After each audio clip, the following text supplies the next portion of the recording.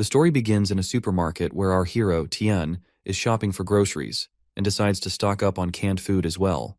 The news in the background informs everyone about the increasing number of injured animals being reported, while cautioning citizens to avoid going out at night. People in the store are also discussing a viral disease called influenza, which can kill a person within a few days. No one has figured out the cause of the disease yet. Unfazed by all this, Tien is busy loading boxes of groceries into his truck, while ensuring that he includes every necessary item for his kitchen and farm. Now all he needs to buy is enough diesel. Once he does that, he plans to go to his sister, Han, and prepare a meal with the deer which he hunted earlier. While driving, he receives a call from his girlfriend, who proposes a proper job for him that would provide him with a good reputation in society. However, he refuses to let Han go to the orphanage. This infuriates his girlfriend, who has no interest in raising a child that isn't even blood-related to him. She even warns him to break up with her and forget about marriage if he continues like this. Her voice is abruptly cut short when his truck almost crashes into something, but he slams on the brakes at the last moment. Looking outside, he realizes an animal is rushing straight toward the truck. At first he thinks it's a dog, but he's horrified to see that it's a sheep which is still alive despite being hit on the head. The next moment, the sheep runs into the woods, and he decides not to report the incident to the traffic police. After a while, he arrives in front of his house, where his little sister greets him warmly. To see him bring this much stuff, she offers to help him. He gives her a small bag so she can assist him. While on their way home, she informs him proudly that she has completed all the tasks which he gave her. She counts all the work she has done. After doing all this, she is so tired that the stew he makes will make her feel better. He asks whether she would like to have a carrot and venison stew, and she happily agrees. Then he catches his dog trying to eat the crops and hits it on the head as a warning, while making it clear that it can't eat them. Unbeknownst to them, a small part of the crops has turned toxic. As they pass by the barn, the cow inside, which is also eating the toxic grass, has red eyes, with a bee sitting on it.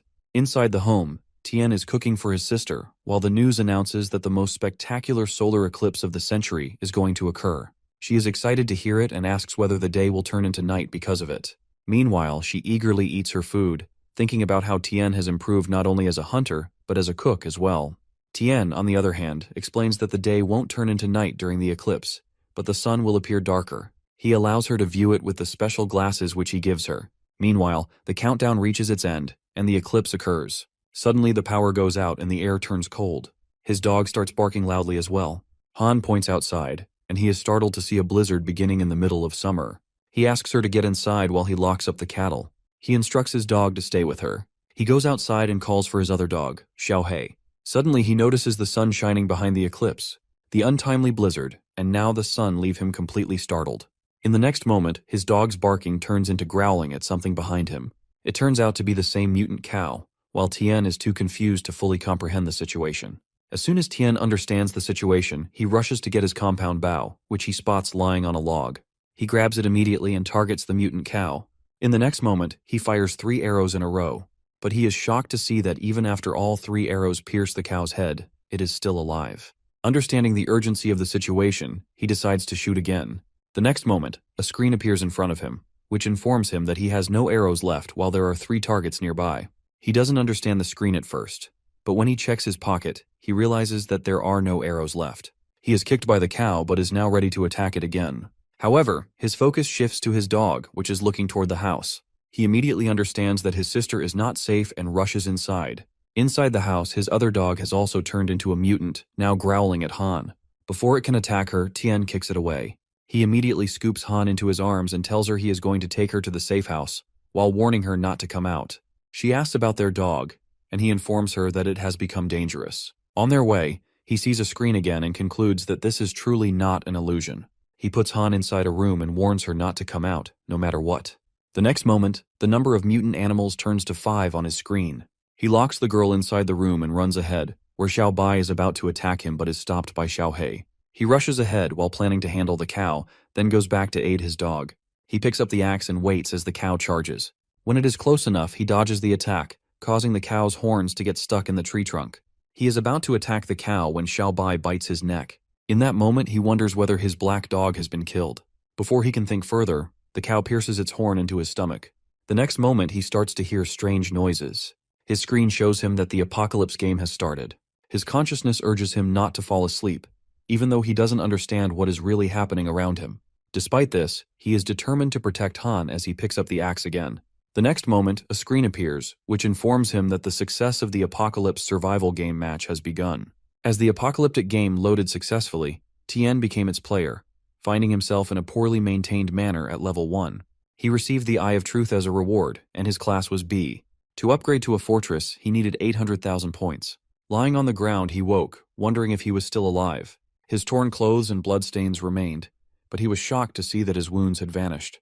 Puzzled, he wondered where Cao and Bai were. A strange sensation overcame him, and he realized that both the cow and Bai lay dead nearby. He questioned what had happened during his unconsciousness, knowing such damage couldn't be caused by a human.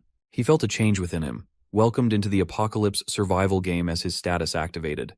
A surge of power washed over him, feeling as if a beam of light had struck him, igniting a rage within. Seeing the cow still alive, Tien leapt at it with his axe. He pushed aside thoughts of his recent experiences, pondering his newfound abilities, including wound healing and the strange explosion he had witnessed. As Tien processed the situation, it became increasingly clear that this was more than just a game. The system had fully loaded, and his shelter had been successfully established. Points had been allocated, beginners' rewards distributed, and players were urged to assess themselves. Tien wondered if this flood of information was directly implanted into his mind. He learned that the first phase of destruction had concluded, with the second phase scheduled to begin in 30 days. Natural disasters loomed, and the shelter stood as the last bastion of safety. Tien felt the weight of responsibility to not only survive, but also to fortify his shelter into the strongest fortress possible. The first phase had already poisoned the land humans relied upon for survival, leaving him anxious about what the second phase would bring. Examining Bai, Tien realized he had passed out. According to the information he gleaned, Bai and the others must have mutated after consuming radiation-contaminated plants. After securing Bai in a makeshift cage to prevent any harm, Tien tied him up tightly and turned his attention to checking on Han. Entering the safe house, he descended the stairs in darkness. Trying to switch on the lights, he discovered they hadn't been restored. His phone showed no signal, suggesting the communication system was also down, but the backup diesel generator provided some relief. Using the faint glow of a phoenix, Tien searched the room, wondering where Han was and why there was no movement. Spotting Han's legs, he hurried over and found her lying down. His system indicated that Han was sleeping peacefully. She woke at the sound of his approach and asked why he hadn't spread out the mattress instead of sleeping on the floor. She explained she had obediently waited for him, recalling a bright light and nothing more before asking if he was all right. He reassured her that everything was under control and there was no need to worry. Han inquired about Bai's whereabouts, to which Tien explained that Bai was injured and unavailable for the time being. He suggested she rest a while longer while he attended to matters. Han agreed and drifted back to sleep. As she slept, Tien pondered the absence of mutant domestic animals and wondered how this system differed from online games. Upon further investigation, he discovered a starting bonus that seemed somewhat familiar. However, it was disappointing as he had hoped for weapons or skills, but instead found that he needed another 999 points to start the game. Staring at the screen, he noticed a question mark in one corner and wondered about its significance. It appeared that the primary currency of this system was points, and he recalled the seed he had planted in the poisoned land. Realizing its high cost, he knew he couldn't afford it at the moment. He resolved to check the stockpile of supplies at home, knowing that those in direct contact with the ground had already been contaminated in various ways. As the network disconnected, Tien realized it might take some time to recover, and he doubted the situation outside was promising. Contemplating the polluted sources around him, he knew he had to address them soon. Looking outside, he opened a door in the safe house and found an array of guns neatly arranged. Starting the diesel generator, Tien loaded a pistol and placed a walkie-talkie near Han before leaving. Driving his car at high speed, he inadvertently attracted numerous mutated animals toward him and resolved to deal with them quickly. Suddenly, a military truck approached from behind, overtaking Tien and blocking his path. The truck's machine gun targeted Tien's car, threatening to open fire. As an army scout with a zoom scope overlooking Tien, he observed that the normally bustling Voki-Toki road surface was raised.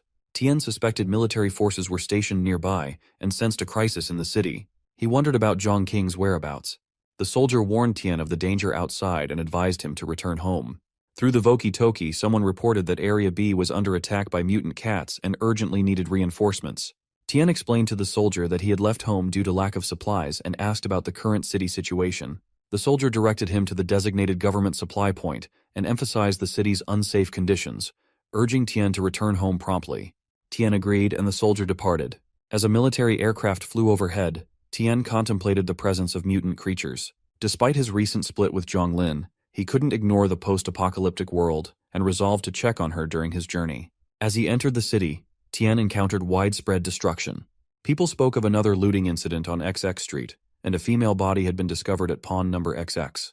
Driving through, Tian noticed only police cars and ambulances remained active. He witnessed two men hurriedly loading an injured woman into an ambulance. She was on the brink of shock from severe blood loss. Another paramedic mentioned another case of lung damage due to food poisoning, urging readiness to administer an adrenaline shot. They discussed the shortage of cardiac stimulants due to high patient volumes, many infected by the same illness. Nearby, a distraught woman begged her infected husband not to fall asleep. They were almost at the hospital. He lamented the lack of available beds and the overwhelmed emergency hotline. Tian concluded that the healthcare system was struggling to cope, exacerbated by the effects of radiation leaks from the nearby plants. Tian wondered if he could manage to get his hands on enough supplies to successfully survive the game. The police were instructing citizens that the location was a government-designated emergency supply procurement site. They emphasized the need for everyone to follow the rules, form orderly queues, and avoid rushing.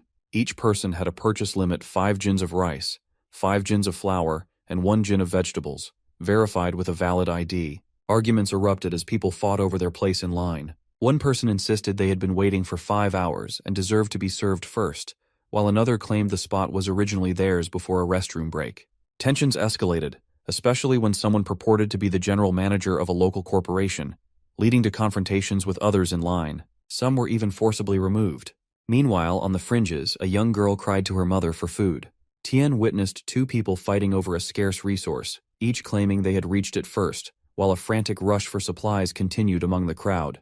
As Tian contemplated his girlfriend's rented apartment just around the corner, a speeding car narrowly missed him as he was about to turn.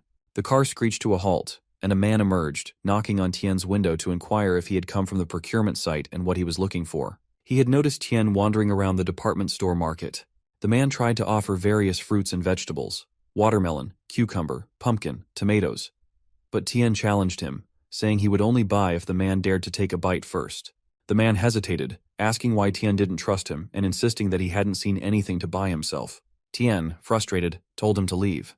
The man questioned why Tian was being confrontational, asserting he was a law-abiding citizen.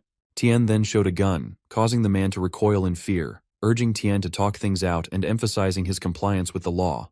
Tian sternly warned the man that if he caught him conducting such heartless business again, he wouldn't hesitate to shoot him, with no repercussions. The man agreed nervously, retrieving his things and reflecting on the tough spot he found himself in. He quickly got into his car and left. Tian proceeded to his girlfriend's apartment building. Climbing the stairs, he arrived at Zhang's door and knocked, calling out to her. With no answer, he began to worry if she was even home. Retrieving the spare key from under the doormat, he unlocked the door and entered. Inside, Tian was shocked to find the typically neat room in disarray. Contaminated fruits and medicine boxes were scattered around. Among them, he recognized Tianrun's antibiotics, a product known for its terrible reputation from a local pharmaceutical company. He wondered why Zhang had bought such things. Noticing no signs of blood or accidental poisoning, Tian realized the place had been ransacked, but not in Zhang's usual meticulous manner. There were no signs of forced entry either. Everything seemed deliberately disturbed. In the chaotic world outside, Tian pondered where she could possibly have gone. The scene shifts to the outskirts of the city, where a poorly managed manor serves as a makeshift guest house. It's rated at Level 1 shelter grade, offering basic amenities. The Level 1 shelter skill reward is the Eye of Truth, allowing the host to see detailed information about objects and creatures. Additionally, the privileges include a remote control shelter system that provides real-time updates on shelter status and inventory, accessible even when the player is away. The area spans 30 mu, suitable for fishing, animal husbandry, planting, and construction. Reflecting on his situation, Tian realizes he's currently at a loss. He resides in a dilapidated Level 1 greenhouse and resolves to earn enough points to upgrade farm equipment without neglecting anti-radiation measures. As he toils in the fields, Han arrives and excitedly announces that the seeds have sprouted. Tian, Han, and He gather to witness the successful growth, bringing joy to Han. Tian observed on the screens that the tomato seeds had been successfully planted and would mature in 48 hours. He was pleased with the progress, noting that the anti-radiation grade seeds were performing as expected, maturing quickly. With more points, he and Han could certainly survive in the post-apocalyptic world.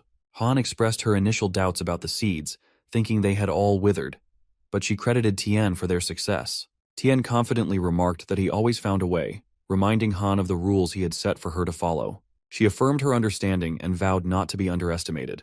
Han reiterated the rules: only consume food approved by Tian, not leave the farm without permission, report any unusual animals, and keep an eye on He to prevent him from eating indiscriminately. Tian instructed He to listen as well. Recognizing that the anti-radiation crops were ripe, Tian resolved to harvest them promptly. He discovered that the harvest was bountiful, especially with the radiation-resistant tomatoes proving to be nutritious. Long-term consumption promised to enhance overall health with a storage life of 30 days. Tian pondered whether they could also improve physical fitness and eagerly tasted one. Instantly, he felt a comforting warmth spread throughout his body, alleviating the fatigue from days of hard work. In this food-scarce post-apocalyptic world, the upgraded crops not only provided sustenance, but also seemed to offer attribute bonuses. Tian mused over the idea of becoming a full-fledged farm owner within this system. Unlocking permissions, purchasing from the mall, and upgrading shelters all relied on accumulating points, which were obtained primarily through the exchange system. This system facilitated the recycling of crops, livestock, meat, and minerals. Each graded differently and priced accordingly were the supreme god tier. Exchanged for the highest points. These were top-tier crops.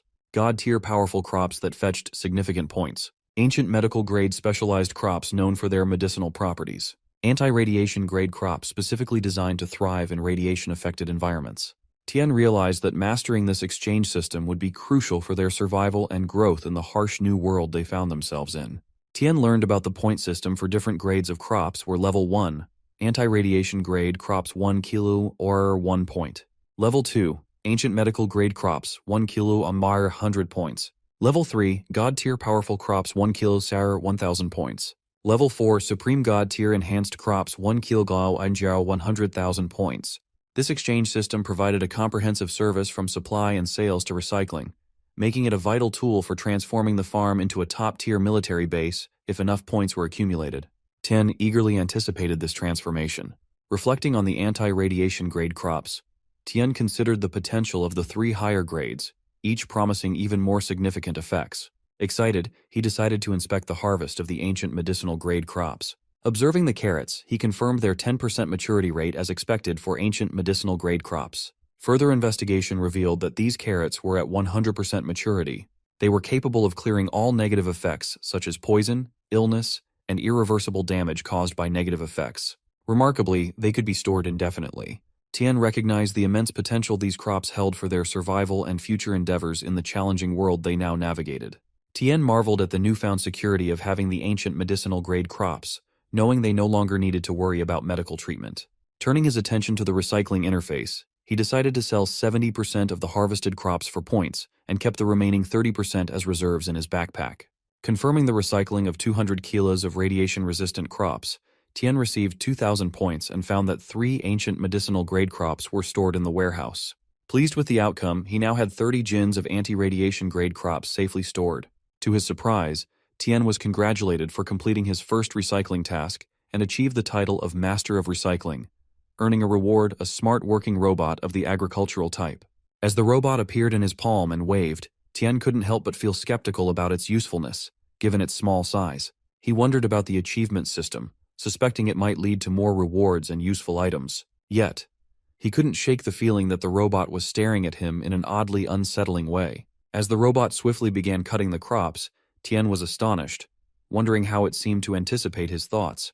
Could it be that his consciousness was somehow linked to the system, enabling direct commands to the robot from his mind? He marveled at its capabilities, realizing even a farming robot could be so advanced. Thoughts of earning enough points to exchange for a combat robot crossed his mind, considering how it could ensure Han's safety conveniently. Excited by their successful crop germination, Tian called Han for a meal, asking her to stop watching cartoons. They enjoyed big chicken legs together that day, celebrating their agricultural success. Han, though happy, reminded Tian of their need to be more frugal with food.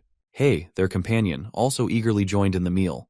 Tian assured Han they could resume planting and use some of their stored food. He then warned her that if anyone discovered their food supplies, she would be forbidden from eating for 3 days. Han agreed, promising to keep their provisions secret. Tian suggested they eat, knowing Han must be tired of instant noodles after 2 days. He gave the first chicken leg to He, thanking him for protecting both Tian and Han. Han affectionately hugged He, calling him the best, before letting him go and wondering how Bai was feeling. Tian reassured her that Bai was still recovering from serious injuries and wouldn't be able to see her for a while, but promised they would play together once he was better. Han agreed and promised not to disturb Bai in the attic. Suddenly, Tian noticed a warning indicating someone was attempting to invade. He quickly accessed the monitoring screen and discovered the intruder was an unarmed 42-year-old male with a threat level of 3. To his surprise, he realized it was Uncle Nan. Tian wondered how Nan had ended up there under these circumstances. Tian stepped outside and approached Nan, questioning why he had come. Nan, smoking a cigarette, exhaled slowly before acknowledging Tian as boss. He explained his dire situation, requesting help, and inquiring if Tian's farm had any surplus food. Nan had no other options. His home had been ransacked, his stored food stolen, and market prices were exorbitant due to shortages. Tian apologized, revealing that his own food stores had been depleted, worsened by a recent crop failure due to mutation. Despite this, Tian offered what little rations he could spare, expressing gratitude to Nan for looking after his family. Nan, crestfallen, admitted he had already approached many relatives, all unable to assist him. Tian then handed Nan a pack of cup noodles, urging him to explore other options first. Nan thanked him profusely, to which Tian wished him luck. Nan, resigned to their unfortunate circumstances, departed. Tian estimated that the food would last Nan about 5 days, considering it wasn't much. In uncertain times like these, human intentions were unpredictable, prompting Tian to stay cautious. He decided to check on Nan that night, realizing he didn't need the common vegetables stored in the freezer. At nightfall, Tian, accompanied by Han, quietly approached Nan's house, each bringing their own snacks. Suddenly, they heard Xiao scream. Nan hushed Tian, warning him not to startle Xiao. Xiao continued coughing up blood, his condition worsening by the moment. Emotionally distraught, Nan questioned why Xiao's condition was deteriorating instead of improving. As Xiao continued to cough up blood, Tian and Han peered through the window, Han visibly frightened by the sight. Tian reassured her that everything would be fine, urging her not to look. Reflecting on Xiao's symptoms, Tian suspected Xiao had accidentally consumed irradiated vegetables, explaining the rapid deterioration. However, Tian questioned if Xiao, being the best candidate for experimentation, would survive this ordeal. Ultimately, Xiao's fate would hinge on luck. The window glass shattered as a pouch flew into Nan's house, startling both him and Xiao. Nan grew furious, demanding to know who threw it. Xiao urged caution and suggested they inspect the package. Reluctantly, Nan agreed, instructing Xiao to stay put while he investigated. Upon opening the pouch, Nan was shocked to find fresh vegetables and food inside. Overcome with emotion, Xiao expressed his desire to survive, willing to try anything even if it meant lying about his condition. Nan broke down, admitting even the hospital couldn't help Xiao, but he couldn't bear to watch him suffer without trying. Determined, Nan convinced Xiao to eat the food, urging him to chew carefully. Xiao screamed and coughed violently for a moment before suddenly stopping. Nan rejoiced at Xiao's apparent improvement. Meanwhile, Tian noticed a street light flickering back to life, indicating the return of electricity and potentially phone signal. He immediately called his girlfriend Zhang, but she didn't answer despite the phone ringing. The scene shifted to a moving car where several men sat, one of their phones ringing. They pondered whose phone it was until the owner recognized it as Zhang's, suggesting they turn it off now that the signal was restored. One of them inquired about their food stash, relieved they had enough for a month. Pleased with their decision to follow their leader, they discussed their motives. The largest man silenced their questioning, emphasizing the importance of money and action. They all agreed. After the incident at Nan's house, Tian and Han hurried away in their car. Han remarked on the miraculous change she witnessed in Xiao, how he had been vomiting blood before eating the carrot, but soon recovered, his pallor shifting from gray to blue. Tian noted Han's vivid descriptions, reminiscent of her love for animations. Suddenly, an animal attacked their car from above. Tian spotted it, a monkey with menacing claws peering through the window. He instructed Han to stay calm and hold tight. She nodded fearfully, complying with his request. Tian maneuvered the car in a serpentine motion, attempting to dislodge the monkey. He then instructed Han to duck her head, which she did obediently.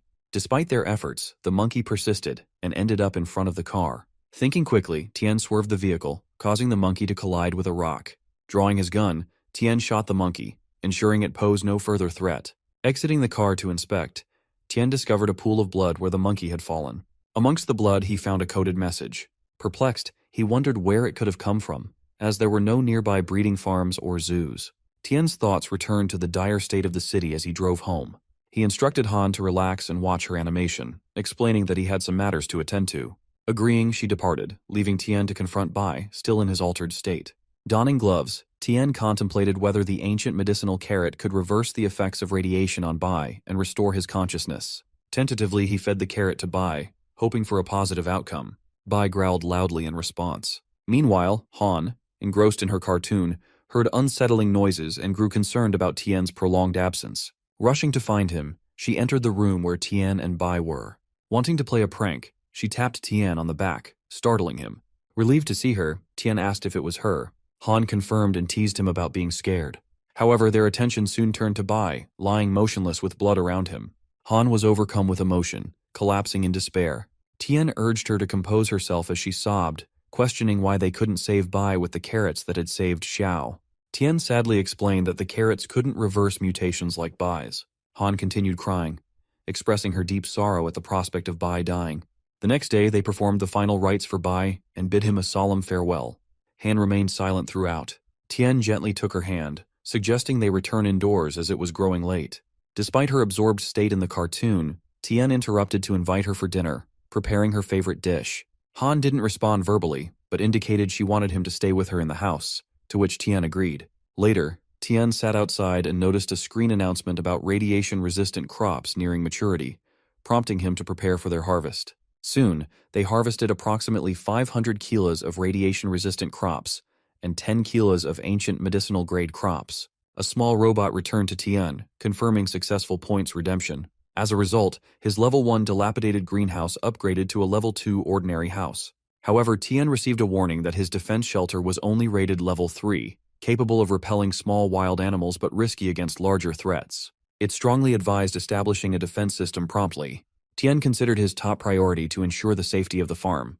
With current crop levels yielding high power, he decided to postpone expanding production. Upgrading the wall reinforcements from level 1 to 2, and successfully purchasing the perimeter power grid elevated his security readiness to level 1. Aware of the remaining points, he prioritized acquiring mechanical guards for Han's safety. He spotted a guard priced at 3,500 points and calculated that selling the grains stored in the warehouse would nearly cover the cost.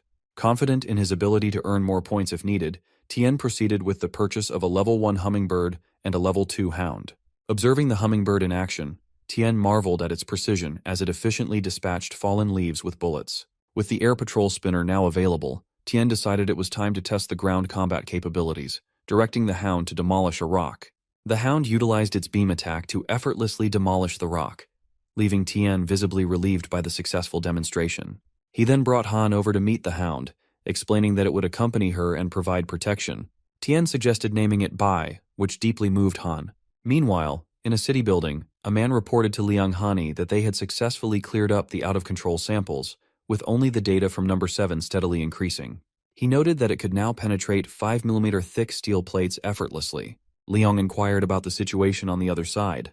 The man replied that Ren was displeased with their failure to procure medical equipment donations, which could complicate matters if reported to the head office. Seated calmly, Liang dismissed Ren's concerns, referring to her as just a girl with limited influence. He assured the man that their activities were conducted discreetly, making it difficult for Ren to launch a successful investigation without knowing where to start. The man agreed, mentioning that the head office remained unaware of their operations. Liang instructed him to keep a close watch on Ren to prevent her from disrupting their business. With that, Liang left the room, contemplating the potential for a significant treasure awaiting discovery. The scene shifts to Ren, who was walking angrily, asking where Liang was. The lady apologized and said that Liang wasn't in the company at that time. Ren was making things very difficult for them, so he should wait. Just as Ren opened a door and asked Liang what was going on in his head, he mentioned that now the entire southern region's medical system was paralyzed. As a medical company, Liang should lead his staff to actively cooperate with the hospital, donate equipment and medicines, instead of being busy with animal experiments. Liang replied that it was the general manager's office, and it wasn't appropriate for her to barge in like that. He was a businessman, and his purpose was to profit from everything. He didn't believe that Day's medical treatments could do anything for that worldwide disease. Ren asked what disease it was. Liang replied that she was also a shareholder in the company and enjoyed dividends. Could she imagine how rewarding it would be if they could develop a solution? Ren asked if Liang's research had made any progress, noting that even the Yanhuan federal government hadn't developed any effective drugs yet. She mentioned that she would have to visit his lab. Liang replied that he was kidding, emphasizing that such developments couldn't happen so quickly. He suggested that if she could cooperate more and invest more manpower in the project, progress would be faster. Ren said that she would go to the lab later to check on the progress and ensure she could cooperate effectively with the project. Liang assured her she was welcome and had arranged personal escorts. Ren agreed to go. Liang saw her out, As Ren walked, a boy escorted her and mentioned that the technical team had found her time in the office too short to conduct a thorough scan, and accessing the secret laboratory entrance was likely not feasible at the moment. Ren commented that it was an old issue and asked if the boy had obtained a statement from the captured scientist. The boy denied this, explaining that they were blindfolded each time they entered and exited, but they did have key cards. Ren expressed her appreciation for the information. Then she gave a card and wondered where else could that be other than those places, and if the most dangerous place could also be the safest. She entered the laboratory and a man introduced himself as 2Z, in charge of accompanying and explaining everything to Ren.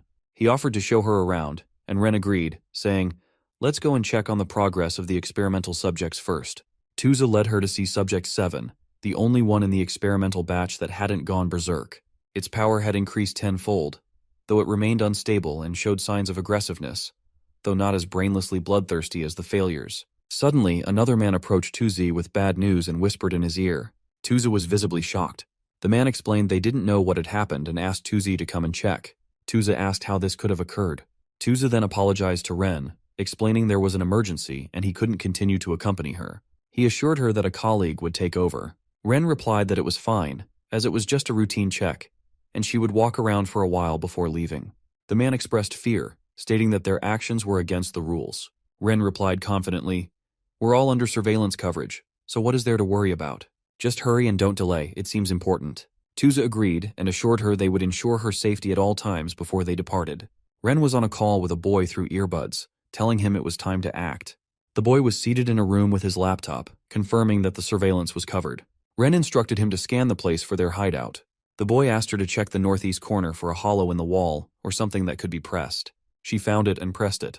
The boy informed her she had 30 minutes. Agreeing, Ren entered through the open door and discovered numerous human bodies in jars. The boy asked for her assessment. She replied grimly, "It's worse than we predicted." The boy asked if he should contact the head officer to intervene. She declined, asking him to wait. As she examined further, she saw a mermaid and asked Ren if she recognized the name, revealing it was Zhong, Tian's girlfriend. The scene shifts to Tian, who found that his radiation-resistant grade corn was ripe for picking. Han was delighted to see it. Tian asked her to come and help him finish the work early for dinner. She eagerly agreed, taking one and expressing her desire to eat grilled corn later. Tian asked if she was already hungry. She replied that she was too hungry to just pick corn. He instructed her to gather some dry wood while he prepared grilled corn with butter. She was thrilled to hear that. While cooking, Han sat nearby and asked jokingly what would happen if she kept eating like that and turned into a fat pig. Tian thought that her appetite had exceeded his own recently. He explained that the special crop could enhance their physical fitness, and as her physique developed, her nutritional needs would increase. Since she was still growing, eating more wouldn't cause her to gain weight. She agreed and began eating the corn. Tian watched her profile and thought that after eating the radiation-resistant vegetables for a few days, both his and Han's physical condition had improved significantly. He joked that even if she kept eating like that, she wouldn't turn into King Kong Barbie, imagining how she might look and laughing at the thought. Han commented that the grilled corn was delicious. Tian promised to make her a spicy one next. He considered that with their shelter, even if Han's appetite grew comparable to Luffy's in the future, they could still afford it. Hearing a visitor, he wondered who would be visiting at such a time. Checking, he found it was Xiao with a bag. Tian wondered if it was the food he had given Xiao and what he was doing there. Tian approached Xiao and asked what brought him there. Xiao explained that Tian had given his family some instant noodles the other day, and his father insisted on returning the favor by sending some food to Tian's family, which Xiao had brought over. Tian reassured him it was fine, thinking he had helped the right person. Curious, Tian asked Xiao where he had found all the food. Xiao admitted he had found it in his yard, speculating it might have been quietly sent by a relative or someone who snuck it in. Xiao wanted to repay Tian's kindness, and also had something to ask him. Tian encouraged Xiao to ask his question. Xiao mentioned he had heard about a new grain shopping center opening on the outskirts of the southern side that still had a lot of stock. He wanted to borrow Tian's truck to go and buy some. Tian agreed, and Xiao added that he didn't have a driver's license. The shopping center was in a remote location not too far away. Tian understood that Xiao was asking him to accompany him there. Xiao assured Tian that it wouldn't take him long, making a request. Tian thought about how he had been stuck on the farm recently and had planned to visit the shopping center in a couple of days to check on things. Since the opportunity came early, he decided to go with Xiao. With the mechanical guards at home, he felt relieved about Han's security. Besides, Bai's combat abilities could handle even a small group if needed. Tian agreed, mentioning they were old acquaintances, but he needed to be back before noon to cook for Han. Xiao apologized for causing trouble.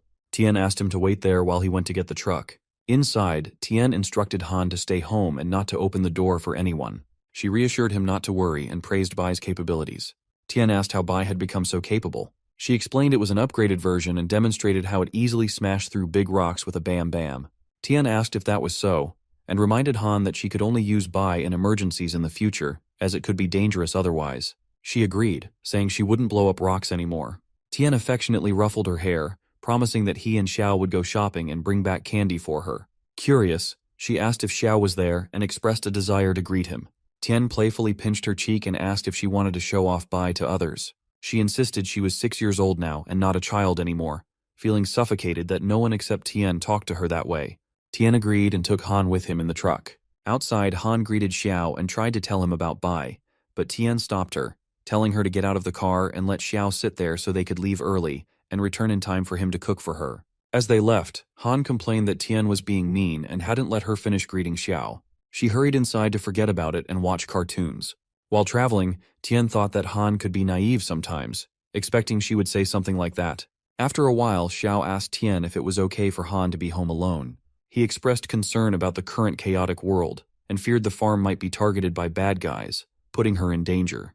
Tian scoffed, questioning who would bother with his shabby farm that had no money or food, and reminded Xiao that Han was only 6 years old.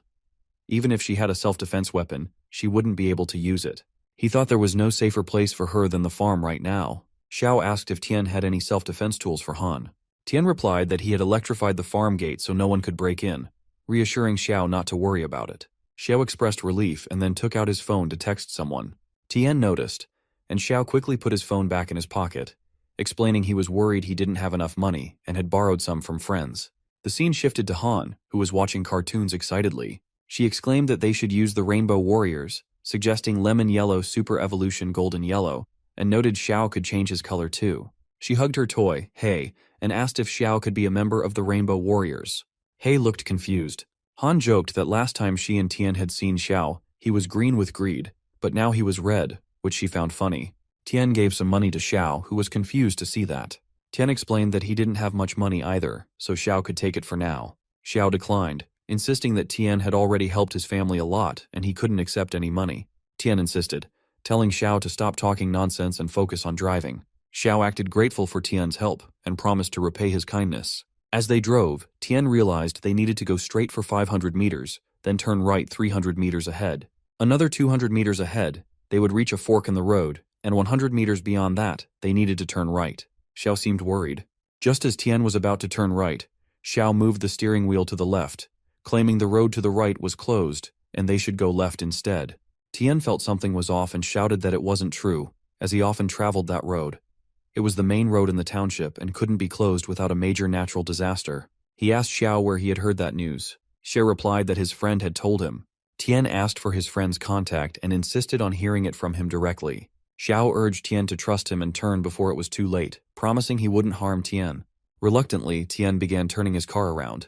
Meanwhile, bystanders noticed the situation and one man commented that something seemed wrong. He contacted others in a nearby car, wondering how Tian could decide to turn back alone.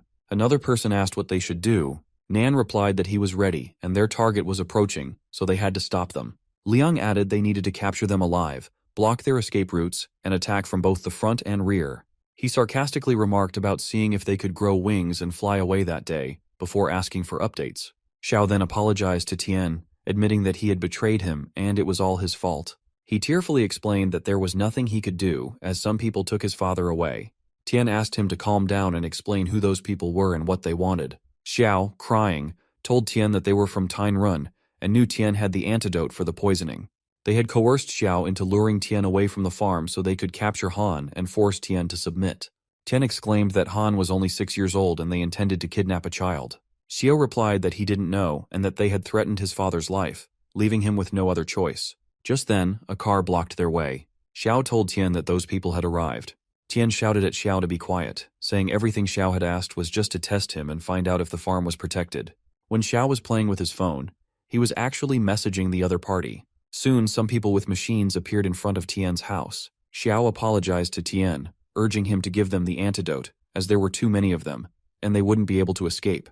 Tian replied that he was furious with Xiao and didn't want to kill him, but he couldn't believe Xiao had endangered Han. Crying, Xiao apologized again, saying he regretted it, but they had taken his father, and there was no turning back. He pleaded with Tian to give them the antidote. Tian told Xiao he would deal with him later, and unfortunately for the intruders, none of them would leave his farm alive. Xiao remembered the night when he was healed, and Nan was so happy about it, saying how scared he had been.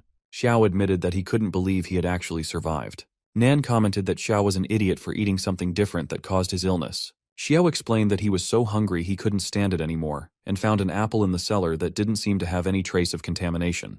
Nan scolded Xiao for being so desperate and daring to eat anything from the cellar, as they were all in contact with the ground. Xiao replied that they had been eating nothing but gruel for several days, so he decided to take a gamble. Otherwise, he would have starved to death sooner or later. Nan told him to stop talking nonsense and mentioned that he had borrowed some food, and they had received a wave of food drops. Among them was a magical elixir that saved Xiao's life, which must have been a blessing from the gods. They couldn't bear to see Xiao suffer so much, so they saved his life. Nan reminded Xiao that many people had died from accidentally eating poisonous vegetables, and he was the only one who survived. Therefore, they must go to pay homage to their ancestral graves later to thank them for their blessings. Xiao thought that if there really was a god, such a disaster shouldn't be allowed to happen in this world. He believed the elixir had been given by someone who didn't want to reveal their identity. Then he noticed a bag of fruits and heard Nan ask if he was hungry. Xiao couldn't believe someone had given them so much food while their family had been left to starve, without even the basic necessities for survival. Nan reassured him that they had received all this food, and that he was going to get something for Xiao to eat, emphasizing that Xiao was still recovering from a serious illness and needed to recover well. Suddenly, Xiao remembered something and got up to go outside. Nan asked where he was going. Xiao replied that he would be back in a while. Nan insisted that Xiao wasn't fully recovered and needed to rest. Xiao asked to be left alone and then went to someone's home and knocked on the door.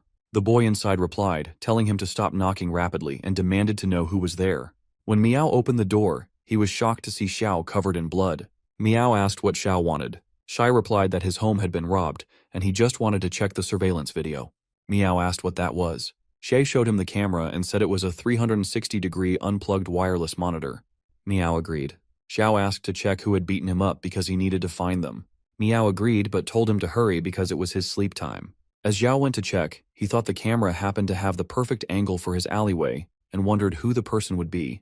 Then he saw a truck and recognized its owner by the license plate. He then returned home. Nan asked what he had been doing. Xiao replied that he had found out who saved his life.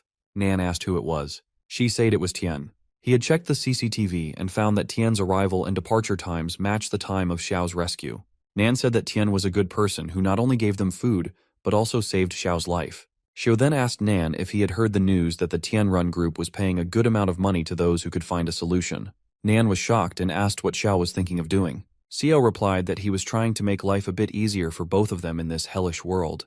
He questioned how long their current food supply would last and what they would do afterward, asking if Nan still expected Tian to give them more food. Nan slapped Xiao and asked if he wanted to repay Tian with such hatred. He exclaimed how he could have given birth to such an ungrateful beast and threatened to break Xiao's legs if he dared to go to Tian Run. Xiao asked if Nan understood their current situation, saying they could only rely on themselves to survive. He insisted he was doing what he had to do to survive, and that was all. As he was thinking about how they couldn't get rid of their pursuers because they were following too closely, he saw 2 cars blocking his way. Just then, he found himself surrounded from all sides. He came out, holding Xiao tightly in his grasp. Chen called Tian, introducing himself as an affiliate of Tainrun Pharmaceutical Company. He explained that he was using a special method to get Tian to meet him, and assured Tian that he had no ulterior motives. Chen mentioned that they knew Tian had the cure for the poisoning pandemic, and proposed discussing a cooperation. Tian would provide the cure, and they would contribute their efforts, making huge profits together. Tian asked what would happen if he refused. Chen replied that Tian had only 2 options.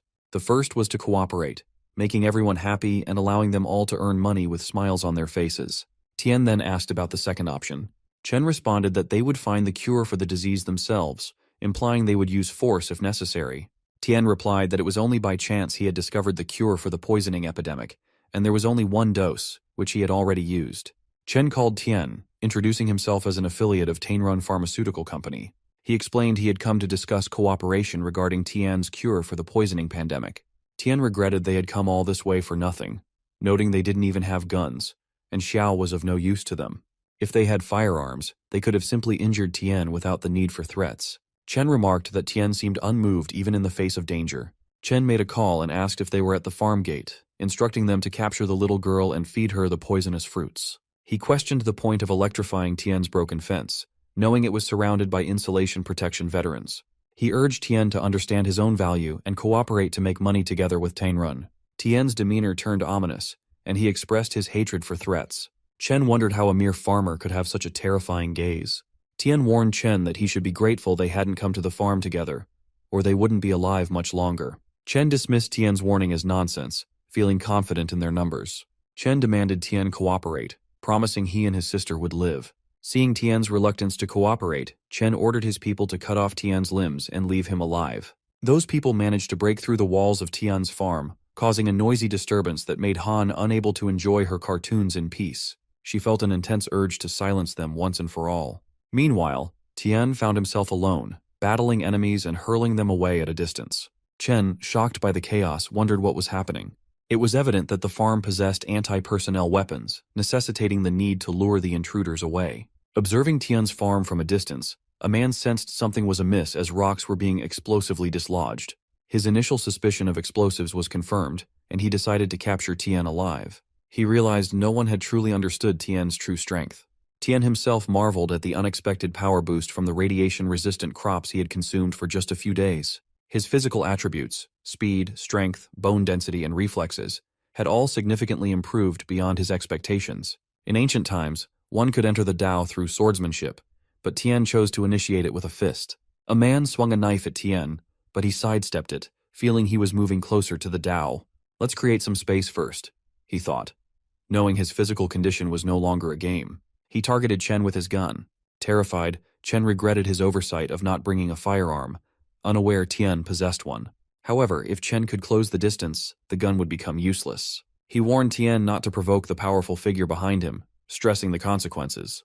Tian acknowledged, shooting others to demonstrate Chen's value and eliminate unnecessary threats. As people fled, Tian pursued and killed them. Chen decided to hide in the woods, waiting until Tian ran out of bullets. Dodging attacks, he found refuge behind a rock, realizing Tian had ceased shooting, signaling he was likely out of ammunition, a relief for Chen. Chen remained hidden, plotting a surprise attack on Tian, hoping it would give him a chance to win. Meanwhile, Tian accessed his inventory and retrieved a pistol from the warehouse. He positioned himself above the rock, aiming at Chen. Perplexed, Chen questioned why Tian still possessed a weapon, and if he was also a martial artist. The scene shifted to Tian's house, where all intruders lay defeated. Bai appeared, having ordered the execution of the last intruder, whose head was blown off. Concerned about Tian's potential return and his perception of her actions, Bai fretted that he might view her as violent and reject her. Determined to conceal the scene before Tian returned, she hurried to dispose of the evidence outside the door. Chen, severely injured, admitted that threatening Tian with a child had been a grave mistake. He pleaded with Tian to stop tormenting him, promising to reveal everything if spared. Tian replied that letting Chen off the hook was impossible, but he offered Chen a choice: a quick, painful death, or a chance to be cured and continue suffering since Tian had plenty of bullets and time. Faced with these options, Chen agreed to answer Tian's questions. Tian first asked who was behind the attack. Chen revealed that it was Liang, the CEO of Tianrun. Tian remarked that it made sense, given Liang's ruthless nature and his involvement in inflating prices. He then inquired if there was anyone else involved. Chen responded that Liang was solely responsible, keeping the matter well hidden. Even the highest-ranking executives within the company were unaware. Additionally, Chen mentioned Liang's recent disagreements with the company's vice president and his plan to use this situation to elevate his authority, impress the headquarters, and oust the VP from the Southern City branch. Tian pondered the headquarters, realizing that Tianrun Pharmaceutical, which monopolized Southern City, was just a subsidiary of a larger group. He struck Chen to wake him up and asked if Liang had reported the matter to the headquarters. Chen denied this, explaining that the other vice president had connections there, and Liang feared that escalating the issue would ruin his plans by leaking the information to that vice president. Tian thought that since the matter wasn't widespread, it would be easy to contain. He then demanded that Chen take him to Liang. Chen received a call from Liang, who asked if the mission was completed. Chen responded that they had the target under control, but the target insisted on seeing Liang and the old man before revealing anything. Liang chastised Chen, calling him useless if he couldn't handle such a small matter without his personal involvement. Apologizing, Chen explained that Tian was tight-lipped and they had lost a few men in the process. Liang agreed to meet, instructing Chen to take Tian to warehouse number 78, assuring him he would be there shortly. Chen hung up the call abruptly, angering Liang, who fumed at Chen's audacity. Liang, already at the headquarters, decided to replace Chen immediately. Leaving his office, Liang didn't know that Tian had forced Chen to say those things. Tian then tied Chen up and had Xiao change clothes with him. During the car ride, Xiao thanked Tian. Tian replied that Nan was merely an incidental acquaintance and that Xiao shouldn't get overly sentimental. Xiao apologized. Arriving at the warehouse, Xiao and the bound Chen entered. Liang, accompanied by 2 men and a tied-up Nan, awaited them. Liang asked why only they had come and where Nan's son was. Xiao explained that the messenger had been knocked out and left in the car and Chen had a stomachache, so he went to the restroom. Fearing Liang's impatience, Xiao had brought Nan over first. Liang scoffed, calling them a pitiful bunch. He laughed, pointing out Nan's beaten condition, and remarked that he must not have struck hard enough before. He demanded Nan speak up, promising to set him free. Nan thought it best to stay silent, knowing Liang wouldn't leave any of them alive. Nan tried to speak, but his mouth was gagged, making it impossible. Infuriated, Liang called Nan a dog and demanded to know why he was barking before kicking him. Xiao stared at Liang, trembling. Liang noticed and barked at Xiao, asking why he was staring and ordering him to bring Nan over. The other 2 men continued to kick Nan. Liang sneered, calling them worthless losers. Suddenly, Tian crashed through the roof, landing a kick on Liang. Everyone was stunned. Liang remarked that the wall wasn't easy to climb. Tian pointed his gun at the fallen Liang, causing the 2 men to freeze in fear. Tian commanded them not to move. Liang demanded to know how Tian had arrived, where Chen was, and if Chen had betrayed him. He then dared Tian to touch him. Tian questioned how someone of Liang's intelligence became the head of Tianren, suggesting Liang had invested all his skills in being heartless. He revealed that the injured person was Chen. Liang threatened that if Tian touched him, he would have Nan killed immediately. Tian asked if he was sure, pointing out that killing Liang was more cost-effective than saving irrelevant people. Liang ordered his men to save him, but Xiao pleaded with Tian to stop. Ignoring the plea, Tian shot the 2 men, questioning Xiao's intelligence. Xiao then rushed to free his father. Xiao and Nan knelt before Tian, expressing their gratitude and apologies. Xiao apologized for not holding Nan accountable for his actions and acknowledged that apologies were inadequate, but thanked Tian nonetheless. Tian reassured them that he didn't believe in guilt by association and that Nan had not harmed him in any way. Nan blamed himself for not stopping Xiao's actions, feeling immense guilt. Tian told Xiao that constant apologies weren't necessary and suggested letting go of the idea of seeking forgiveness, as he believed Xiao didn't deserve harm. Tian assured Xiao that he wouldn't harm him unnecessarily and left the next steps up to Xiao. Xiao assured Tian that they knew nothing and could be trusted, then asked Tian how he planned to handle the situation. Tian instructed them to gather the people and stack them together, promising to bring the car. Nan asked what Tian intended to do. Tian replied that they had no choice but to clean up the evidence. After gathering the 3 bodies together, Xiao asked Nan if Tian planned to bury them. Nan nodded, pulling Chen aside and agreeing that it wasn't safe to leave them exposed in the middle of nowhere. As Nan reached out to move Chen unexpectedly attacked him with a broken piece of mirror. Nan managed to dodge the blow, surprised by Chen's agility. Xiao was shocked by the sudden violence. Chen explained that he was at a dead end and had nothing to lose by taking someone down with him. He swung the broken mirror at Nan, but Xiao intervened and took the blow himself. Nan was stunned by Xiao's sacrifice. Just then, Tian arrived in the car and struck Chen with it. Xiao screamed in pain and collapsed. Nan began to cry, admitting to Tian that Xiao was right about him being useless and not daring to be good or bad. He blamed himself for putting his father in danger due to his selfish desires. Nan accepted that Xiao deserved what happened and wished to give his life back to him, finally finding peace.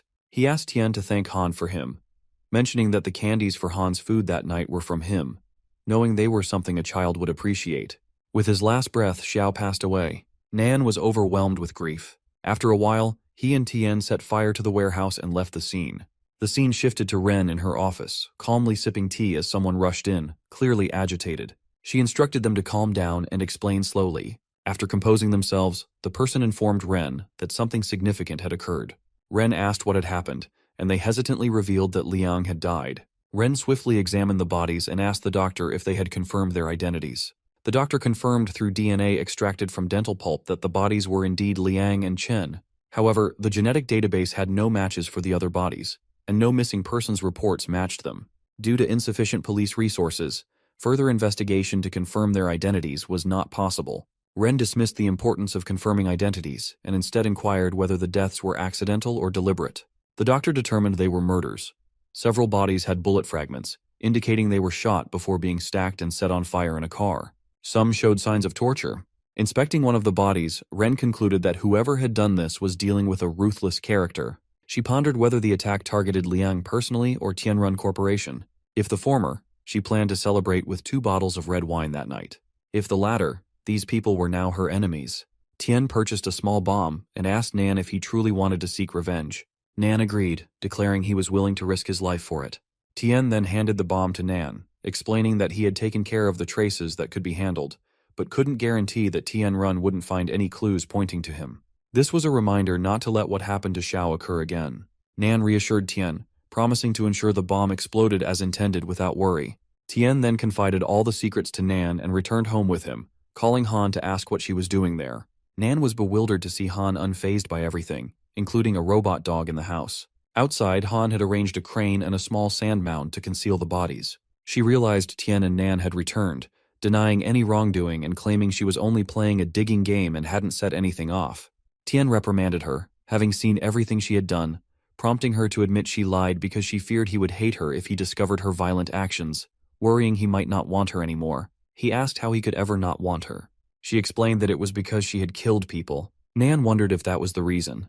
Tian reassured Han, telling her that no matter what mistakes she had made, he would stand by her side and bear them together. He emphasized that from beginning to end, she was the most important person in his family, and he was delighted that she knew how to protect herself. He encouraged her to just be herself and assured her that he would guide her, so she shouldn't feel burdened. He praised her for dealing with those who had malicious intentions and preventing them from harming others. Han then declared that she would retaliate against those who tried to bully Tian. Nan reflected that the world was changing too quickly, and he needed to adapt.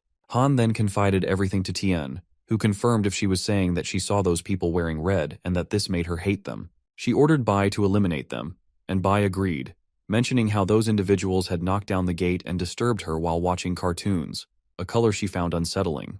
Tian asked if others also had colors. Han confirmed, describing Tian with a calming blue, He with an approachable green, and Xiao also associated with the unsettling red color. She mentioned that Nan's color was gray with a hint of green, and she had also noticed that some passers-by were gray too.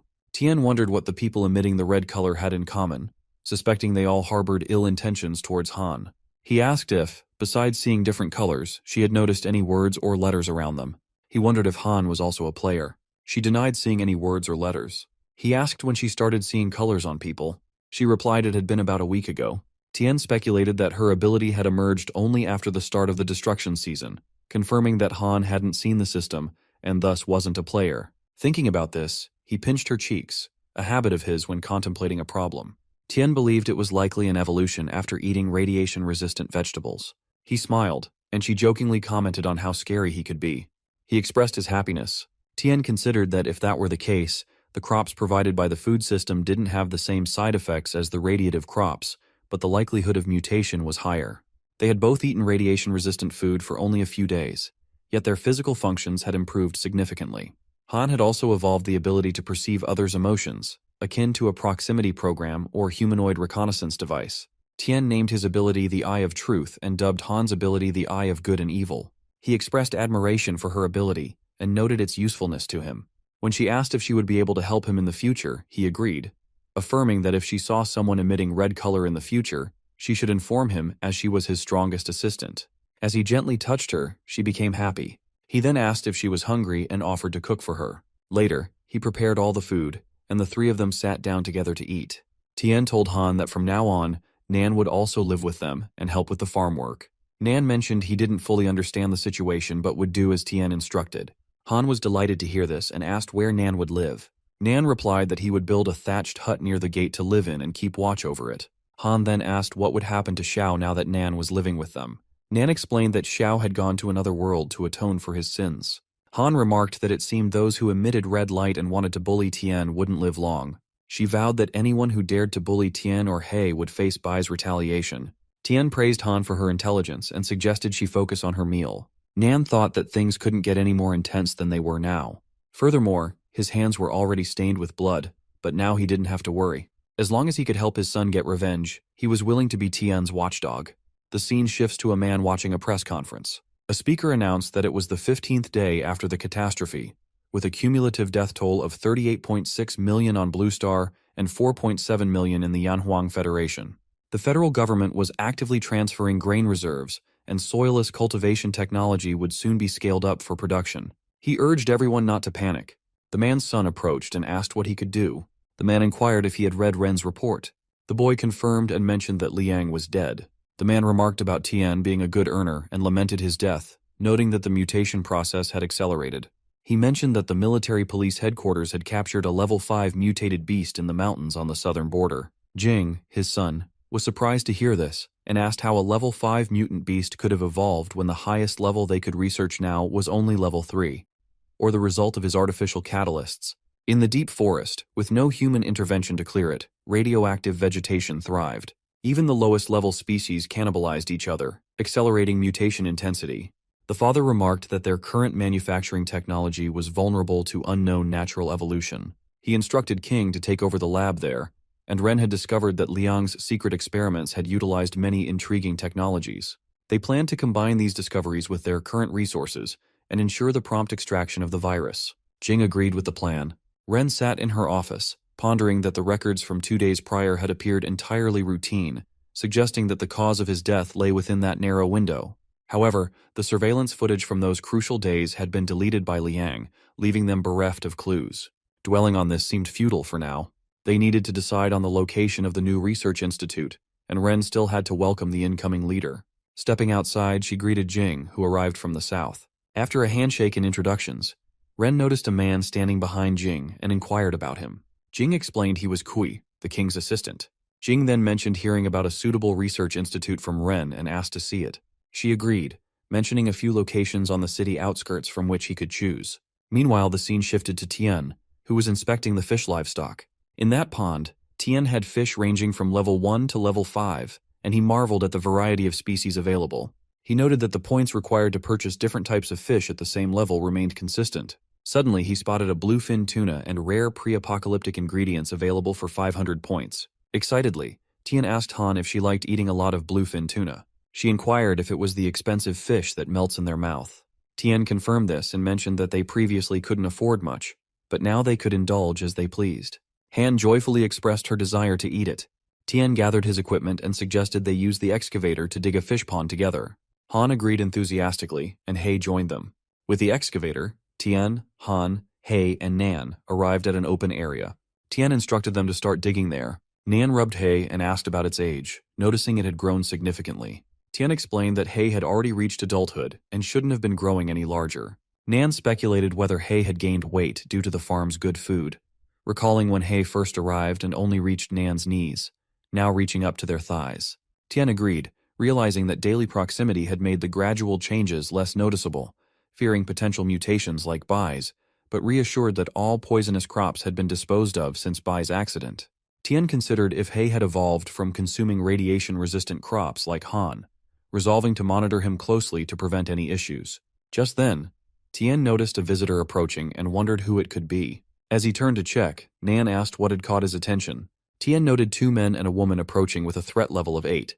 It was Ren, Jing, and Kui. Jing knocked at the gate, and Ren questioned Jing if he truly needed to inspect the new locations she had selected, emphasizing the enhanced equipment and security they offered.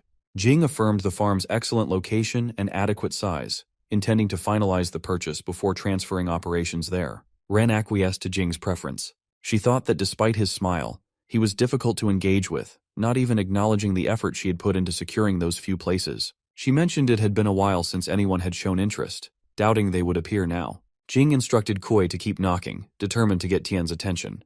When Tian arrived and inquired about their business, Jing identified Tian as the owner and expressed a need to discuss business face-to-face inside the gate. Tian refused, insisting they speak from where they stood and to make it quick as he was busy. Jing conceded, attributing the urgency to the chaos outside. Ren, puzzled by Tian's demeanor, introduced herself as the general manager of Tian-run company and clarified their intention to purchase the farm, asking about his price. Tian wondered how they had found his farm already. Ren stated that they would meet Tian's demands regarding his name, price, or any other conditions, even offering him a place in the villa area of the city center if he needed it. Tian firmly declined, expressing his preference for staying where he was. Ren pressed him to hear their offer, hinting that being from the southern side, Tian might recognize Tianrun's reputation and potentially change his mind. Tian reiterated his contentment with his current situation, stating that not even a mountain of gold would sway him. Kuai, frustrated, slammed the gate in anger, triggering a security alert on Tian's system. The warning indicated a minor attack with a strength of 2 and asked if Tian wanted to retaliate. Tian declined, noting that Kuai could easily trigger a serious response with just one punch. Jing scolded Kuai and slapped him, reminding him of their leader's teachings and warning him against such behavior without permission. Kuai apologized, acknowledging his mistake. Tian found the situation intriguing. Jing reassured Tian not to take it personally, describing Kuai as ignorant. Tian dismissed the incident and invited Kuai closer to the gate. As Kuai approached, Tian swiftly struck him with precision using his hummingbird technique, knocking Kuai to his knees. Tian quipped that Kuai had punched his gate, and in return, Tian had punched him back, suggesting they were now even. He then indicated they should leave if there was nothing else. Jing, silent but smiling, didn't protest. Jing wrote a brief note, apologizing for the inconvenience caused to Tian and expressing regret for the trouble they had caused. He also included his phone number, suggesting Tian could contact him if he changed his mind. Ren thought Tian's dismissal was rude and assumed he wouldn't call. She noticed Tian had torn up the note containing Jing's number, feeling determined to not be looked down upon. As they got into their car to leave, Tian pondered the unexpected speed with which Tianrun had located his farm. He wondered if they were specifically searching for him, or if it was merely coincidental. Tian resolved to retrieve the hummingbird guard No. 1 and observe their departure, thinking they would meet again soon. With only about 10 days until the next destructive season, Tian noted the stable output of the plantation area and the commencement of excavation in the aquatic area. He planned to develop a livestock area as well, preparing for the future challenges ahead. After cooking the food, Tian sat down to eat. Han asked him to try the sesame sauce she had made, praising its deliciousness. Tian acknowledged her effort and took a bite, agreeing that it was indeed delicious. Han mentioned how comforting mutton hot pot was in winter, to which Tian shared his fondness for its warmth. Nan questioned if they were dressed appropriately for the current climate, and expressed concern about the land's decreasing cultivatability. Tian hinted that Han had long been curious about something, but he couldn't divulge further details. Nan understood and assured Tian he wouldn't pry into his secrets. Tian explained that he wanted Nan to mentally prepare because the food they were eating wasn't ordinary. It could lead to changes in the body over time, such as improved immunity to cold, enhanced physical fitness, and possibly even unusual abilities. Tian looked forward to seeing Nan's potential transformations. Nan asked what Tian was talking about, noting it sounded like something from a science fiction movie. Tian explained that the apocalypse was akin to such stories becoming reality, and considering the existence of fossils, it wouldn't be far-fetched to imagine ancient powers. He likened it to evolution rather than something supernatural. Nan admitted he didn't fully grasp Tian's explanation and suggested they continue eating. He then inquired if anyone had visited that day. Tian confirmed it was representatives from Tianrun. Nan was surprised and remarked on the implications. He half-jokingly wondered if even he, as an old and seemingly useless man, could benefit from the farm's food. Tian agreed, advising Nan to rest early while he went out for errands. Tian searched for the location of Hummingbird No. 1 and discovered it was in the Harmony Villa district. Meanwhile, the scene shifted to Ren, who brought Jing and Kui to her house. She assured them they could stay the night and promised to arrange accommodations for them the next day. Jing thanked her, expressing concern about the trouble. Ren informed Jing and Kui that they would be staying downstairs in one of the 4 available rooms, allowing them to choose whichever they preferred. She promised to have dinner prepared and delivered to their rooms. Jing agreed with her arrangements and headed upstairs, urging Ren to rest early as well. Meanwhile, the small hummingbird from Tian's possession hovered around Ren, which annoyed her. She wondered aloud why there were mosquitoes in such cold weather. After taking a bath, Ren felt her face looked exhausted from the long day. She decided to pamper herself with a skincare spa session after a refreshing shower. While staring at herself in the mirror, she questioned whether a successful and beautiful woman like herself left any room for others. Applying a face mask, she noticed the mosquito still buzzing around. Mistaking the sound for a beetle, Ren decided to open the window to let it fly out, enjoying the refreshing breath of fresh air after the air conditioner had been on for a while. As she opened the window, she suddenly noticed a boy standing outside next to it, startling her. The boy leaped inside. Ren tried to ask for help, but he stopped her by covering her mouth. She wondered if there were any bodyguards outside. The boy made her lie down. She thought that she would fire all those guards. The boy was so strong that she couldn't move or fight him. She had to calm him first. He warned her that he would let her go, but only if she didn't scream or resist. Otherwise, he threatened, He would act faster than her bodyguards with his knife. Ren tried to calm down. As the boy released her mouth, she told him that there was a lot of money, jewelry, and gold in the bedside cabinet. He could take it all, as long as he didn't harm her. She promised not to involve the police. The boy commented that she seemed very cooperative. Ren told him that the world revolved around seeking wealth and hurting her would only bring trouble. If he took the money and left quickly, it would be enough for him to buy plenty of food. The boy replied that he hadn't come to rob her money. She was shocked and then asked if he was a pervert, making a fake excuse not to cooperate with him. The boy stopped her and asked if she had sent someone to kill Liang, questioning why it had taken her so long to discover the murderer. She thought it wasn't a robbery and asked if he was connected to Liang. She pondered that all of Liang's confidants were dead, wondering where he came from. The boy replied that Liang had done him a favor and now he sought revenge. He had heard that Ren was investigating Liang's death and asked her to share all the information she had, as he wanted to investigate too. She realized the boy had come to voice his accusation. She explained that she and the police were investigating Liang's death, but the clues were limited and there was no way to pinpoint the real culprit so quickly. The boy said she had taken over Liang's position after his death, suggesting she might be responsible. She was shocked, realizing she had no evidence and had made many enemies in the southern side. It seemed natural for someone to take advantage of the chaos and exact revenge on Liang so tragically killed. She insisted she had no deep grudge against him, and his position as general manager wasn't worth killing over. The boy thought Ren was right and acknowledged her intelligence. He couldn't believe they didn't have any suspects. Ren explained there were truly no suspects. Liang had destroyed all documents and surveillance related to recent conspiracies. How could she pinpoint a suspect when she didn't know whom he had been interacting with before his death? It was a challenging matter for her. The boy speculated that Liang wanted everything for himself, leaving no clues behind. She asked if he would let her go. Just as he heard footsteps, the boy swiftly struck Ren's neck, causing her to collapse. Outside, Kuei pounded on the door to break it down, while the maid informed Ren that the alarm system had been triggered, indicating something had happened. Kuei asked him to save Ren. Upon entering the room, they found Ren lying there. The maid checked on Ren while Kuei inspected the window and instructed Jing not to let the boy escape. Descending, the boy thought about how the imposing Kuei had managed to break down the door. Jing remarked that breaking into a girl's bedroom in the middle of the night was rude. The boy saw Jing and asked how he had found him, as he had left no trace behind. Jing replied that when the boy stepped on the gravity-sensing device at the window, he had asked Kuei to block the door. If the boy didn't want a face-to-face confrontation, Jing reasoned, he would likely try to escape through the window, which would be his only route out. The boy admired Jing's cleverness but wondered if a mere bean sprout like him could stop him. He rushed to punch Jing, but Jing blocked the blow, and the boy received a counterattack. Jing had scars on his leg, and remarked that it was interesting how the bones in his arm were nothing compared to his knee. He calculated that his forearm's ulna and radius should be fractured from the frontal impact force of 700 kilograms, and his carpal joints should be crushed and dislocated due to their inability to absorb such force, yet there were no signs of injury now. Jing asked if the boy had practiced martial arts, noting he hadn't seen any special techniques. Confused, Jing demanded an answer from the boy. Otherwise, he wouldn't let the boy go that night. The boy's hands trembled as he faced Jing. The boy wondered if Jing had ever practiced any martial arts. He couldn't believe Jing had actually stopped his punch.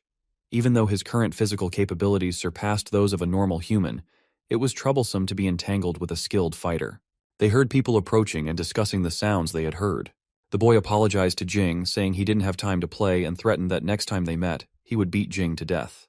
Jing leaped to attack, but the boy threw dust to obscure Jing's vision. Jing coughed, giving the boy a chance to escape, taunting Jing to wash his eyes while he left. Furious, Jing barely managed to open his eyes and saw the boy jumping off the wall to depart, saying goodbye. Jing's companions arrived and asked if he was okay and if he had let the boy escape. Jing, still recovering, marveled at the boy's intelligence and near-superhuman physical condition, acknowledging his excellent martial arts skills. Determined, Jing vowed to find him. Jing reassured them that he was fine, just needing to wash his face. He instructed the man to be cautious and asked if they should pursue the boy. Jing declined, noting the boy's speed would make it impossible to catch him. He then inquired about Ren's condition. The guard went to check on her and reported back that it wasn't serious. The boy had only knocked her unconscious. He advised giving her pills from the medicine cabinet upon waking, as the dosage was already written on them. The maid suggested calling the police, but Jing reasoned that the southern side was too chaotic, and involving the authorities might cause trouble for their comrades in the army and police force. The maid agreed, expressing gratitude and commenting on the chaotic state of the world. Kuei arrived with bad news, stating that he had checked the room and discovered a missing hard drive. Jing questioned if it was the gray hard drive that had been plugged into his computer, which Kui confirmed. The third boy was Tian, who returned home thinking that disconnecting the network cable would ensure no problems. He wanted to understand what Tianrun Company truly intended. Plugging the hard drive into his laptop, he discovered experimental files and wondered if Jing was a researcher. Opening the files, he found that despite numerous creatures dying as a result, Jing still believed fervently that the world would be better than before. Tian realized it wasn't a confidential document from Tianrun. He read about the radioactive food causing dramatic changes in the limbs and body shapes of beasts and humans. These changes weren't merely catastrophic, they brought about evolution. Jing believed they had taken the wrong evolutionary path, leading to premature deaths halfway through. He was determined to find the correct path, even at the cost of human lives, believing it would usher humanity into the next stage of civilization. In this future, humans wouldn't be separated due to terminal illnesses or born prematurely with congenital anomalies. They wouldn't be seen as burdens due to their lack of strength. They would possess strength rivaling tigers and leopards, living to be over 100 years old. Whether death or supreme glory awaited them at the end of the road, they would face it fearlessly. The scene shifts to Jing and Kui, who report no luck with their search. Jing speculates that the other party may have used some means to evade detection, or they might not have accessed the contents of the hard drive yet. The mother disk wasn't receiving any signals from the daughter disk at all. Kui asked if the information was important. Jing dismissed it, saying the hard drive was from the old days and difficult for outsiders to understand. Jing worried he couldn't turn back now. If his notes were discovered, they might realize he had come to the southern side for something real. Kui remarked to Jing that it seemed too coincidental they were attacked upon arriving in the southern side, and identified the attacker as number 7. Jing replied that if number 7 truly wanted to take action against them, he wouldn't have sent such a rookie. The person had strong physical fitness, but lacked refined skills. Ahead lay darkness, with an abyss behind them. There was no turning back. Meanwhile, Tian noted it was November 21, 2025 in the Yanguang calendar. He pondered that Jing's ideas resonated with him, but the arrogance of sacrificing human lives troubled him. He wondered if they had already begun human experiments. Tian has a level 1 Bama Xian pig cub, a level 1 Windsor rabbit cub, and a level 1 Qingyan chicken cub. When he shows them to Han, she lights up and asks him where he got those cute little animals. Tian thinks she might not understand a complicated explanation, so he wonders how to explain it to her. Then he gets an idea. He tells her that he has a Doraemon treasure bag and can take out anything he wants from it. She gets really excited and asks if it's true. He assures her that it is. Tian then tells her to keep it a secret between them. She agrees. He is surprised at how quickly she understood. Then he sees Han holding the rabbit cub and playing with it. He tells her not to play around with their precious food and to put it back in the shed quickly. She is shocked to hear the rabbit is for food and begs him not to cook it because it's so cute and still so small. Tian tells her about the spicy rabbit meat. Then he talks about pork bacon burgers, Hainan chicken rice, grilled chicken legs, sautéed diced rabbit with pickled pepper, chicken pot, pork chop rice, spicy rabbit pot, and rice with pepper ginger rabbit. Han realizes she might have to become a vegetarian. She hesitates, but Tian tells her to be grateful for the hard-earned food and to eat everything without leaving any bite. He explains that forming relationships with the animals can be painful, so it's best to leave that to him. He extends his hand, and she gives the rabbit back, promising that from now on, she will eat everything without leaving a single bite. Tian is then congratulated because the plantation has produced a rare product, albino corn, so they need to harvest it as soon as possible. He wonders about this rare product and what it might be. Tian tells Han to go ahead and play while he checks out the cornfield. She agrees and leaves. Tian checks and discovers that the albino corn is a level 2 rare item, a single-use consumable. It is an extremely rare mutated product from anti-radiation corn, with a probability of 1 in 100,000. Its effect is to put the user into a state of rage, increasing strength, speed, and reflexes tenfold for 30 seconds. Tian thinks about how going on a rampage with 10 times the strength for 30 seconds is just like Popeye's spinach. He wonders if there's only one or if there might be more rare products, so he searches several places. He gets disappointed, realizing that this kind of rare product is really hard to find and can only be produced when they are very lucky. When planting seeds, the system never mentions anything about special products. Tian thinks that finding the albino corn was a nice surprise. It seems necessary to do some intensive farming to increase their yield. Wouldn't that increase the chances of producing rare products from the corn? But then he realizes that this might be putting the cart before the horse. Increasing the amount planted would certainly increase the probability of producing rare products. However, it could also worsen the overall quality of the crops and might produce a large number of weak and dead plants. He decides that he has to farm honestly and not rely on shortcuts. What he needs most now are points, and rare products can be considered the icing on the cake. The scene shifts to Ren, who is resting and thinking about the thief who came to her home asking about Liang. She vows to track him down and cut him into pieces. She curses her security guards, calling them idiots for failing to capture a single man despite their numbers. The military and the police have no extra manpower to investigate, so if she wants to uncover the thief's identity, she can't use formal means. Ren remembers that she has one of his hairs, which got stuck on her clothes. It's too light to be hers, so it must belong to the thief who attacked her that night. She tries hard not to think of him, but she is determined to catch him somehow. Then she goes downstairs, telling Jing that she wants to talk to him. Jing, who is reading a book and having tea, looks up and asks if she is feeling better. She sits down, thanks him, and says that the massage techniques he taught her were really effective.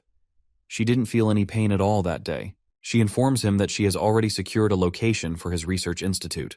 It isn't far from the main area and used to be a factory. Due to sudden changes, it closed down and was sold to them at a very low price. Its location is excellent, quiet and remote, perfectly meeting Jing's requirements. Jing apologized and said that since she came to see him, he was sure there was something else she wanted to talk about. She agreed and admitted that it was a bit embarrassing. She thought Jing, being an expert in biological research, must be able to do DNA systematic comparisons. She asked if he could help her find a DNA match for a hair sample from the southern side. He replied that if she wanted to compare it to the entire southern side, it would be like finding a needle in a haystack.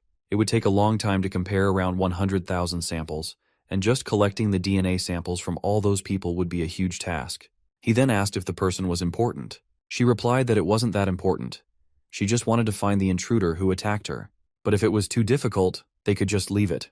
Jing then said it wasn't hard, and he would surely help her with that. She thanked him and asked if she was troubling him. Jing was experimenting and found that the dilution of the injected reagent was 10%. After completing the injection, the experimental subject's muscle fibers appeared significantly thicker, with cellular activity increasing thousands of times. They created a monster with compound eyes, as the subject's genes had been contaminated by other organisms. The experimental subjects seemed to enter a violent state and broke free from their restraints. Experiment V, Virus B, the 34th, failed, causing glass to shatter and immediate destruction. In a dream, Jing recalled a past party where some boys were talking. One asked why Jing was left alone. The other boy, Jing's brother Jinb, warned them not to speak ill of his brother, calling him a bastard. They planned to tease Jing by holding his face in water, deciding to hold him tightly until he drank it all, humiliating him. Jing's brother instructed the others holding him to be gentle and leave no marks, reminding them that despite being a bastard, Jing carried the surname Bai and had to live up to their father's expectations. Others agreed, and Jing, coughing and crying, asked his brother to leave him alone. They mocked Jing, angering his brother further. Jing woke up in bed, sweating, and pleaded not to be hurt, realizing it was just a dream. Nowadays, V-shaped viruses had become more stable, and Jing believed that once he could create the perfect mutant, he would be closer to surpassing his brother. The scene shifted to Tian's house, where Han was watching the news. The report stated that it had been 19 days since the world changed, and numerous mutated livestock carcasses, over 100 in number and of unknown origin, were found piled up in Nanxi town. The epidemic department had already disposed of the remains. Tian asked why she wasn't watching cartoons, and if she had started watching the news. She replied that she was tired of being treated like a child, and had been following the news, asserting that she couldn't always hide behind him. He told her that she could see people's evil thoughts, which was already helping him. She smiled and said she wanted to catch up quickly and help him more, as he was getting stronger, so Han needed to get stronger too. Tian thought he had been observing Han for a while and noticed she didn't tend to go berserk. The changes in her body shape seemed to be due to evolution from the anti-radiation products, which relieved him. He mentioned that he and Nan were going to continue digging the pond, so when Han got hungry, she could eat some snacks. An hour later, feeling a bit hungry, she noticed a small box on the table and wondered what it was. Opening it, she found Divine Gain Seeds level 4. Tian had mentioned that he and Nan were growing the nuts. She showed Han that there were 2, one for each of them. She tried one and fed the other to Han. Finding it bitter, she spat it out because it was hard to eat, needing to rinse her mouth. After eating it, Han felt very sleepy and unwell. At night, as everyone slept, Han barked a lot, waking Nan, who wondered what the sound was. Turning on the light, Nan saw that Han was vomiting blood and then turned, appearing mutated. She rushed to attack Nan. Nan managed to save him somehow and wondered what had happened to Han. She seemed so different from earlier. Nan thought she had truly turned into a wolf because of the mutation, but it seemed different from the usual cases. Seeing no immediate signs of further aggression, Nan tried to calm her down. He reassured her that he was her uncle, Nan. Han looked around and Nan observed her actions. Nan asked if she was hungry and offered to bring some food for her. Han barked, startling Nan. Breaking through the window, Han jumped outside and then effortlessly scaled the high fence to escape. Nan was surprised by her agility. Tien arrived, asking what had happened. Nan explained that Han had suddenly gone wild and run outside. He didn't understand why Han had suddenly gone crazy, but she didn't resemble any other mutant animal he had seen, and she seemed to recognize him. Tien was shocked and confused to hear this. Han joined them, calling out to both of them. She realized that Han was gone and woke up to find her missing from beside her bed. She asked what they were doing outside.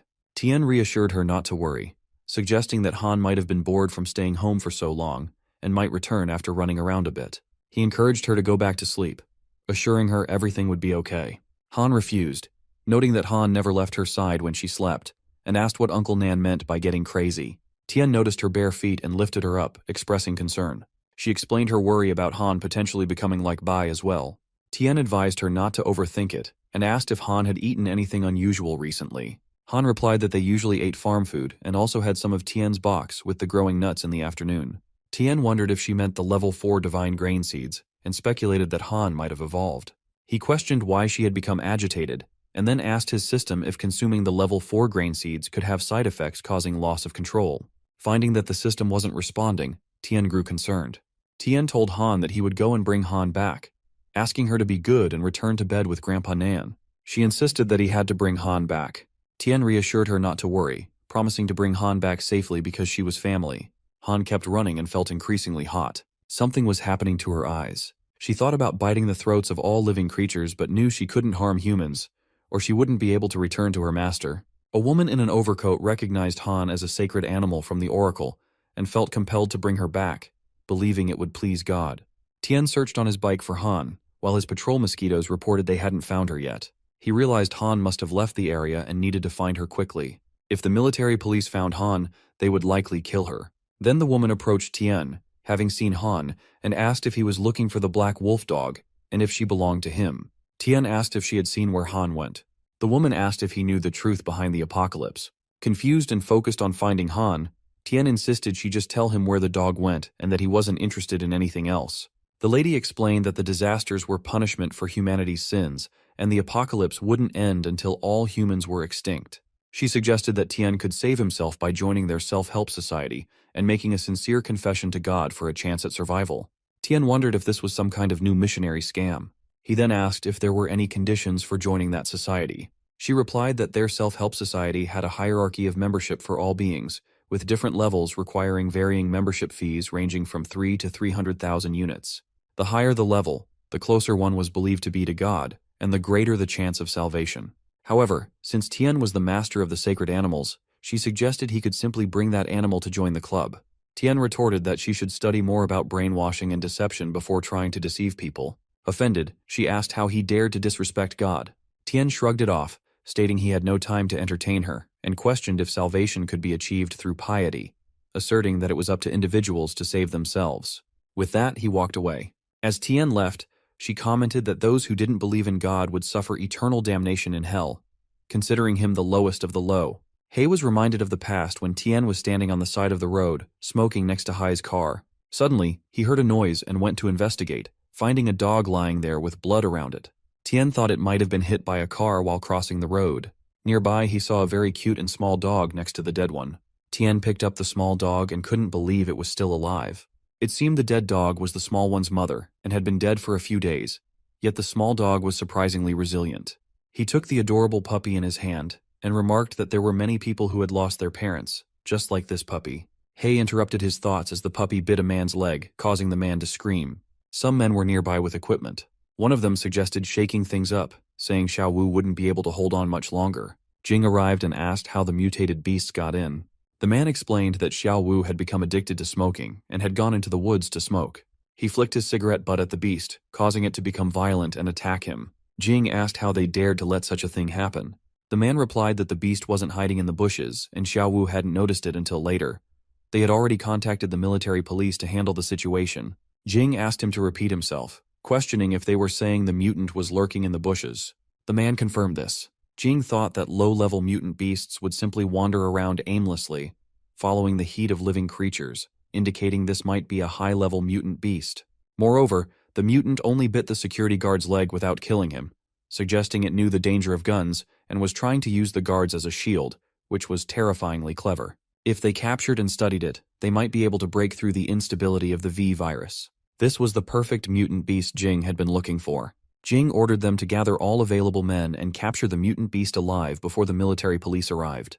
They were to be equipped with tranquilizer guns and sedatives, emphasizing that the beast had to be captured alive. Jing distributed guns to everyone and cautioned them to be careful, aiming for the limbs. As they fired shots, He managed to dodge some but was hit and started running away. Jing ordered them to chase after him. Meanwhile, Tian was at home when the second hummingbird report came in, indicating large dog paw prints found approximately 700 meters southeast. Tian rushed to the location and examined the paw prints. He noticed traces of fresh blood and deduced that they had not been there long, likely belonging to He. He wondered what had happened and how He had been injured so severely.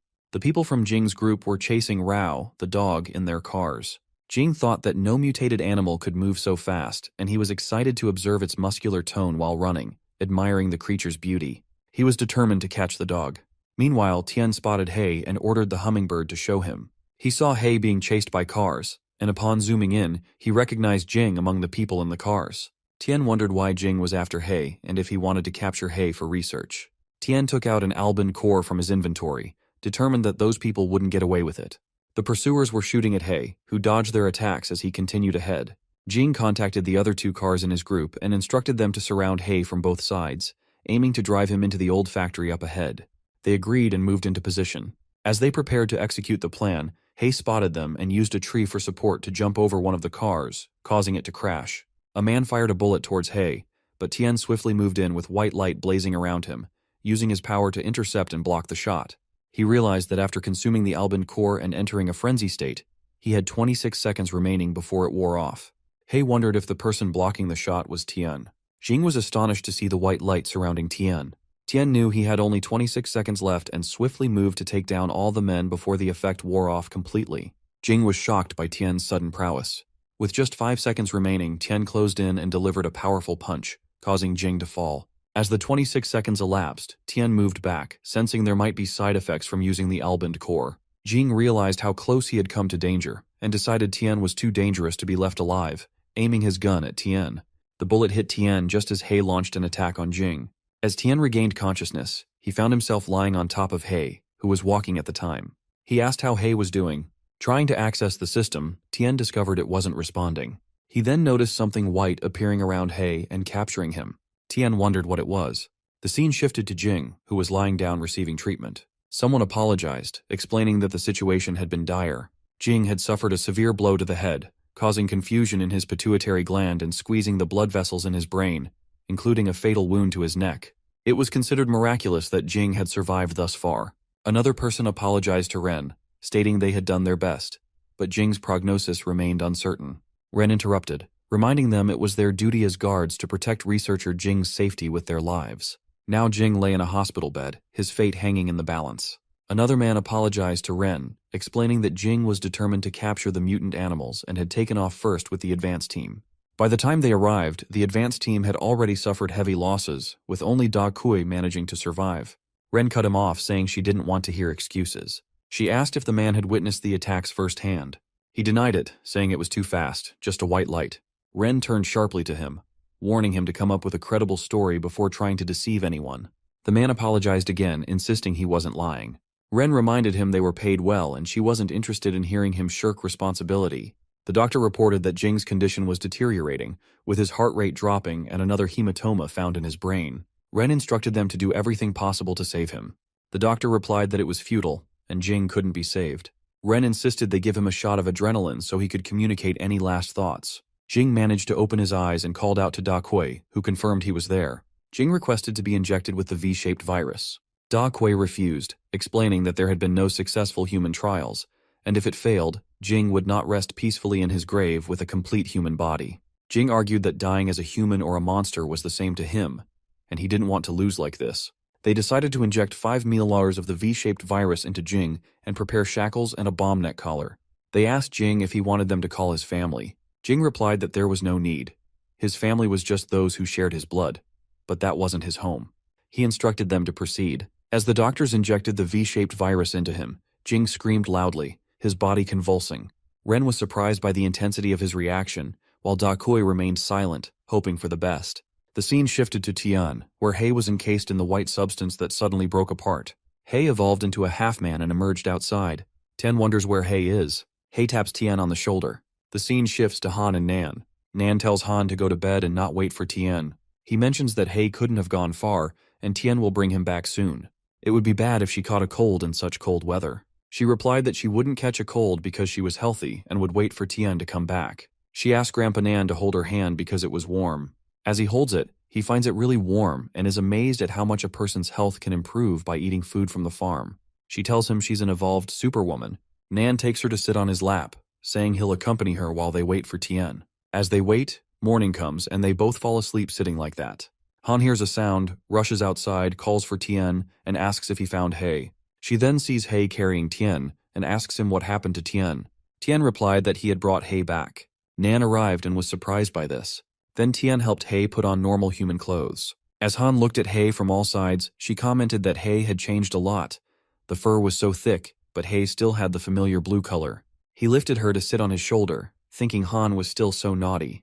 Tian learned that He was a Czech wolf dog with human genes, genetically evolved with potentially unlimited data improvement. Tian understood that He had lost control previously due to atavistic genes, causing him to go berserk, which is why he had escaped to avoid hurting them. Integrating human genetics could have occurred during that time. As Tian was injured, Nan brought the medicine box. Tian asked to sterilize the knife and then dig out the bullet. Nan gave it to him and asked if Tian was going to dig it out directly, and what if it got infected. Tian told him to just leave everything. Tian dug out the bullet and considered retrieving ancient-grade medicinal carrots. He produced a carrot in his hand, shocking Nan with its sudden appearance. Tian ate it, and Nan wondered if it was a miracle cure. The wound on Tian's shoulder healed, and his broken bone restored, leaving only pain behind. Tian thought about how genetic cells in all living creatures constantly replace and divide on the plateau. Old cells die and new ones replace them to sustain life. During this process of division and replication, cells are mostly stable and faithfully replicate all elements of the old cell. However, under certain conditions, stability may be disrupted, and a new generation of cells may suddenly appear at a site, replacing the original generation. This is known as a genetic mutation. Genetic mutations are categorized into two outcomes, the first being beneficial development, like Tian, Han, and He, which allows their bodies to gain new and advantageous functions in addition to their original functions. Tian considered this as evolution. The second outcome was bad development, like many mutated animals in the world currently. They have terrifyingly strong limbs and great strength, but their genes contain fatal flaws. Even if they are lucky enough to regain their senses, they won't live long. That's just the harsh reality of survival. The scene shifts to Jing waking up and wondering if he survived. Others said it was a miracle, as no human had ever remained conscious after being injected with the V virus. Jing's survival at that time meant their experiment would move to the next stage, and he was congratulated for it. Jing explained that it wasn't simple. Even though he survived, it didn't mean that the V-shaped virus mutated him perfectly. His mutation still failed, and while he had greater strength and speed compared to normal, his body structure was still altered for the worse. At most, he had 7 days to live if he couldn't find a perfectly mutated creature and obtain its DNA by the second day. He was still facing death. Tian prepared himself, his upper body ribs forming a protective structure on his back. Da Kui arrived and informed them that a detective from the Southern Military Police Bureau was present. He questioned whether it would be appropriate for them to investigate the intruder and alert the military. Jing responded by stating his proficiency in boxing, Muay Thai, Sambo, grappling, Sanshou, and several other deadly martial arts. He also possessed a 65-kilo Golden Dragon badge from the Federal Sanshou Association. His reflexes and physical fitness were more than 2.8 times that of an average adult. In other words, he could already be considered one of the strongest people in the world, and there were few who could defeat him head-on. However, the person who attacked him couldn't be considered human at all. His power source was similar to that of the perfect mutant wolf dog, indicating he might also be a perfect mutant. Perhaps their perfect mutations originated from the same source, which could explain why he came to rescue the wolf dog. That person's movements reminded Jing of the other guy from before. Da Kui asked if Jing suspected that those two were the same person, but wondered if it was wise to reveal their hard-earned research results. Jing replied that he knew what he was doing. The V virus hadn't allowed him to achieve perfect evolution yet, but if that information could lead him to the perfect mutant, he could afford to take the risk. After all, he didn't have much time left. He then went to meet Detective Yuan and apologized for keeping her waiting, hoping his appearance didn't frighten her. She reassured him it didn't, and asked if what he had to tell the military would be of interest to her. He excused himself and unbuttoned his shirt to reveal the changes in his body, explaining he was in a state that would normally be impossible to survive. The additional bone spurs continued to grow as his body developed, and if his heart were pierced, that would be the end for him. Time was running out. And in exchange, he expected her full assistance in finding that person as soon as possible. She agreed, expressing pleasure in working with them. The scene shifts to Tian sitting on his farm, where he purchased 19 divine-level powerful seeds. He considered the level 4 divine-level powerful seed category, such as the cherry tomato. Its soil requirements included fertile, high-quality land, with daily irrigation using pure water. The growth cycle spanned 18 days with a survival rate of 18%. Its effects included promoting genetic fission, enhancing beneficial genetic development, preventing negative genetic developments, and promoting evolution. Tian explained that in other words, the primary focus of level 4 seeds was to promote evolution, which he saw as the key to a new era for mankind. He wondered if, in the future, humans could become gods with such advancements. Would he be the god who created the gods? He found the planting conditions to be harsh, realizing he needed to spend a lot of points to level up the land. Despite its expense, he proceeded with the purchase. He spent 95,000 points to purchase 19 good land upgrade coupons, leaving him with 5,680,000 points. Now, 19 ordinary lands had been upgraded to good land. He noted the nutrient-rich black soil, capable of growing crops above level 4 and boosting yields for crops below level 3. Aware that there wasn't much time left before the second wave of the destruction season arrived, he considered growth agents, which were also costly. He purchased 12 growth agents, knowing their limited effectiveness in promoting the ripening of level 4 crops. He planned to add more agricultural robots to speed up planting, and still needed to save points to buy ordinary seeds to upgrade his farm. All the small robots were busy farming, and Tian knew he had to do his best to harvest as many ripe crops as possible before the second wave of the destruction season arrived. The scene shifts to the city, where two men in white coats covering their heads enter a building. The first man asks the second if it would be possible for someone as humble as Immaculate Eagle to meet the Holy Lord as a human being. The second man replies that the first man needs to tell the Holy Lord what he saw, and the Holy Lord will pass judgment. Despite not attracting the required number of believers that week, if the information is true, they could still receive gifts from the Holy Lord. The first man remarks how wonderful this is and thanks him, noting that his family could survive another month.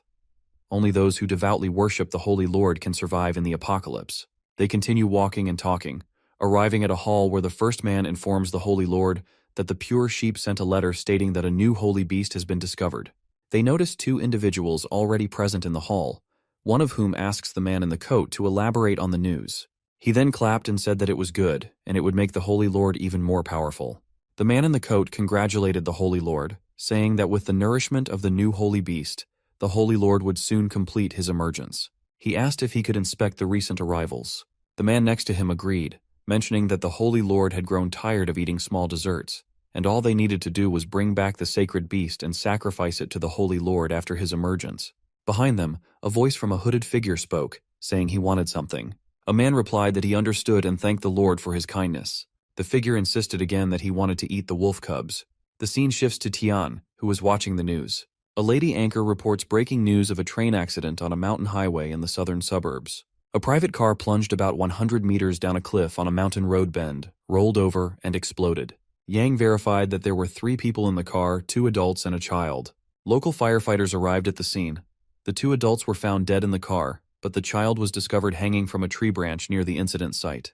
Miraculously, she survived and had been taken to a local hospital for treatment. Tian was cutting vegetables and felt deeply saddened for the child. He commented on how unfair it was for someone so young to suffer the loss of both parents. Then Tian wondered what time it was. He thought about his parents, who had said they would be home by 3 p.m. It was getting late, and he wondered why they hadn't returned yet. He called them but found that their phone numbers were off. As he prepared the food, he kept trying to call, but their phones remained off. The scene then shifts to his car, where a fire breaks out and firefighters struggle to contain it, awaiting additional fire trucks. They discover the child, Han, unconscious while hanging from a tree. They quickly rescue her, mindful of her young age and a slight fracture, handling her gently as they transport her to the hospital for treatment. At the hospital, they wonder if Han has spoken yet. Being so young, she likely doesn't remember the incident clearly and may have been traumatized. One nurse speculates about her family, while another mentions checking with the local authorities and discovering that Han was an orphan adopted just 2 days ago. Another nurse expresses surprise, questioning if her adoptive parents were among the deceased and remarking on the unfortunate circumstances. A colleague suggests halting the discussion, noting irregularities in the adoption process and the informal nature of the orphanage from which Han was taken without proper procedures. One nurse asked another if the police had notified the deceased's family. The second nurse replied affirmatively, stating that the family had been informed and would soon arrive. Yuan arrived and asked where the morgue was located. The nurse inquired if she had come to claim the bodies. Yuan, accompanied by Tian, requested the nurse to guide them. The nurse agreed and led them to view the 2 deceased bodies. Yuan asked Tian to accept her condolences. He clarified that they weren't his parents, and there must have been a mistake because only the 2 of them had gone out. He questioned where the child had come from. Yuan apologized, expressing understanding of his feelings and suggesting a DNA test to confirm. Tian agreed, stating that his parents must have simply disappeared. Yuan asked him to wait outside until the results were available. While Tian waited outside, Han approached and apologized, feeling responsible because if she hadn't sought help from her aunt when the dean hit her, her uncle and aunt wouldn't have taken her in, and none of this would have happened. Tian hugged her and reassured her that it wasn't her fault. Wen arrived and informed Tian that the parent-child DNA relationship was confirmed to be 99%. She expressed her condolences, and Tian, overwhelmed with emotion, hugged Han tightly. Suddenly, a woman rushed to Jing, announcing that the results were in. The intruder was identified as Tian, 26 years old, a graduate of Jingnan Normal University with outstanding academic achievements. 2 years ago, his parents had adopted a 4-year-old girl. Sadly, both parents had died in a car accident. Tian had returned to the southern suburbs from Jingnan province, inherited his parents' farm, and had been living there since. Jing asked if that was all, and the woman confirmed that there was nothing particularly remarkable about Tian's background. Even if the DNA test proved he stole the USB flash drive, how could they be certain he was the one who attacked Jing? Jing noted Tian appeared exceedingly ordinary, yet an ordinary person would likely not have been able to overpower him without a struggle. That night, Tian had demonstrated remarkable physical prowess. It was simply not something an ordinary person, who had been mediocre for over 20 years, could have achieved. If that man had been in hiding for more than 20 years, judging from his skills, he was quite inexperienced, so any such possibility could be ruled out. That leaves only the second explanation. Tian's physical fitness had recently improved dramatically, and the only thing that could explain that was perfect mutations. This also explains why the other party reached out to help the perfectly mutated wolf dog, as their powers originated from the same source. The power of an organization capable of creating 2 perfect mutants was too terrifying. The woman asked if their initial thinking might have strayed, suggesting that perhaps the power of perfect mutation was caused by something other than science. Jing asked if she was implying that the other party's perfect mutation wasn't caused by the V-shaped virus. Tian replied that the chances of a V-shaped virus causing a perfect mutation in a living creature were only 1 in 100 million. There were only about a dozen perfect mutants worldwide, including the Beastmaster. How was it possible then that there were 2 perfect mutations in the southern suburbs? That success rate was extraordinarily high and didn't align with the probabilities at all. Jing explained that in their world, there existed a second key that allowed for perfect mutations. The scene shifts to an office where a man was sitting. Yuan handed him the files. The man remarked that if there truly was a case of successful human evolution, their military would also be interested and would likely send someone to monitor both parties. Yuan agreed with his assessment. The scene shifts to Tian in the field where he purchased 2 growth agents. After spreading them in the field, he noticed that the ripening time of the level 4 divine crops was reduced by 50%, with the remaining time until maturity now at 128 hours. Nan called Tian and expressed concern about hay. Tian asked what was wrong. Nan explained that recently, hay had been staying on the roof, and that day wouldn't come down no matter how loudly Nan yelled. Normally, hay would obediently come down when called, but that day was different. He was standing on the roof, looking around. Tian thought the behavior was reminiscent of the eve of the first destruction season, and speculated that Hay's sense of danger had increased since his atavistic evolution. He decided to have the hummingbird guards search a kilometer radius around the farm. Tian wondered aloud about the absurdity of receiving text messages at such a time, questioning what kind of telecommunications company would still be operating in the midst of an apocalypse. Tian checked his phone and was shocked by what he saw, causing a basket of fruits to fall from his hands. Nan and Han wondered what had happened. Tian questioned if it was a prank, and who would play such a tasteless joke. Han called out to him, but Tian swiftly jumped into his truck and drove away from the house. Meanwhile, Jing observed Tian leaving the farm and noted it. Da Kui, who was monitoring the screens, commented that using a high-end spy plane like the UBTWZ stealth drone to watch over a farm seemed excessive. They continued monitoring the farm, and Jing instructed Da Kui to focus on a specific area. Da Kui asked what he was looking at. Jing explained they were miniature unmanned reconnaissance drones. He found it surprising that such micro-devices were present on a rundown farm. Jing also pointed out that the farm's crops could thrive in toxic soils, which Da Kui acknowledged. Jing continued, noting that globally, except for soil-free plants, all others contained the V-shaped virus. He emphasized the seriousness of accidental ingestion. Yet, not only were the crops on that farm unaffected, they seemed meticulously nurtured. There was an unusual atmosphere about the place, and it was difficult to ascertain if heavy weaponry was present. Jing, mindful of his previous serious injury from Tian, proceeded cautiously, assessing Tian's strength. Da Kui still viewed the location as just a farm, but Jing considered it akin to a military base. He had meticulously mapped out the farm's layout and planned to use microwave shock weapons to disable any potential threats. Believing Tian wasn't present, Jing anticipated the presence of a perfect mutant beast, increasing their chances of capturing it alive. He ordered the team to move out. Helicopters flew over Tian's field, emitting 3 shockwaves to scan the area. Satisfied, they opened the gate, and a man confirmed that despite the shockwaves, all electronic devices remained operational. He and his soldiers disembarked from the helicopters. Meanwhile, Tian arrived at a graveyard to find his parents' grave empty. Shocked, he insisted it wasn't a joke and wondered who could have done this. Tian received messages from an unknown sender claiming to possess his parents' ashes, challenging Tian to confirm this himself. The sender gave Tian a day to decide, promising to exchange the ashes for Tian's hand and foot along with the holy beast. Tian wondered if the person making these demands was mentally unstable. His parents would be furious if they knew Tian considered trading his limbs for their ashes.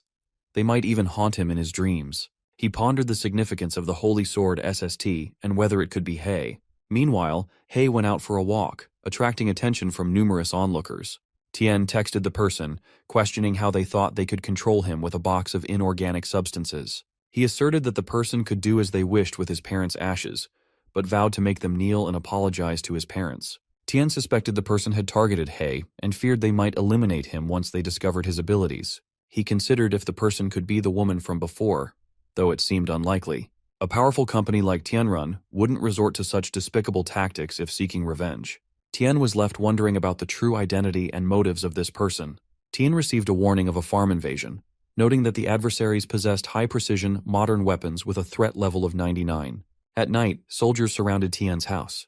They reported thermal imaging detected activity inside the building's perimeter. One soldier gestured to wait, but the thermal image abruptly disappeared, leaving them puzzled about where the intruders had gone.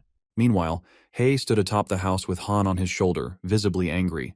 Han commented that those people were all bad. Then she instructed her to do as she said, and turn them all into compost. Suddenly, all the windows broke and many bombs were thrown inside the house, causing explosions. The head of the soldiers ordered the others to start searching. All the soldiers rushed inside, and after searching, they wondered if there really was no one there. Jing was among them as well. Jing felt something and then asked them all to immediately go out. Suddenly, a beam of light attacked them all, and somehow Jing and 2 others managed to escape. Jing wondered how that was possible, and if the shock weapons didn't work. They found that the outside soldiers had also died. Jing wondered what was going on in that ordinary farm, and why there were battle robots, and how such advanced technology was present. Tian arrived, stating that it turned out to be Jing, and Jing was there to take revenge on Tian. Tian appreciated that and said Jing must have spent a lot of time investigating, which was a lot of work. Jing said that it wasn't too hard to investigate Tian, but he really exceeded Jing's expectations that night. Now that everything was clear, there wasn't much more to say. He wouldn't live much longer anyway, and he would die if the plan failed. Dying there wasn't any different from dying in a hospital bed. Teeny relied on their abilities, and the winner would take everything. Nan asked Tian to kill them, saying the people in that company were no good. Tian replied that before killing Jing, he wanted him to confess. Then he asked where the ashes of Jing's parents were. Jing asked what Tian meant. They were both confused. Tian asked if Jing hadn't stolen his parents' ashes. Jing asked if he was kidding. The scene shifted to Sheng, Jing's brother, who became furious and threw his phone in frustration. He called Tian an unfilial bastard and asked how Tian could ignore their mother's ashes. Sheng said if it were him, he would give his whole body for their mother. Then he kicked the phone and said Tian didn't even offer the sacred beast, resulting in all the snacks their mother wanted being gone. Some men there asked Sheng to calm down and brought new goods, offering them to Sheng's mother to enjoy. Sheng replied that he was useless and his mother was tired of eating those dirty things. The 2 men agreed. Sheng continued that his mother wanted to eat wolf cubs, but those men were all losers in positions of power who couldn't even get a sacred beast. A man tried to make an excuse, but Sheng shouted that he didn't want to listen, just as his mother called him. Sheng calmed down and said he missed her a lot. His mother, completely pale, emerged from the well and referred to Sheng as a good boy. Sheng became emotional as she came out to meet him again. He hugged her and said it was all his fault he couldn't get the wolf cubs she wanted. He asked her not to get mad or abandon him, and not to hit him because he would be a good boy from then on, and would surely bring them to her. She was going to be happy when she ate them, so she didn't have to be mad at him. It turned out his mother was actually a black monster who said she wanted to eat them. Tian asked Jing if he had stolen the ashes of his parents. Jing was surprised to hear that. Tian thought it seemed like Jing hadn't done it, but it was strange because Jing had clearly been bitten through the neck by He, yet he was still standing there. Tian used his power to check Jing's stats and found that he only had 118 hours of survival time left. The evaluation showed signs of evil, and Jing had used the power of evil evolution to save himself from dying. If he couldn't activate the evil mutant gene fusion in his brother within 118 hours, he would be dragged to hell by the same power that saved his life. Tian thought it seemed like the radiation from the plants had triggered the evolution failure, but due to He's perfect mutant genes and their fusion, Jing's life had been temporarily saved. Tian then understood that Jing wanted to acquire He's perfect mutant genes. Tian said that even if Jing hadn't stolen the ashes, his intentions wouldn't benefit Tian, and he couldn't let Jing leave there. The robots aimed at Jing to shoot. Jing asked them to wait, and suggested that since the ashes of his parents were important to Tian, maybe Jing could help him retrieve them. He emphasized that there was no irreconcilable hatred between them, and proposed turning their conflict into a deal based on evolutionary genetics and self-preservation. Tian ordered his robots to stop. Jing suggested they could exchange resources. Tian asked if Jing could help him find the ashes. Jing replied that he had a vast network of connections, resources, and technology. If Tian wanted to find someone in the southern side, it would be much faster with Jing's assistance than if Tian did it alone. Tian replied that if Jing wished to obtain the evolutionary genetics, that bargaining chip alone might be enough. Even without Jing's help, Tian believed he would eventually locate that person. However, Tian noticed that Jing was emphasizing his connections with Nectar rather than Tianrun, so he asked about Jing's connection with Tianrun. Jing replied that he wasn't a member of Tianrun. He stood independently and had no allegiance to any party's interests.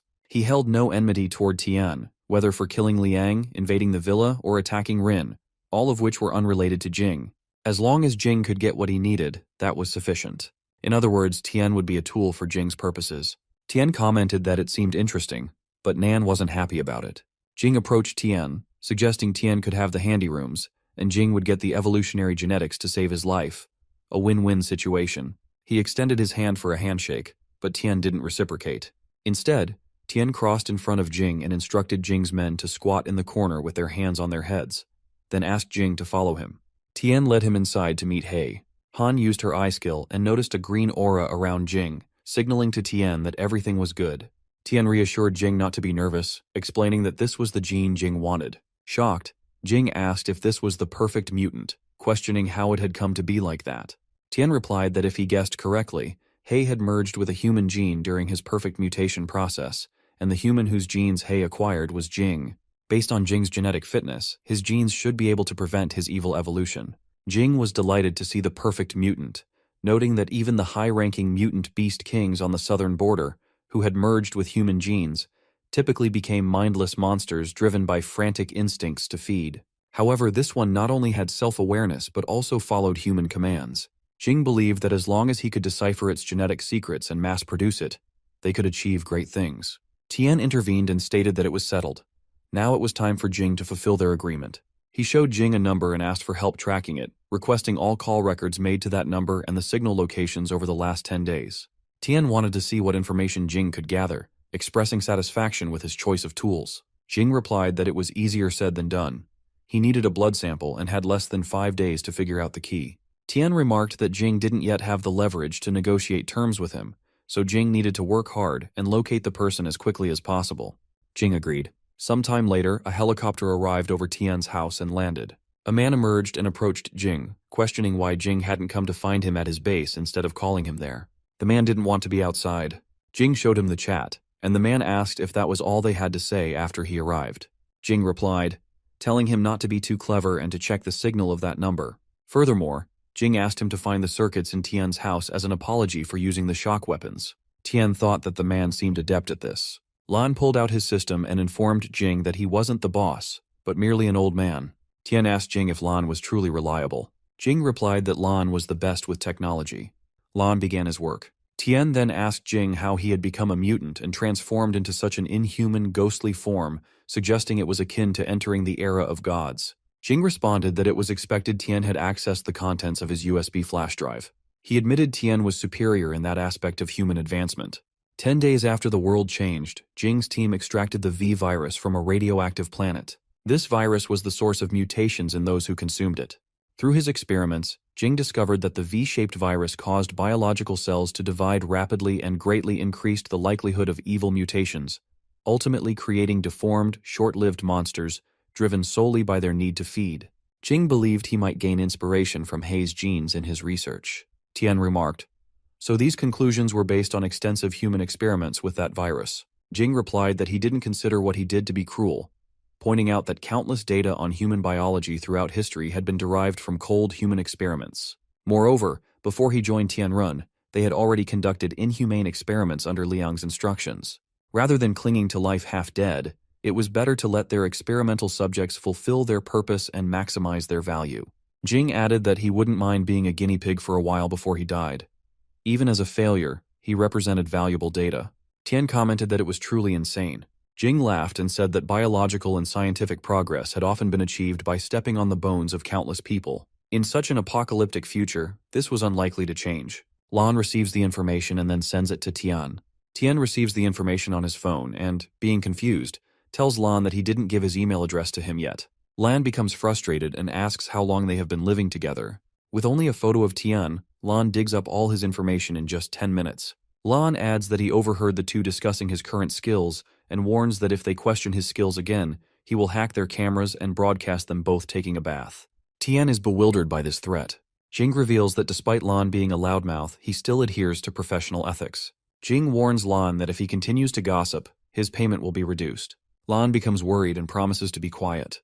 The scene shifts to a scary castle where two guards in white coats are standing guard with their guns loaded. One of them yawns and notices a mosquito in front of his eyes, which turns out to be a hummingbird from Tian. He wonders when moths became so big in such cold weather. Tian warns him to be cautious, noting that the hummingbird wasn't poisonous, but mentioning the abundance of mutated animals nowadays. He speculates that the hummingbird might be a mutated creature or something similar. Just as Tian's hummingbird spy strikes one man on the head, the other guard is shocked and bewildered by the sudden attack. Then, Tian takes a shot, rendering both men unconscious with shots to their foreheads. Tian positions himself on the roof of the building, the one responsible for incapacitating them both. From the rooftop, Tian peers inside and observes many people wearing identical attire. One among them declares that the Holy Lord, the true God who created the universe and everything in it, deserves thanks for granting them her will, power, and love. They believe she has bestowed upon them the fruit of hope for reincarnation into immortal bodies. He calls for the commencement of the reincarnation ceremony in the name of their god, Serket. Opening a box containing something significant, the man instructs two kneeling men to partake of it. He explains that next, they must water the fruit with nectar from the sacrifice to ensure its growth, hastening the completion of their reincarnation process. They revealed the body of a dead woman, and the two men began eating it. Tian felt disgust and shot one of them dead. The others panicked and fled, bewildered by what had occurred. Sheng wondered who had disrupted the reincarnation ceremony. Spotting Tian aiming a gun from the roof, Sheng demanded to know who he was and why he had interfered. Tian proclaimed himself their lord and ordered his hummingbird spies to eliminate them all. One person urged others to protect the Holy Lord, but no one listened, focused on saving themselves amidst the slow slaughter.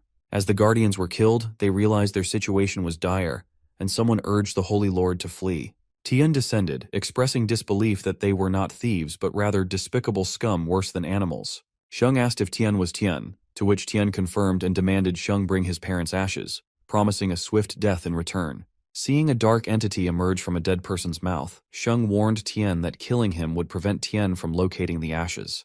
Tian warned against provocation.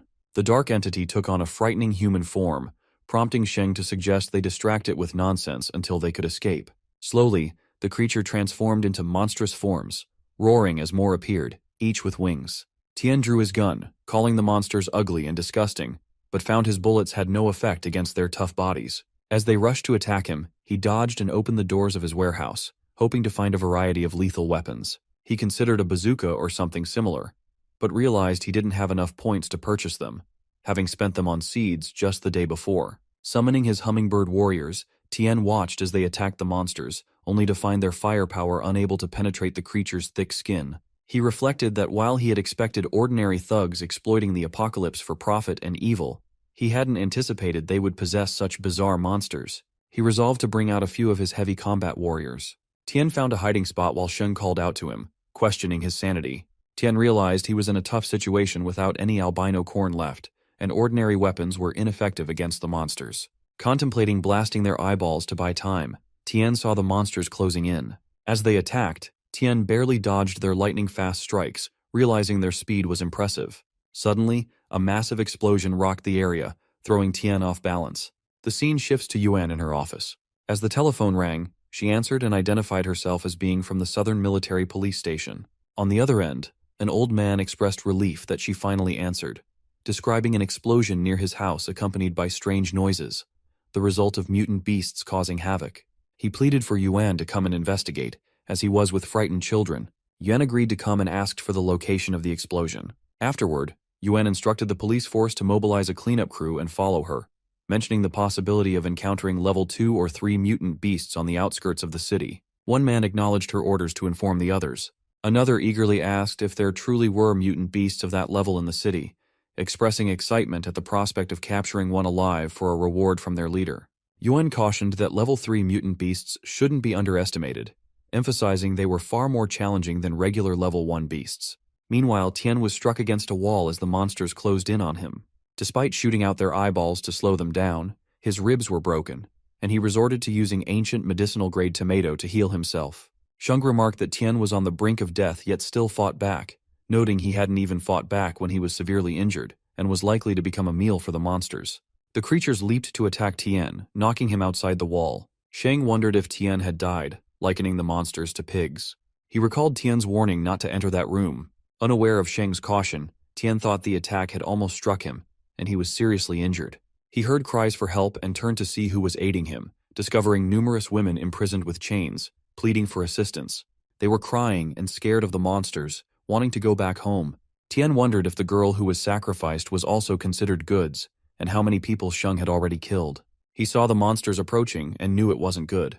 The women were terrified because the monsters were getting closer. Tien decided he wouldn't let the monsters come any further. He then noticed a place that looked like a warehouse. It seemed like they weren't just using the women as goods. There were also lots of food, gold bars, jewelry, and antiques. He didn't expect to find such valuable items hidden in the warehouse. Tien then saw a sword in the hand of a statue. He quickly climbed to the top of the statue and took the sword. To his surprise, it was a real Tang Dao sword. Its foreign technique was one of the most advanced in the world. The blade was strong, unbreakable, and incredibly sharp, representing the pinnacle of sword forging. It was a great sword and an absolute killer. Tien took the sword and heard the women's screams. He thought the monsters were getting closer, which wasn't good. So, he decided to try the sword to see if it could cut through the monsters. He rushed forward and slashed the sword at a monster. It worked, but it wasn't enough. With his current strength, he couldn't kill them in a single blow. This only angered the monsters, so he decided to get out of there first. As the monsters entered, Tien led them to follow him. They reached an open area, and the monsters rushed to attack him. He took out his sword and slashed at a monster. One monster used its tail to attack Tien, slamming him against the wall. Tien freed himself and realized it was hard to cause them fatal damage by attacking the surface. Dragging the fight out was a disadvantage, so he needed to start with their weak points. One monster attacked Tien, and he thought about its weak points. Then, he slashed the sword at the monster's head and finally managed to kill it. Then Tien saw the next monster. On the other side, Sheng inspected his precious collection, thinking about how his brothers would tear Tien into pieces, leaving not even a scrap of bone. Just then, Tien arrived and pointed his sword at Sheng. Sheng said it was all over, wondering how it was possible. The outer shell of the working ants was impenetrable to bullets, and he couldn't believe Tien had killed them. Sheng warned that if Tien messed with his superiors, they wouldn't let him go. Tien replied that if he could kill monsters, he wasn't afraid of Sheng's superiors. Saying go to hell, Tien prepared to slash Sheng with his sword, but then someone yelled for him to stop. Tien saw Yuan arrive with a gun and asked him to put his sword down. Sheng acted innocent, pleading for help and claiming that Tien was trying to kill him, urging the police to shoot Tien. Tien insisted that the police should point the gun at Sheng, not him. Yan asked what he meant, and Tian told her to look around. She saw women tied in chains, looking terrified. A police officer informed Yuan that some of these women were reported missing before, and he recognized them from the photos. There was no mistake. Yan was shocked to hear this. She also saw the supplies and wondered what was going on. Another officer told Yuan that there was a major case. A female body had been found in the main hall in a grotesque manner. Several cult members were shot dead, and there were also 2 corpses of mutated beasts in the side hall. Yuan then ordered everyone to stay calm, assuring them that everything was under control. She told them to notify the bureau and the hospital, as well as some cooperative units, and to get all their spare hands to come and support. Sheng was arrested, and as the police took him away, he taunted Tian, asking what he could do now. Tian felt angry but calmed himself and took his sword back. Wen recognized Tian and asked if he remembered her. Nervously, he asked who she was. She reminded him about the accident 3 years ago when they both went to identify bodies. He agreed, recalling that there was a female officer with him and appreciated her good memory. He remarked that it seemed she guessed what he was up to when she stopped him. She replied that, although his actions were understandable, he couldn't act rashly. She introduced herself and explained that Tian's DNA from the car accident 3 years ago led them to him. She asked him to stay calm and listen to her words. She mentioned that Sheng's situation wasn't over yet and that the police wouldn't kill Sheng. She acknowledged Tian's extraordinary strength, saying that even though there were many of them, they wouldn't be able to stop Tian from killing Sheng. However, she emphasized that the Yanhuang Federation was still under the control of the military police and the parliament. She continued, explaining that this wasn't the place for vigilante justice, and asked him to trust the military police. They wouldn't spare any guilty person. It was their duty. She asked him to cooperate with their investigation and tell them what he knew. When he agreed, she thanked him for his cooperation. After that, ambulances, more police, and civilians whose daughters or wives were missing arrived. The rescued girls came outside wearing white cloths. The injured ones were taken to the hospital, while those who were unharmed reunited with their families, leading to emotional scenes. As Yuan was escorting Tian, a policeman asked what he should write in the records for the deceased. She replied to state that during the arrest, they encountered fierce resistance, so they were forced to fight back, resulting in serious injuries and deaths on the other side. The officer agreed.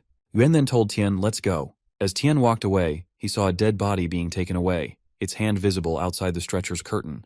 A girl with her mother approached to thank Tian, calling him a savior.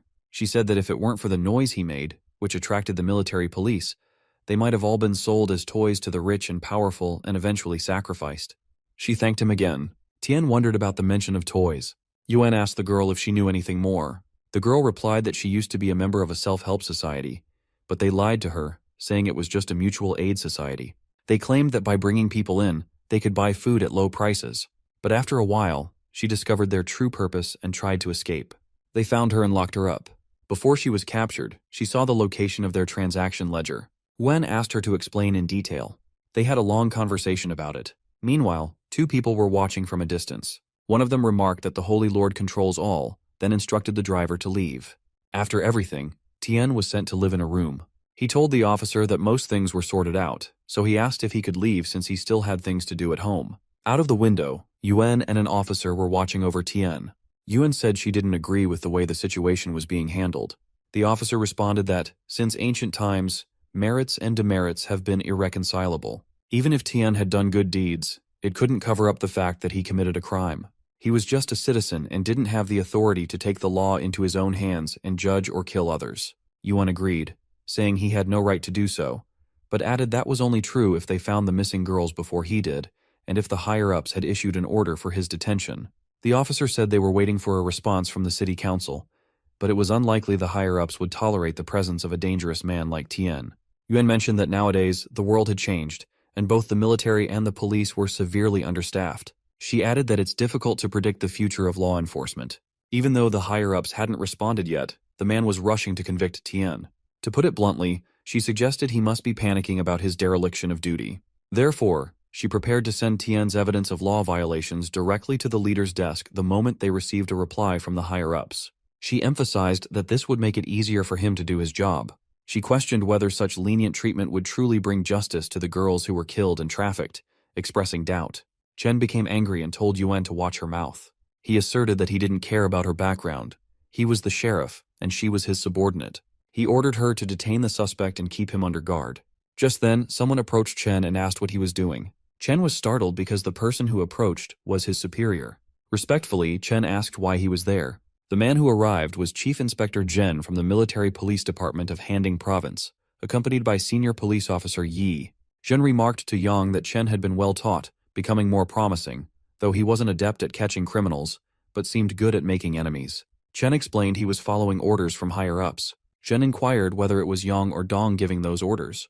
He then instructed Chen to stay put and recite the police rules 20 times. Addressing Yuan, Zhen mentioned that Bureau had briefed him over the phone about the situation and asked her to take him to Tian. She agreed and informed him that Tian was in Cubicle 03, inviting him to follow her. When they approached Tian, who was sitting silently, Zhen asked if he was indeed Tian. Tian stood up and confirmed his identity. Zhen introduced himself as Chief Inspector Zhen from the Provincial Department of Handing. Tian wondered about this development, and Zhen, remaining seated, remarked that if a case required a senior official like himself to personally interrogate Tian, it indicated that Tian wouldn't easily get out of this situation. Zhen chuckled and reassured Tian not to be nervous, explaining that he had come with a file he wanted Tian to see. He believed Tian would be curious about the changes in the two mutated beasts. Showing the file, he said the information was specifically brought for Tian's attention. He handed the file to Tian, who asked why him. Zhen replied that it was meant for people like Tian, those who understood such matters.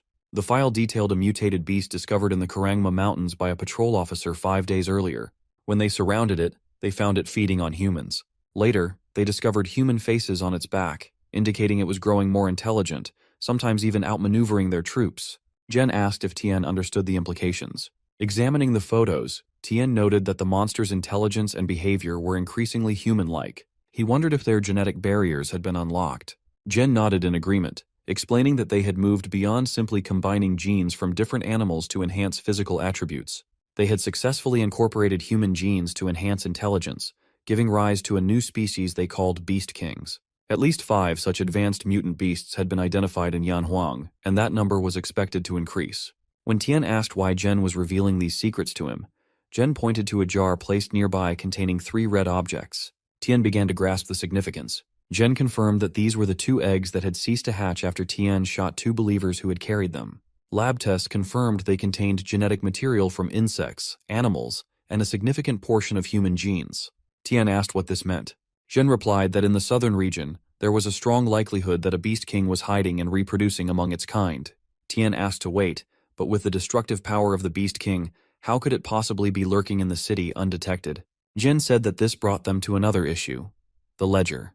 Tian asked if he had found the ledger. Zhen answered that although the Beast King had a certain degree of intelligence, it was still far from evolving to the level of a normal human.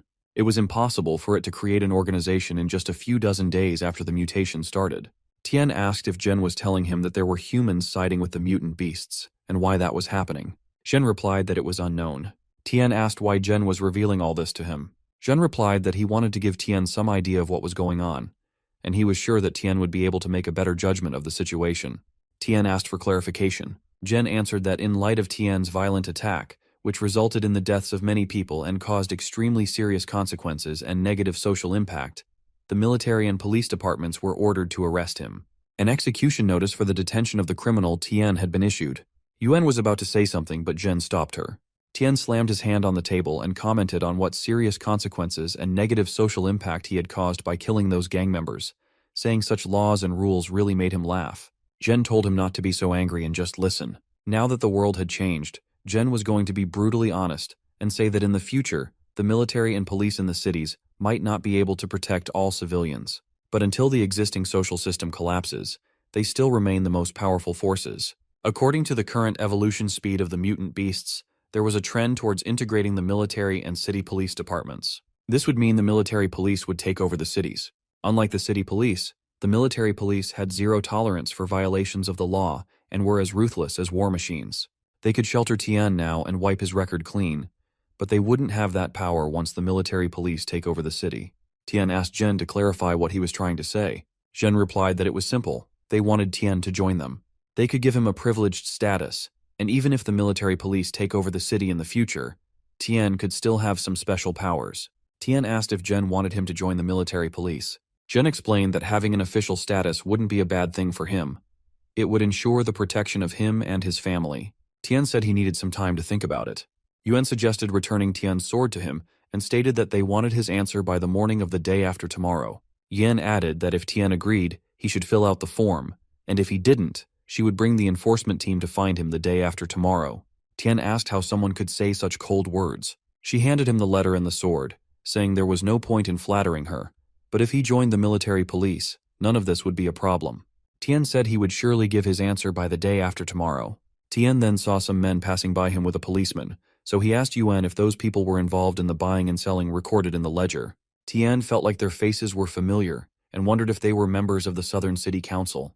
As one of the men turned to look at Tian, he realized the inspector was telling the truth. These weren't just some rich and famous people. They were members of the parliament. Tian didn't expect that even they were involved, and wondered if they were only engaged in buying and selling, or if they were already standing against mankind. Tian returned home and checked on the level 4 Divine Gain cherry tomato. He asked Han if she would help him if he became a military policeman.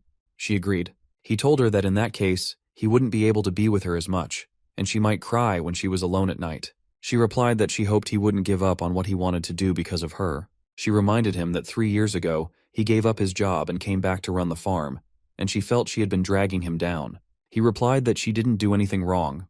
He made that choice on his own. As he moved his hand over her head, she said she didn't want to be protected by him all the time, and wanted to grow up fast as well. She continued that no matter what choice he made, she would surely support him. She had Hay and Grandpa Nan to take care of her as well, so she wouldn't be afraid. He commented that she had really grown up, and that he would now leave her in charge of spreading the growth potion on the Divine Gain cherry tomatoes, adding jokingly that there should be no slacking off to watch cartoons. The scene shifts to the prison, where a man approached Sheng's cell. Sheng kept smiling the entire time.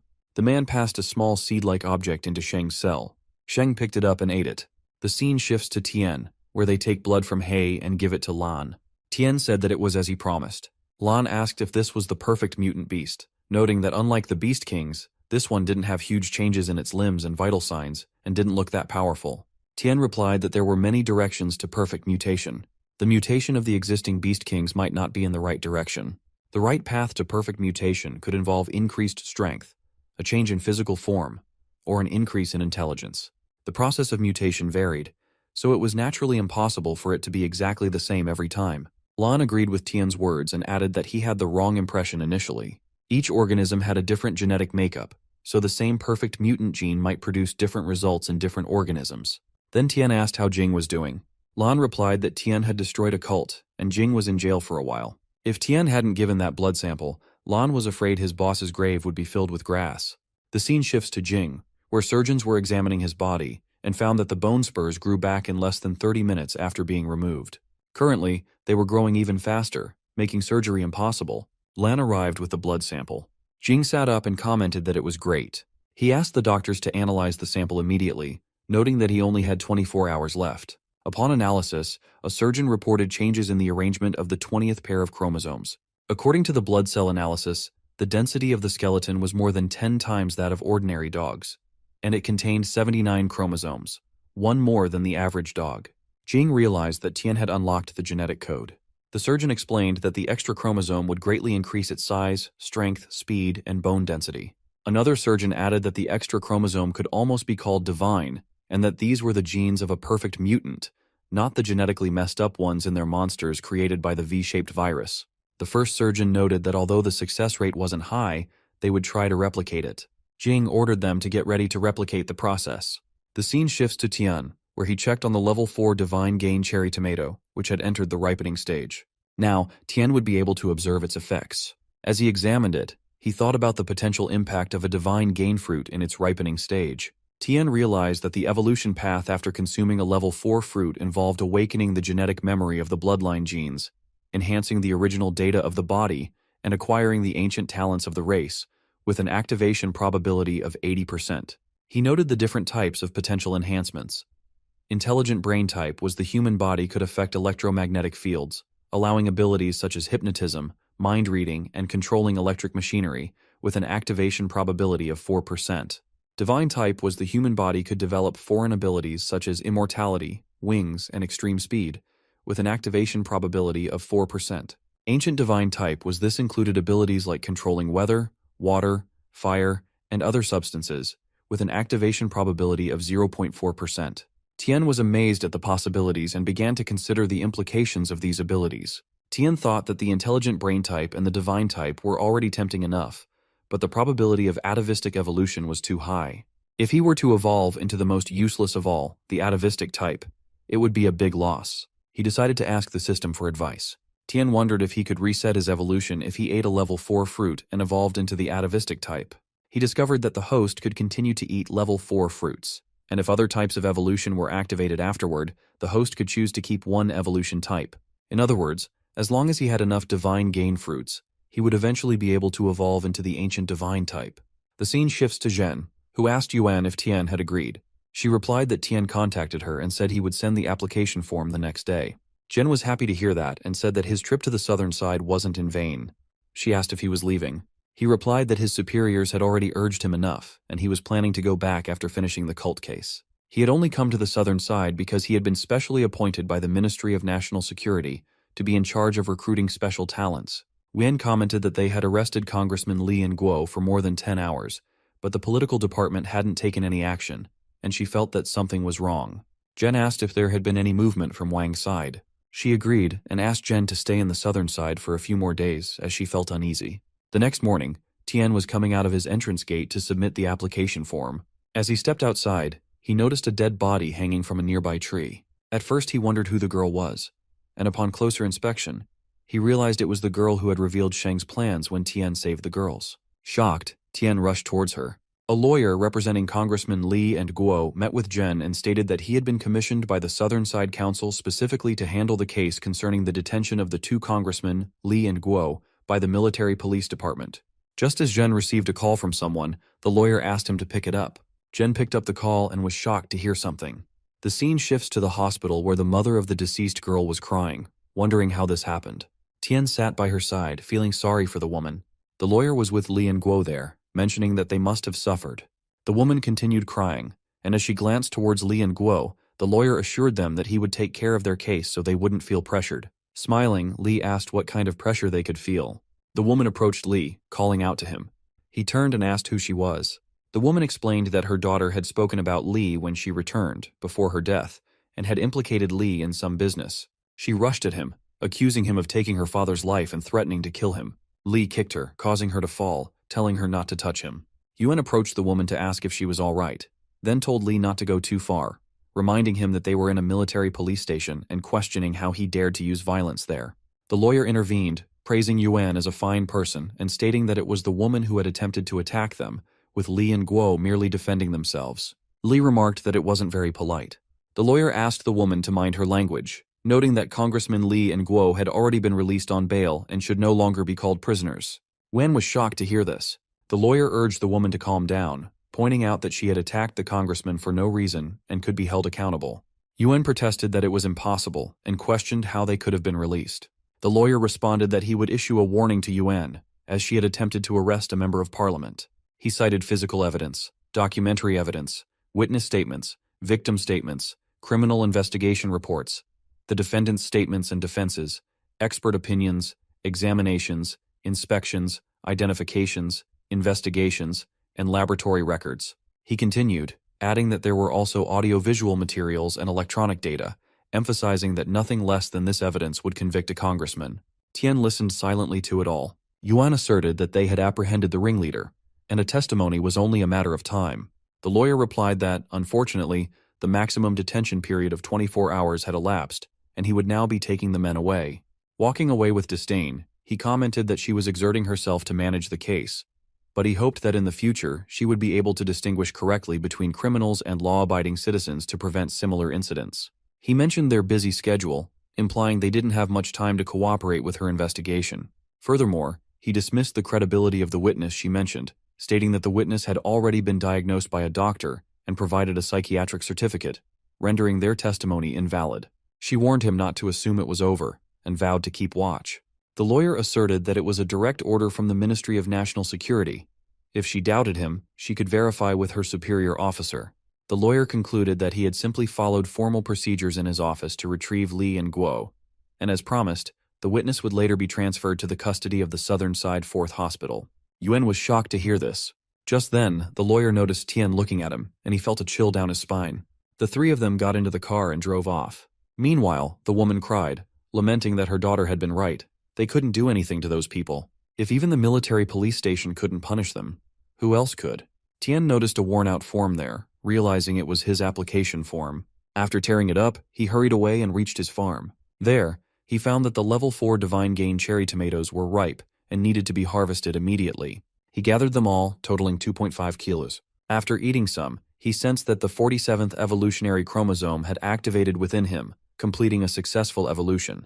This was an atavistic evolution type, enhancing his ability to hard-avoid awakening skills and doubling his basic attributes. The scene shifts to the lawyer's car where he tells Li and Guo that they had managed to contain the situation. Given that only a few people knew about the matter, he assured them that with proper follow-up, the impact on them would not be too severe. He advised them to work together to calm things down. Li was smoking and remarked that they understood, suggesting that they could handle the lower-class people with condolence money and supplies. Guo disagreed, pointing out that public opinion on the internet still mattered, especially with photos circulating of them shaking hands with the victims' relatives and distributing condolence money. He suggested getting reporters to write more favorable stories about them and holding a press conference to refute rumors, which would easily sway naive people and rehabilitate their reputation. Li grumbled about the annoyance of having to pretend for such fools. Guo urged patience, emphasizing that this was a crucial time for their transformation into emperors, and only by appeasing the masses could they secure their future food supply. Li responded that he understood, but suddenly, a sword severed Guo's head, shocking Li. Looking up, Li realized it was Tian. From atop the car, Tian casually asked about the food. Li, stunned, demanded to know how Tian dared to do such a thing, reminding him that Li was a congressman and Tian hadn't been warned about the consequences. Tian was courting death. Tian calmly stated that since they had consumed that thing, only blood could cleanse them, as they no longer deserved to be human beings. Without hesitation, Tian killed both of them. After parking the car and cleaning up the blood, Tian noticed a small living object emerging from the car. He crushed it swiftly, then proceeded to eat something himself. Tian sensed the successful completion of his evolution, acquiring an atavistic type. His awakened skill, named Flash, doubled his basic attributes. Reflecting that he had consumed the 40th Divine Gain Velheru tomato, which was still the weakest evolution, Tian ate more, feeling stronger and ready for another evolution. He digested everything thoroughly before continuing with the atavistic type, feeling satisfied for the time being. Feeling different, Tian sensed his evolution taking a new direction and obtained a rare item. Upon inspection, he discovered it was an intelligent brain, enhancing his basic attributes similarly to the atavistic type evolution enhancement data. Intrigued, he decided to test out his telepathy ability. Activating it, Tian found he could sense living creatures within a range of about 10 meters. Spotting a bird nearby, Tian focused on it. He heard the bird wondering about rice because it was hungry. Tian realized that when he touched a living creature, he could sense its thoughts, but it wasn't enough. Leaving the bird, it remarked that humans were bad while birds were good. Tian considered that before resetting to a new evolutionary path, he should contact Lan. Tian arrived at a peculiar building and connected with Lan via electronic communication. He informed Lan that the person confined in the hospital room wasn't the intended target. The prisoner had been substituted with someone who looked remarkably similar. Lan reassured Tian not to worry, promising to find him no matter what. Soon, he located Sheng and sent Tian a map, cautioning that the target was constantly moving and periodically out of range of the electronic eye.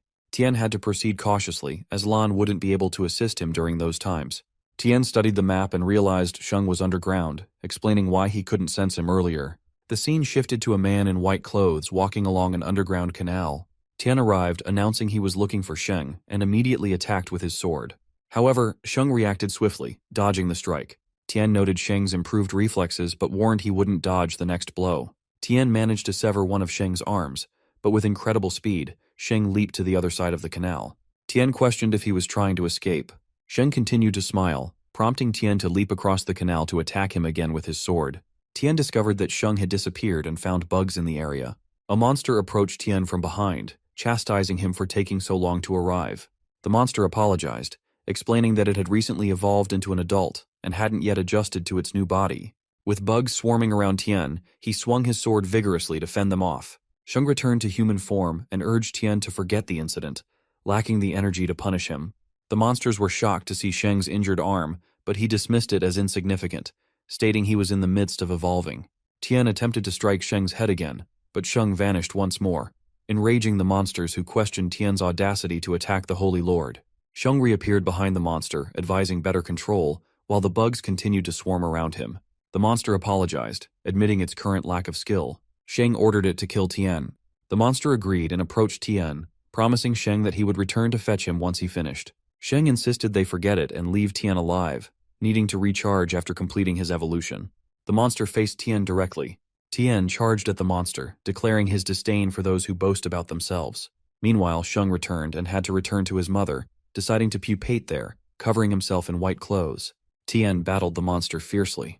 The monster acknowledged Tian's difficulty, pondering how an ordinary human could possess powers similar to its own. Tian's appearance didn't suggest evolution, and the monster wondered why Tian could evade its attacks, as if predicting its moves. Tian thought he was toying with the monster to read its movements. As long as he focused, Tian knew every move the monster made. Tian asked if the monster knew him. The monster replied affirmatively, but noted Tian didn't recognize his opponent.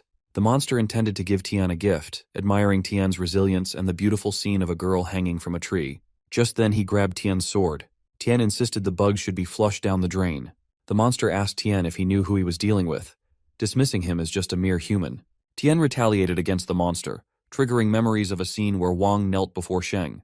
Sheng told Wang not to settle for being a minor mayor, challenging him to work with Sheng instead. Sheng promised to grant Wang an immortal body and elevate him beyond ordinary humans. Wang eagerly agreed, stating he would do anything for eternal life. Sheng placed something in Wang's mouth, emphasizing the need for worship from believers, particularly young and lively women, as sustenance. Wang accepted, pledging to offer tribute to the Lord. The monster reflected that it wasn't wrong to seek strength in a post-apocalyptic world to survive, where the ecosystem favored the strong and deemed the weak as prey. He believed those lowlifes deserved to perish, acknowledging that helping him evolve would provide them sustenance for his ascension. The monster asked Tian what he had done to him. Tian thought delving into someone's mind was exhausting. He then opened his inventory and consumed an ancient, high-grade medicinal carrot, fully restoring his stamina. He told the monster that he had figured out his identity, and hadn't expected Mayor Wang to be such a coward afraid of death. Curious, the monster asked how Tian knew Wang's real identity. Tian replied that he had read the monster's memories, filled with arrogance and extreme self-interest. The monster questioned how this was possible and speculated if Tian was an evolved human. He admitted he had never heard of an evolved human with such abilities in the southern region. According to the Holy Lord, evolution required consuming the fruits of hope. Tian asked if the monster meant those slimy, disgusting bug eggs, asserting that Sheng didn't need such a repulsive method for evolution. It was more like parasitism than true evolution. Perplexed, the monster asked what Tian meant. Tian explained that he had seen in the monster's consciousness how the bug's consciousness competed with him for control of his body. It was evident from the monster's subconscious that it was prepared to undergo evil evolution, and it was only a matter of time before Wang's consciousness disintegrated. Tian asked how long Wang's personality could endure before becoming a mindless monster. The monster warned Tian not to liken him to lowly ants, stating that the egg he consumed was second only to the prince's. Even if his consciousness could no longer dominate the body, he had become a superior being, shedding the fragile and useless human form. Tian wondered about the prince and speculated whether Sheng had consumed a higher-level egg. Nearby, he noticed a living body. Concerned, another monster suddenly attacked him. Tian marveled at how quickly it had hatched. Tian's hand is severed by the attack, causing him to fall into the canal. Wang congratulates Sheng on the birth of the prince. Sheng is angered that Wang couldn't kill a human and now has to do it himself. Wang denies this, saying that Tian was a Samsung evolver. Sheng, the monster, remarks that there really was a survivor on the southern side. Wang agrees, saying he wasn't good enough for that. Sheng adds that no matter how much he evolves, Tian is still a low elven human without any physical enhancements, and what a waste of the third-level eggs his mother gave Wang. Wang asks Sheng to look at Tian. Tian takes out the ancient medicine-grade carrot and eats it. Others are shocked at how a human can regenerate his hand. Sheng comments that it's interesting. Tian thinks that while the ancient medicine-grade carrots are easy to use, repairing flesh takes time, and if they notice this flaw, Tian will be in trouble. Sheng remarked that Tian's hand had grown back so fast that he changed his mind about wanting to kill Tian. He mentioned he'd like to have Tian's genes but found the idea of just eating him boring, especially since Tian had many secrets. Instead, he proposed a deal. Tian asked to hear about this deal. Sheng replied that evolved beings like them, superior to human races, should unite forces. To put it simply, the land's poisoning had already caused a severe food shortage, compounded by evolving beast kings. Given current human technology, it was only a matter of time before humans were eliminated from Blue Star. Low-level, weak creatures like humans would become resources for the strong. Only the evolved could adapt well to the new environment. Sheng asked Tian to join them, seizing the southern side before major beast kings took over. They could enjoy food, survival resources, and higher evolution levels together. Didn't that impress Tian? A life ruled by them awaited. Tian replied that Sheng's speech was impressive, but it was a pity that humans weren't merely his blood bags, and he warned Sheng not to underestimate them. Sheng realized the negotiation had failed and expressed curiosity about Tian's abilities, although now Tian could only be Sheng's nourishment. Sheng attacked Tian, telling him to go to hell. The scene shifted to Tian's house, where everyone else was farming. Han felt a sudden pain, causing her to drop the food from her hand. Nan asked what was wrong. She reassured them she was fine, attributing the pain to a sudden throbbing in her chest and dizziness. She believed she would feel better after some rest. She thought the sensation was intense, reminiscent of heart palpitations, and it gave her a sense of foreboding. Han asked Nan to continue collecting fruits, while Tian reminded them they needed to stock up on food before the second destruction wave arrived. Nan began to feel better and insisted she wouldn't hold them back. The scene shifted to Tian, who screamed.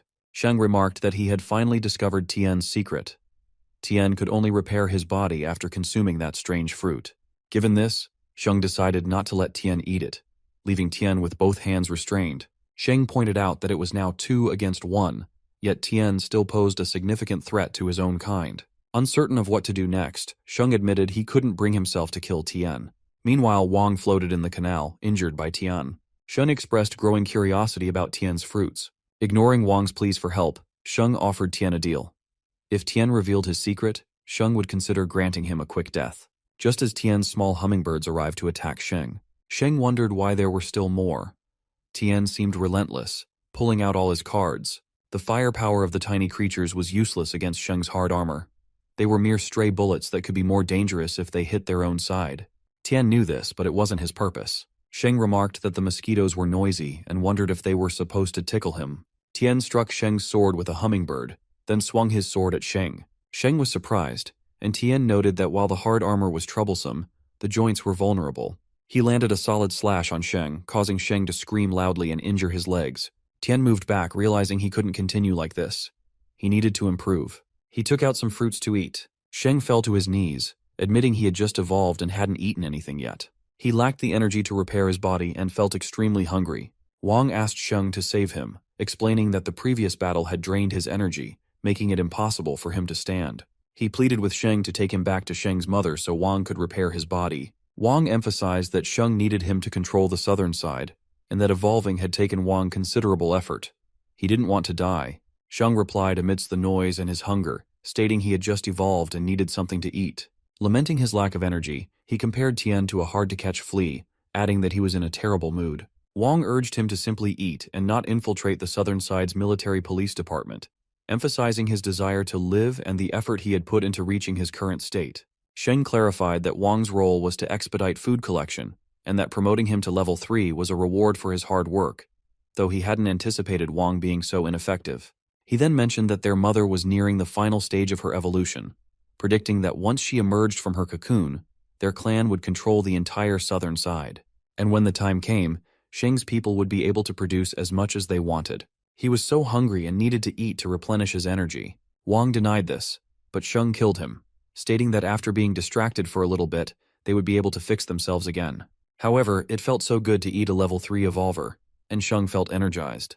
Tian realized on-screen that his atavistic awakening activated the bloodline's genetic memory, enhanced the body's original data, and acquired the ancient talents of his race, with an evolution probability of 80%. Tian was shocked that Sheng had eaten his own king, and there were no more fruits left in his inventory. After eating dozens of precious level 4 fruits in a row, all the acquired evolution types were of the atavistic type. Sheng commented that if he ate Tian as well, he would be able to level up his strength. Tian ate the last one, realizing that Sheng had become so fast that Tian couldn't escape. Sheng approached Tian closely, his pointed hand nearing Tian's eyes. Sheng was suddenly stopped by something and wondered what was happening, unable to move his body. Tian realized he had finally achieved it. The evolution path had reset, and evolution was completed successfully. The awakened skill was gravity mastery, field expansion. The basic attributes remained the same, enhanced by atavistic evolution data. Tian thought that not only had the ancient divine type been restored, but also the super rare rule system. He understood that the ancient divine type evolution was categorized into elemental, superhuman, and rule systems. The composition of the Blue Star world was governed by rules such as gravity, acceleration, potential energy, and inertia. Mastering these fundamental and essential powers allowed one to become a god in the truest sense. Tian believed that the rule system was undoubtedly the most powerful evolutionary branch of the ancient divine type. He discovered that the range of gravity control was 3 meters. Field expansion allowed the range of gravity control to be expanded tenfold in a short period, but consumed a lot of mental and physical energy. He took control of Sheng's body, causing Sheng to scream. Tian landed a solid blow on Sheng. Sheng thought it was clear that Tian was only a level 3 evolver, yet he had become stronger than before. Tian believed that the power of the ancient divine type evolution was already formidable at level 1. Consuming level 4 or higher crops and meat would further increase his abilities. He wondered about the future evolutions this could bring and found it thrilling. His heart raced with excitement, relishing the incredible power and addictive satisfaction it brought. Exhausted and coughing, Sheng knelt down, pondering how Tian had become so powerful in an instant. Tian effortlessly shattered Sheng's hard armor with a strike through the air. Realizing he couldn't continue like this, Sheng decided to escape. He knew staying there would mean certain death, so he began to run away. Tian saw Sheng attempting to flee and chased after him, using his power, but it didn't work as expected. Tian realized he still lacked sufficient control over gravity. As Tian advanced, he found that Sheng had managed to escape, leaving a trail of blue blood behind him as he fled. Running, Sheng reached a giant hole where his mother was hatching.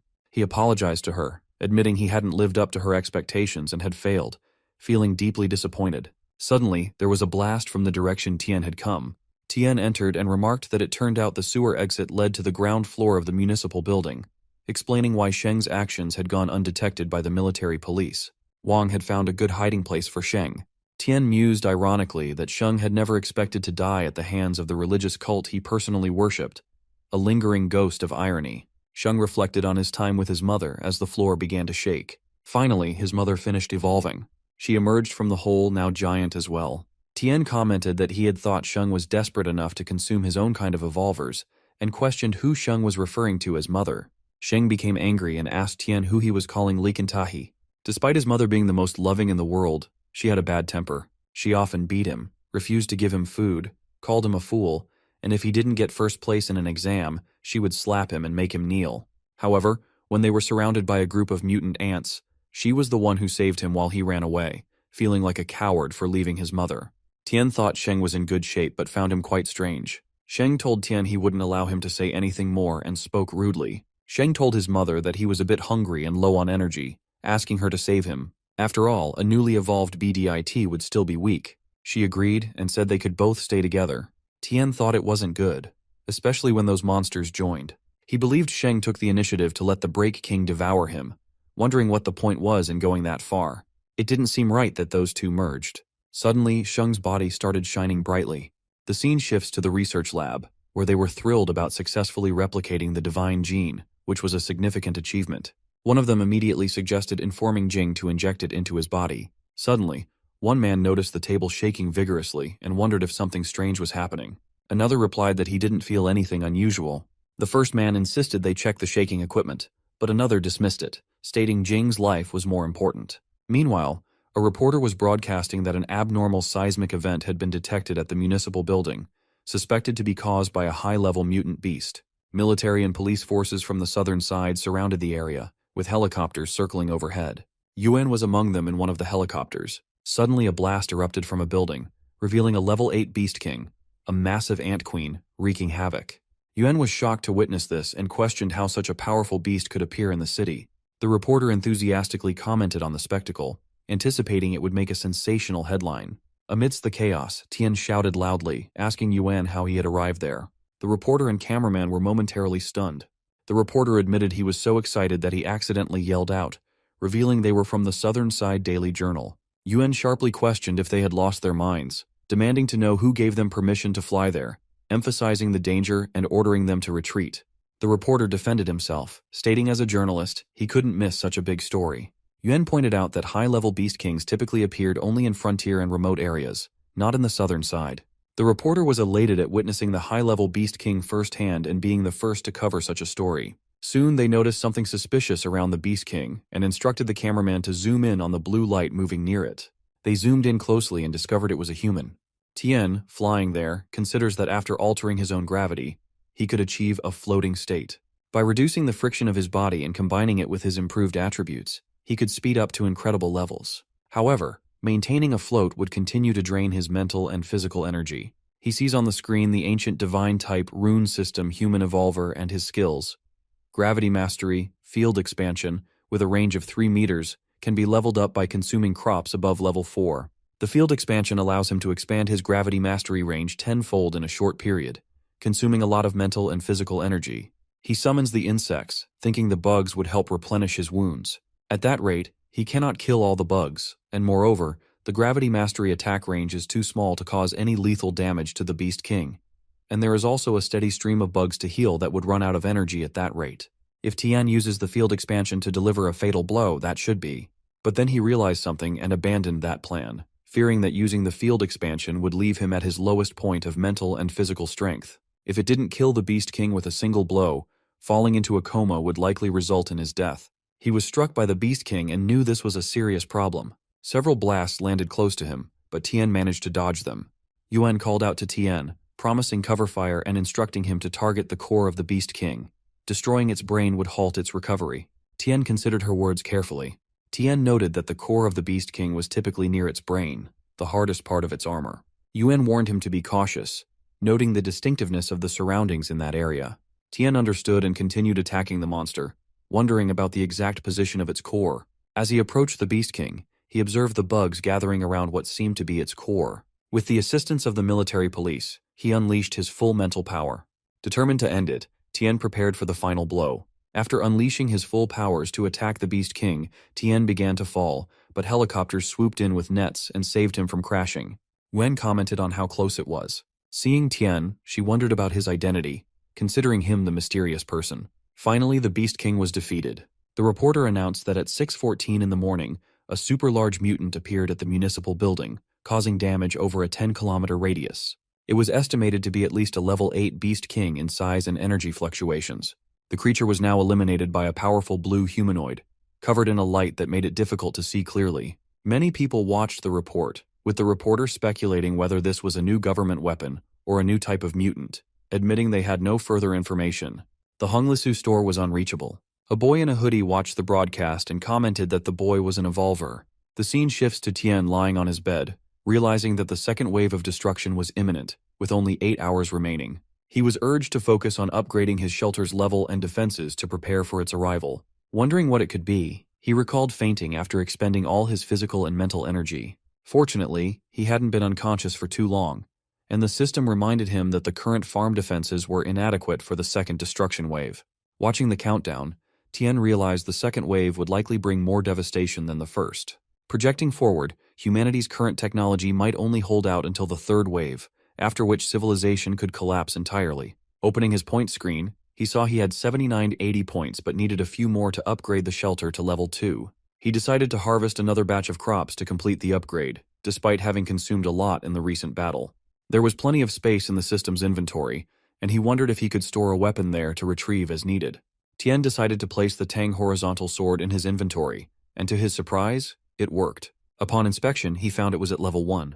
He wondered if real-world items could be leveled up by being placed in the inventory, speculating that as the level increased, the sword would exert greater power. Getting up from bed, Tian realized now wasn't the time for him to rest, knowing time waits for no one, especially considering the time it takes for crops to mature and be harvested. He acknowledged that Officer Yuan had given him timely advice, though he'd have to thank her properly another time.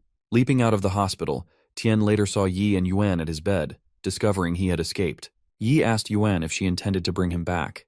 Yuan dismissed the idea, stating Tian wouldn't agree. Yi expressed concern about Tian causing trouble outside. Yuan countered by asking if Yi believed the Southern Side military police could apprehend a mutant capable of taking down a Beast King alone, noting that the strongest mutants in the military only had enhanced strength and physical abilities. Yi acknowledged Tian's capabilities but assured he didn't mean to pressure Tian into anything. He continued that the meaning was that they should continue to win over people with such great power, and they couldn't force him to do what he doesn't want to. He was probably angry at their incompetence. Nowadays, the military police were so weak that they couldn't even protect a girl, and why would he trust them? Wen said that she will convince her dad, too, and she didn't think that he had any ill intention towards humanity. On the contrary, he was on their side. Don't bother him yet, just wait and see what will happen. She was looking forward to how powerful Tina will be in the future. Yi asked her to go ahead and tell him. Then Tian reached back to his home, Han and Nan were so happy to see him back. Tien apologized for making them worry. All three hugged him, and Tien thought that he had gotten a lot stronger. But what about his superpower? Tien asked them to let him go. Han was lifted by him and told to keep lifting her. Tien saw Nan's body and commented that he had evolved as well. Nan agreed and said that he woke up like that Lady Day, and he didn't know which food evolved him. Han asked him to see that she had gotten stronger as well. Tien saw the stats of Nan and Han, and thought that the members had evolved into the atavistic type. He found that the anti-radiation corn and peppers had matured. Tien said that a new batch of crops had also ripened, so let's start harvesting, and they were going to upgrade their farm. Then all agreed, and upon getting the peppers, Tien thought that the camouflage chili pepper was a purple rare item. When consumed, it allows one to enter a state of camouflage for 10 minutes, blending in with the surrounding environment and evading sound wave detectors, thermal imaging technology, and optical detectors. He thought that now the points were enough. He was asked again if he was sure that he wanted to spend 80 W points on the Level 2 shelter upgrade coupon. He found that after the upgrade, the shelter's defense strength and area would be greatly increased, and the shelter privilege would be granted. The player would also receive a new skill named Flaw Mastery. Tien purchased that, and the upgrading started automatically. As it was upgrading, he saw that there were now 3 hours left for the second destruction wave. The original shelter's properties were preserved while livestock sheds were renovated. The fish pond and planting field were also renovated. A thermal energy detection radar tower was built with a range of 30 kilometers, and an electromagnetic interference radar tower was constructed with a 20-kilometer interference range. Turrets were under construction. When Han saw the fish pond, she remarked that it had become so big, resembling an artificial lake. Tien found that the upgrade was completed. The planting field had been expanded to 300 acres, the livestock area to 3 acres, and the fishing area to 5 acres. Tien was congratulated on successfully upgrading the shelter to level 2 and received a gift package, unlocking the permission disguise and the skill life flaw mastery. Tien thought it now resembled a military fortress, which was cool but still somewhat conspicuous. He considered hiding the appearance of the level 2 shelter to make it appear like level 1. It disguised itself as before, and Tien thought that activating the disguise would make outsiders see the old, dilapidated farm as it was before. This would save him from many problems. He had just unlocked a new skill. He discovered that at level 1, he could see the data of all objects, while at level 2, he could see the flaws in all living things and identify their most fatal weaknesses. He wondered about these fatal weaknesses and how he could use this power against others, understanding if there were any limitations on the use of flaw mastery by the system. He found that there were none. No race or being in the world was without weaknesses. Even the rarest ancient divine evolvers had hidden flaws. Tien realized that with this skill, he could defeat evolved beings in the future with a single move. He also noticed that his level 4 divine gain, the cherry tomatoes, had ripened, and he was asked to harvest them as soon as possible. Tien thought that with this skill, he could potentially reset Han's evolutionary direction. If he didn't insist on ancient divine types, these fruits should be enough for Han and him to complete their evolution. Han and He both picked tomatoes to eat. Han told Tien that she was the one who kept resetting, and they were all atavistic. She felt like she was going to be sick. He replied that if she ate some more, maybe she would win the next one and couldn't lose to He. She replied that she wouldn't lose and started eating several tomatoes. He was shocked to see that. Suddenly something happened, and Han admitted she did that. Tien found her intelligent brain evolver skill was magnetic field mastery of the Eye of Truth and appreciated her. They noticed something happened to He as well. Han was happy and commented that it was so cool. Tien realized it was the Sacred Beast skill, King's Pressure. He found that there were 30 seconds left for the second destruction wave. The scene shifted to Jing, who had just been injected with the good virus. He was asked how he was feeling. Jing replied that he was in very good shape now, not just because his physical state had fully recovered, but also because he believed he had successfully replicated the divine gene and become a pioneer in the era of the gods. He found that he couldn't stop trembling. The last 5 seconds of the second wave of destruction started. As it finished, the water waves came so badly, totally changing the weather. Tien thought that the active, flowing water life on Earth would disappear from there, with the third destruction wave coming in 60 days. Tien was determined to savor that period. He thought about the water sources when suddenly, a gigantic circle formed in the sky, causing lightning strikes. The scene shifted to a ship in the middle of the sea where they discovered that the ship wasn't receiving any signals or radar. All communications were lost. A crew member called the captain to come out and see the ocean. As they checked, they were shocked. The captain wondered about their mutated sea creatures and noticed that the color of the ocean had become strangely unnatural. They questioned if this was only in their area or if it affected all water sources. The entire sea turned red, teeming with mutated creatures. A man was getting closer to the divine gene, and, by obtaining it, he said that he didn't expect Jing to be able to actually create it. Just as a skeleton tail came to grab the divine gene and cause some damage to the man's hand, the man asked who the person was that dared to do such a thing. He found Jing and said that his evolution had been very successful and that he arrived so quickly, so the man must have triggered something. Jing came in front of the man, asking how he got the password for the safe box. The man replied that Jing was indeed a descendant of their family, and the headquarters was right to leave that responsibility to Jing as he had truly extracted the divine gene. Jing realized that it was Ming and asked how Ming had come there. Ming replied that he came to deliver orders from the headquarters and then referred to Jing as his brother, stating that from that day, all of Jing's research projects in the southern region would be taken over by Ming, and that Jing had to return to the headquarters that day to report on his work. Jing asked if Ming was the only one there. Ming replied that it was obvious he hadn't come alone, and that Jing's evolution data had been reported to him a long time ago, so how could he have come without any preparation? Then a lot of men came up behind Jing with guns. Jing didn't understand and asked what Ming was talking about. Ming replied that it seemed Jing had a personal agenda. Why didn't Jing report the successful research to the headquarters immediately? Was he trying to monopolize the achievement? Even if they hadn't seen each other for a few years, Ming remarked that Jing was still the same, domineering, shameless, and justifiably robbing him of everything, calling it profit recovery instead of robbery. The headquarters and the Bai family had given Jing everything, including research funding and technical support, so his results should naturally be shared with them. But Jing didn't have to worry. He had created such great benefits for the headquarters that even if he returned now, he would still receive a huge reward. Ming wasn't robbing Jing of his credit, he was taking him back to enjoy his success. Jing asked what there was to enjoy about happiness, and said he was afraid he would be dragged off to become an experimental subject in the Divine Creation Project as soon as he landed on the ground. Ming replied that even Jing himself had used his own body for experiments, so it shouldn't be a problem for him if they were to study that experiment. As far as Ming knew, Jing had only made 2 copies of the divine gene. He used one on himself, and the other was in his hand. Ming wanted such a precious sample. Lan and the other researchers arrived as well. Lan told Jing that he didn't have anything to do with their family, and, as he was a worker, he should be allowed to leave. Ming commented that such an important person couldn't leave like that. Jing asked Ming if he thought he could use them to threaten him. Ming agreed and said that by taking control of the Southern Side Research Institute, he could show Jing that even though Jing had evolved, he was still a human with a mortal body. He couldn't remain unscathed in the face of their many guns. Ming told Jing to stop making meaningless resistance and to hand over the divine gene obediently, as his current situation was sad and embarrassing. Jing thought that with his current physical strength, there wasn't any way he could withstand that many assault rifles. But with the blessings of extreme speed, he should be able to escape. Ming said it seemed like Jing didn't want to cooperate, and it was said that some evolved people had super healing powers, so Jing should still be able to live with broken arms and legs. Then a blast occurred. The scene shifts to Tian's house where he had prepared food. Han commented that it looked lovely.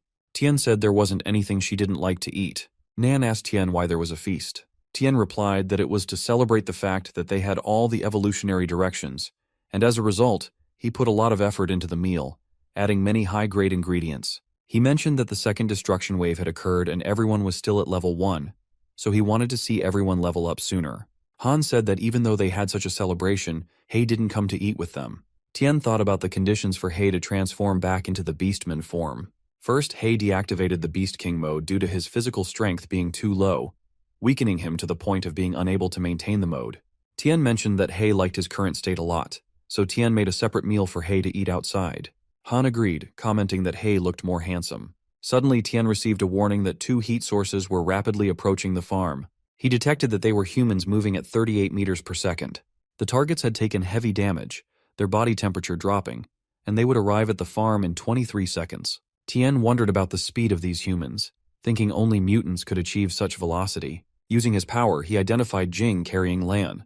Jing appeared at the entrance gate, curious about what was happening at the farm. He felt an invisible force holding him back, and it seemed Tian wasn't going to help him. Knowing Ming would find him soon, Jing began to turn away. Just then, Tian arrived, flying with his gravity skill, and remarked that Jing had gotten himself into a big mess. Jing realized it was Tian. Tian asked if Jing was about to leave with such a disappointed look on his face. He then allowed them to enter, expressing his interest in Jing's evolutionary direction. Jing reminded Tian that just a few days ago, it was merely a rundown farm, but in a short time, it had become a fortress. Yet, what Jing saw outside still appeared run down. which baffled him as current technology couldn't achieve such perfection. It was incredible. He asked Tian to save them, expressing his fear of dying. Tian replied that he could save Jing, but wanted to know what he would gain in return. Jing answered that he could provide information that Tian would find interesting. As they entered, Jing asked if Tian's evolutionary ability was to control gravity. Tian questioned how Jing could deduce that. Jing explained that Tian had killed the Beast King in the southern city center. The wounds on the Beast King showed signs of hypergravity compression, a phenomenon Jing had studied in videos. Though he didn't get a clear view of the cave, the person's powers resembled Tian's, especially their ability to levitate similar to high-speed flight. This consistency pointed to gravity control as their shared characteristic. Tian replied that it was indeed interesting. Despite Jing and Tian having different ideas about evolution, Jing had grown to respect him more and more. Tian welcomed them to the farm. He arrived with Nan and Han. Jing was shocked to see He had grown giant. Han told Tian that Jing had turned green. Jing wondered what the green light meant and asked if they all had evolved. Tian asked why he was surprised. Jing replied that he was amazed at the speed of their evolution. He thought the rate of perfect mutations was unusually high there, especially with He evolving to the size of a small mountain. Tian asked how much longer Jing would remain in a daze because Lan wouldn't last long. He asked Jing to hand Lan over to him. Jing agreed, and they all took Lan inside to lie down. Tian fed Lan a carrot and upon coming out, informed the others that they needed to wait for Lan to wake up. There were many bullet wounds on Jing, which he was tending to, and he asked Tian if that was all. He questioned if Lan, being just an ordinary human, needed surgery for such serious wounds. Tian replied that he had his own methods. Jing realized he had crossed the line. Tian asked him to explain what had happened. Jing explained that he had replicated He's evolutionary genetics and used them on himself, which not only allowed him to survive, but also resulted in a perfect mutation. He showed Tian the divine gene and mentioned that before escaping the research institute, he had destroyed some data and managed to grab the second potion. Tian wondered if it had the same effect as his divine fruits, and if replacing He's atavistic gene could achieve atavistic evolution. He questioned if it meant replacing other evolutionary types could do the same. Jing explained that he had achieved perfect mutation, but dismissed how he sustained such serious injuries as unimportant. He quickly added that the head office had discovered his attempt to keep his research secret and sent his brother to take over, intending to bring him back for further research. Fortunately, he had managed to escape their pursuit.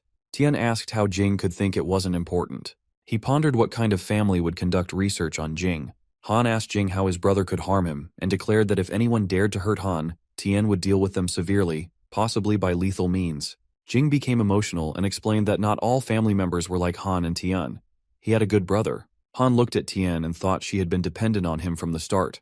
So no matter what happened, she would always stand by his side without hesitation. Tian remarked that although they hadn't known each other for long, with his self-healing ability and speed, a rational and calm person like Jing should be able to make the most favorable judgment and escape on his own.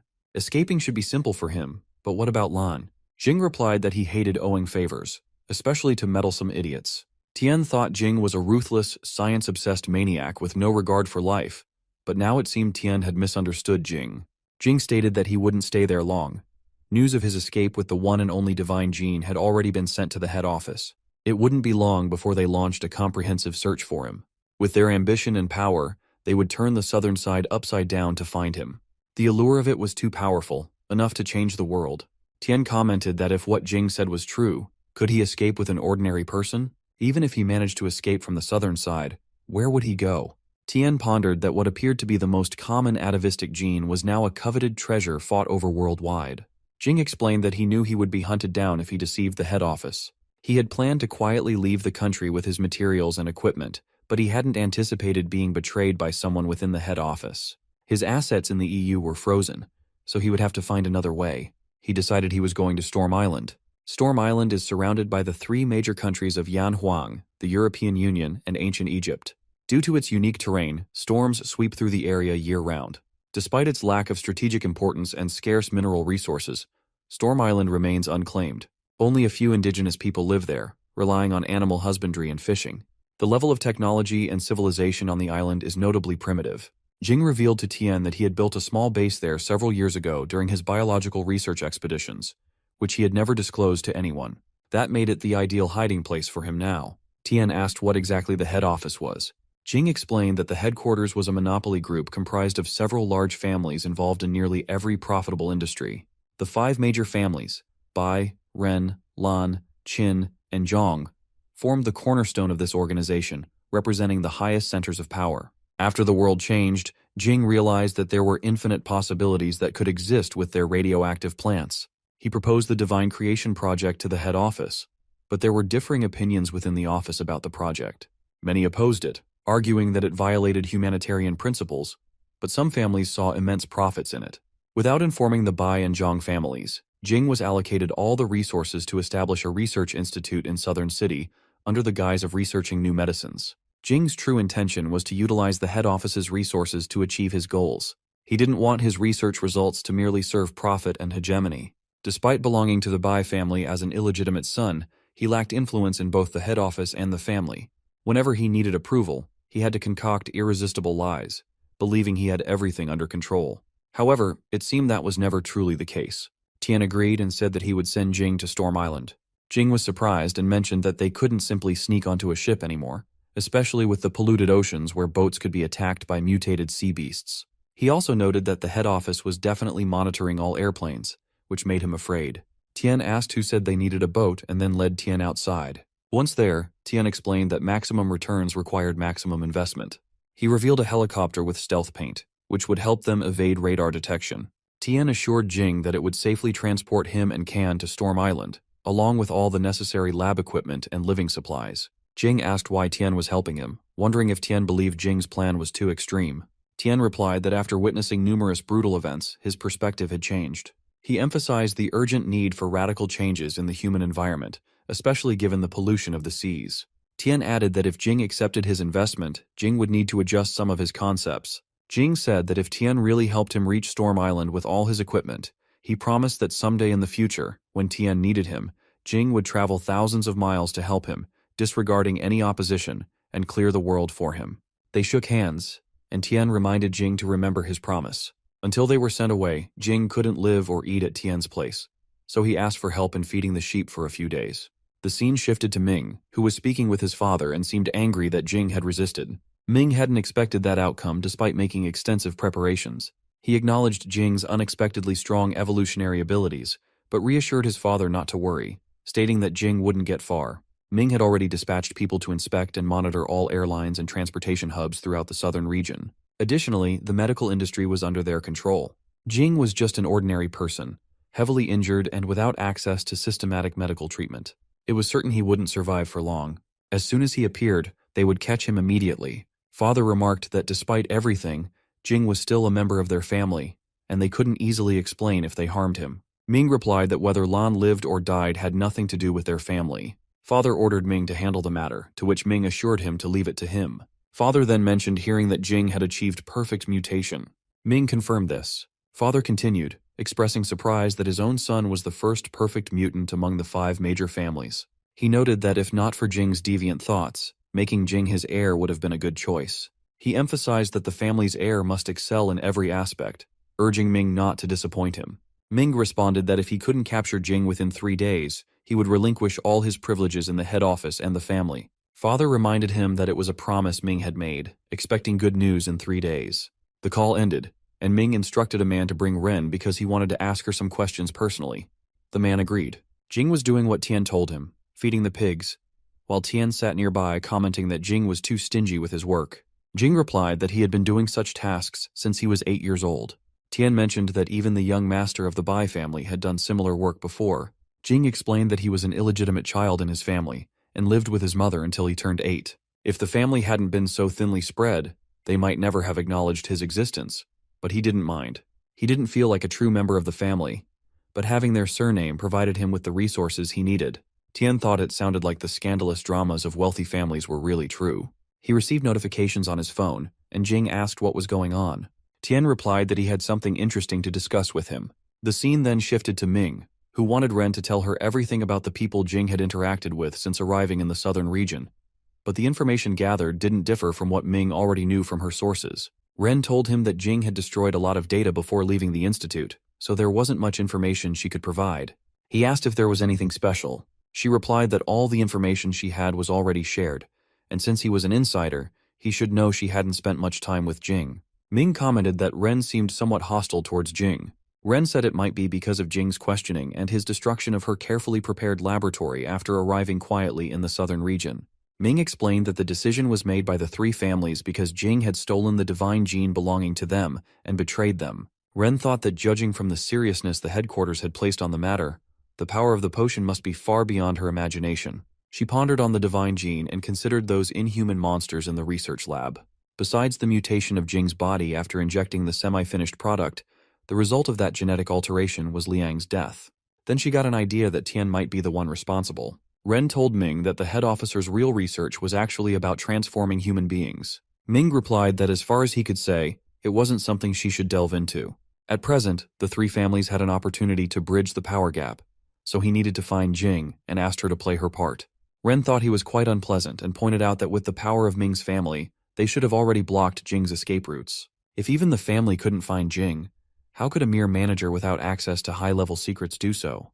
Ming told her there was no need for criticism, and that since the head of the Ren family hadn't granted her the right to know, it meant she wasn't taken seriously in her family, blaming it on her status as a woman without the capital to be part of the core. Ren thought she wouldn't share anything even if she knew more, apologized, and said that was all she knew about Jing.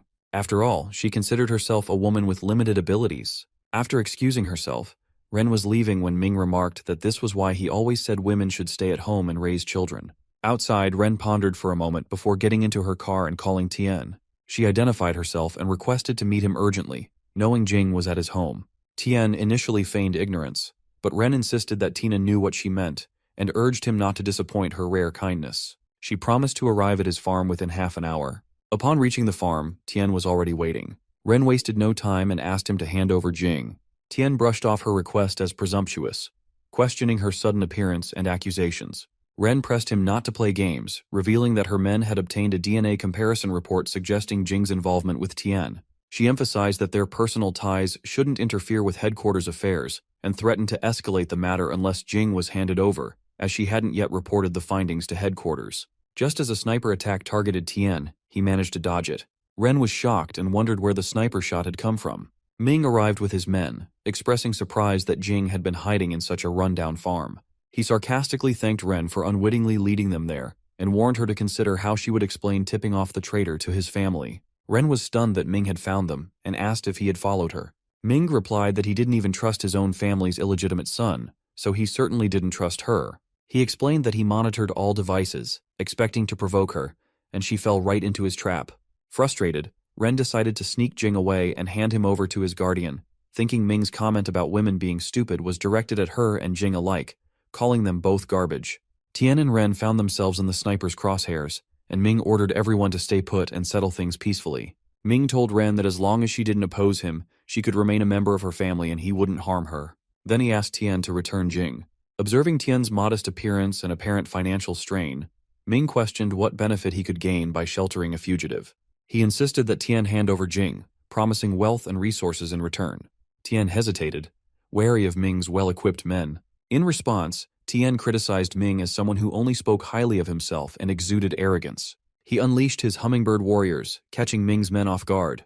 Ming's forces were bewildered by this sudden attack. He ordered his snipers to target both Tian and Ren. Ren sought cover behind her car, but as bullets headed towards Tian, he used gravity control to redirect them harmlessly to the ground. Ren and Ming were stunned by Tian's ability. Tian asked Ren why she still seemed hesitant, suggesting she didn't fully trust him yet.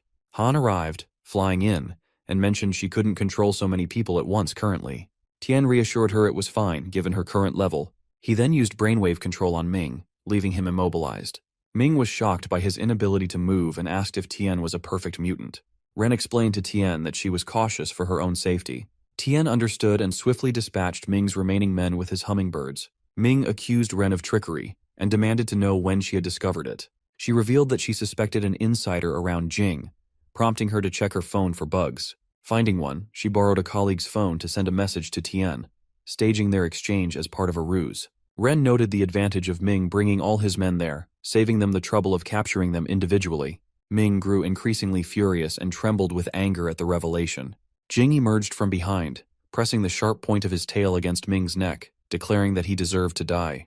He proclaimed that this was no longer a world controlled by money, power, or armed force. Ren's aide remarked sarcastically to Ming about facing death at the hands of a woman and the illegitimate child he despised, questioning how he felt now. Ming shouted not to dare touch him, threatening that both families would pursue her, and asking if she could afford to kill the heir to the Bai family. Ren countered that the Bai family wouldn't investigate the disappearance of an heir.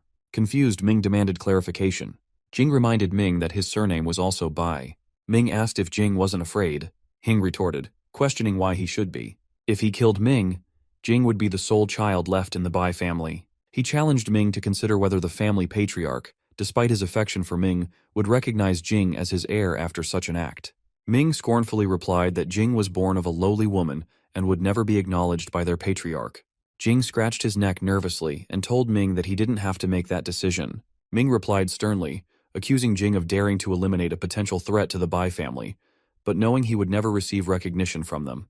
The family's enforcers wouldn't let Jing go unpunished. Jing asked why the Bai family's approval was so crucial, having already lost everything else and having nothing left to fear. He himself was from the Bai family. With resolve, Jing decapitated Ming. Tian, witnessing this, asked Jing where the Bai family was located.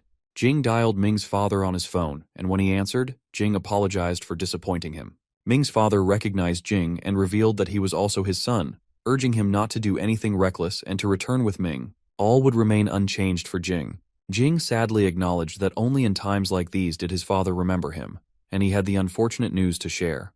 Ming, the future head of the Bai family, had died by Jing's hand. Father was shocked to hear that Jing had killed a member of their own family. Jing calmly stated that he hadn't considered himself part of a family since he was 8 years old. He formally informed his father that if the search for him continued, he would willingly surrender his assets to the authorities or to Zeus Pharmaceuticals and Lion King Corporation, entities interested in his discoveries. Now, as the sole heir to the Bai family, Jing asserted his right to inherit, suggesting that if his father wanted to preserve their kinship, he should allow Jing to lead the family into prosperity after his passing. Father grew increasingly angry at Jing's words. Undeterred, Jing continued, acknowledging that if his father chose to use all his power to seek revenge for Ming's death, Jing would accept it. However, he warned his father that as long as he was alive, he would dismantle the Bai family and bring ruin to anyone bearing the Bai surname, ensuring they met their end disgracefully. Jing declared he would not return to Yanhuang anytime soon, advising his father to take care of himself. He cautioned that if his father exhausted himself with anger, the Bai family might not survive until the day Jing chose to return. Then, he ended the call and noticed that Lan was piloting the helicopter, which had landed in the field. Tian asked Jing if his father would compromise, noting that even the most level-headed person would become distraught upon hearing of their beloved son's death. Jing smiled wryly and remarked that this was the dilemma of holding a position of power. Despite immense anger, one must remain composed and weigh the consequences thoughtfully. He cynically added that people like his father operated primarily for profit. Firstly, his father was the head of the Bai family, one of the 5 major shareholders in the company. Secondly, he was Ming's father and lacked the courage to relinquish control. For the next few hours, the Bai family would focus their attention on Jing, oblivious to Tian's and Ming's independence. Even if Tian discovered Jing hiding on the farm, he wouldn't report it to the company or the Bai family to prevent the Ren or Lan families from claiming credit. As long as they eliminated all the people Ming had left behind in the southern city, Tian's farm would remain safe and concealed. Ren asked what Jing thought of her, considering she also played a role in Ming's demise, putting them in the same predicament. Jing explained that it wasn't that he didn't want to trust her, but he couldn't see a compelling reason for her to help him. Siding with the head office seemed the least risky option for her. Ming's sudden appearance caught him off guard, and as a precaution, Jing apologized for his delayed reaction. He expressed concern that Ren, whom he found untrustworthy, might inadvertently expose Tian's identity. Tian interjected, insisting that Jing hadn't harmed her yet and asked Ren to let her finish. Ren acknowledged it made sense to collaborate with Tian temporarily, but expressed a preference for taking a chance. She believed they shared mutual trust more than with the people at the head office. Additionally, Ren mentioned a sexist comment she had overheard from Ming, which irked her. She noted many differences in treatment among the 5 major families based on gender and bloodline. Ren had decided to assist Jing, hoping it would help her ascend to become the head of her family. She found it amusing to think about the reactions of their male counterparts when 2 unwanted children seized power. She asked Jing if he looked forward to that day. Jing found her perspective intriguing. Afterward, Jing and Lan departed in the helicopter. Observing the city's devastation, Lan remarked that Tian had effectively cleaned up all the mess, erasing every trace. He then asked Jing if he had accepted Tian's request. Jing recalled Tian's insistence that he couldn't condone human experimentation without the individual's consent. Jing had promised to modify the executive program accordingly. Jing paused, reflecting that enforcing the Nuremberg Code in such an apocalyptic world seemed naive, but he recognized the need for some rules to restrain himself from descending into moral oblivion too swiftly. Besides, survival had become so challenging that experimental subjects wouldn't be in short supply. Lan nodded, remarking that this was the boss he knew, despite his seemingly inhuman remarks. Jing mused that they might cross paths again in the future, when all were at the pinnacle of their power. With that, they departed the ruined city. The Navy force is patrolling and has cleared area number 50 in the sea. Inside the ship, the pilot informs Colonel Meow that the mission has been successful, but Colonel Meow is not looking happy. Instead, he expresses his thought that why the sea beasts seem so easy to handle. He remarks that they can't be compared to the powerful ships and weapons at their disposal, which gives him confidence that they can eliminate them all. The pilot encourages him to go further. Colonel Meow responds while stating that they can certainly block the harbors and coast, but they have no idea where the monsters might hide and go to the city through the creeks. He asks whether, if a monster were to make it into the city, the Navy would be able to use their high-class rocket launchers to destroy it. The pilot then asks if Colonel Meow has noticed anything peculiar about the sea beast attacks. Meow asks for clarification, and the pilot explains that the beasts appear to be committing suicide attacks, with their behavior becoming increasingly erratic. However, the pilot has observed a pattern in the way the sea beasts are attacking the ships. They seem to be following a rhythmic sequence. He suggests that the sea beasts may be functioning like an ethnic group, and their attacks seem far too strategic to be random. Colonel Meow is taken aback by this revelation while wondering if the sea beasts are organized into their own ethnic groups, or if they have managed to form civilizations in a remarkably short time.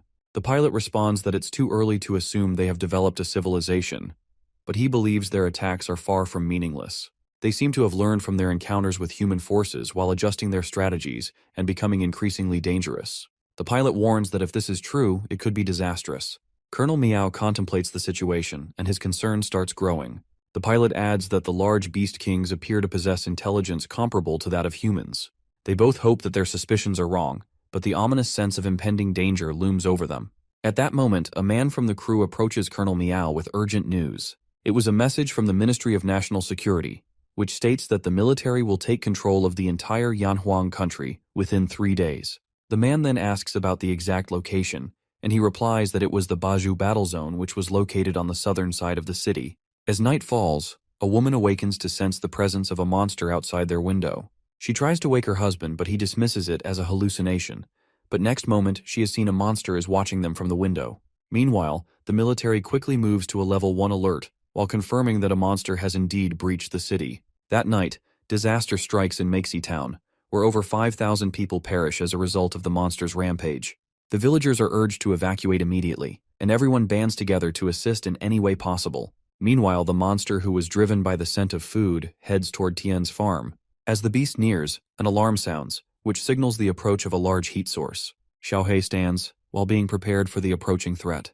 The beast, who is a Prussian crocodile species, is formidable with a speed of 105 and strength of 850. However, despite this, our dude who is observing declares that while the monster appears large, it lacks any real form and does not deserve the title of king.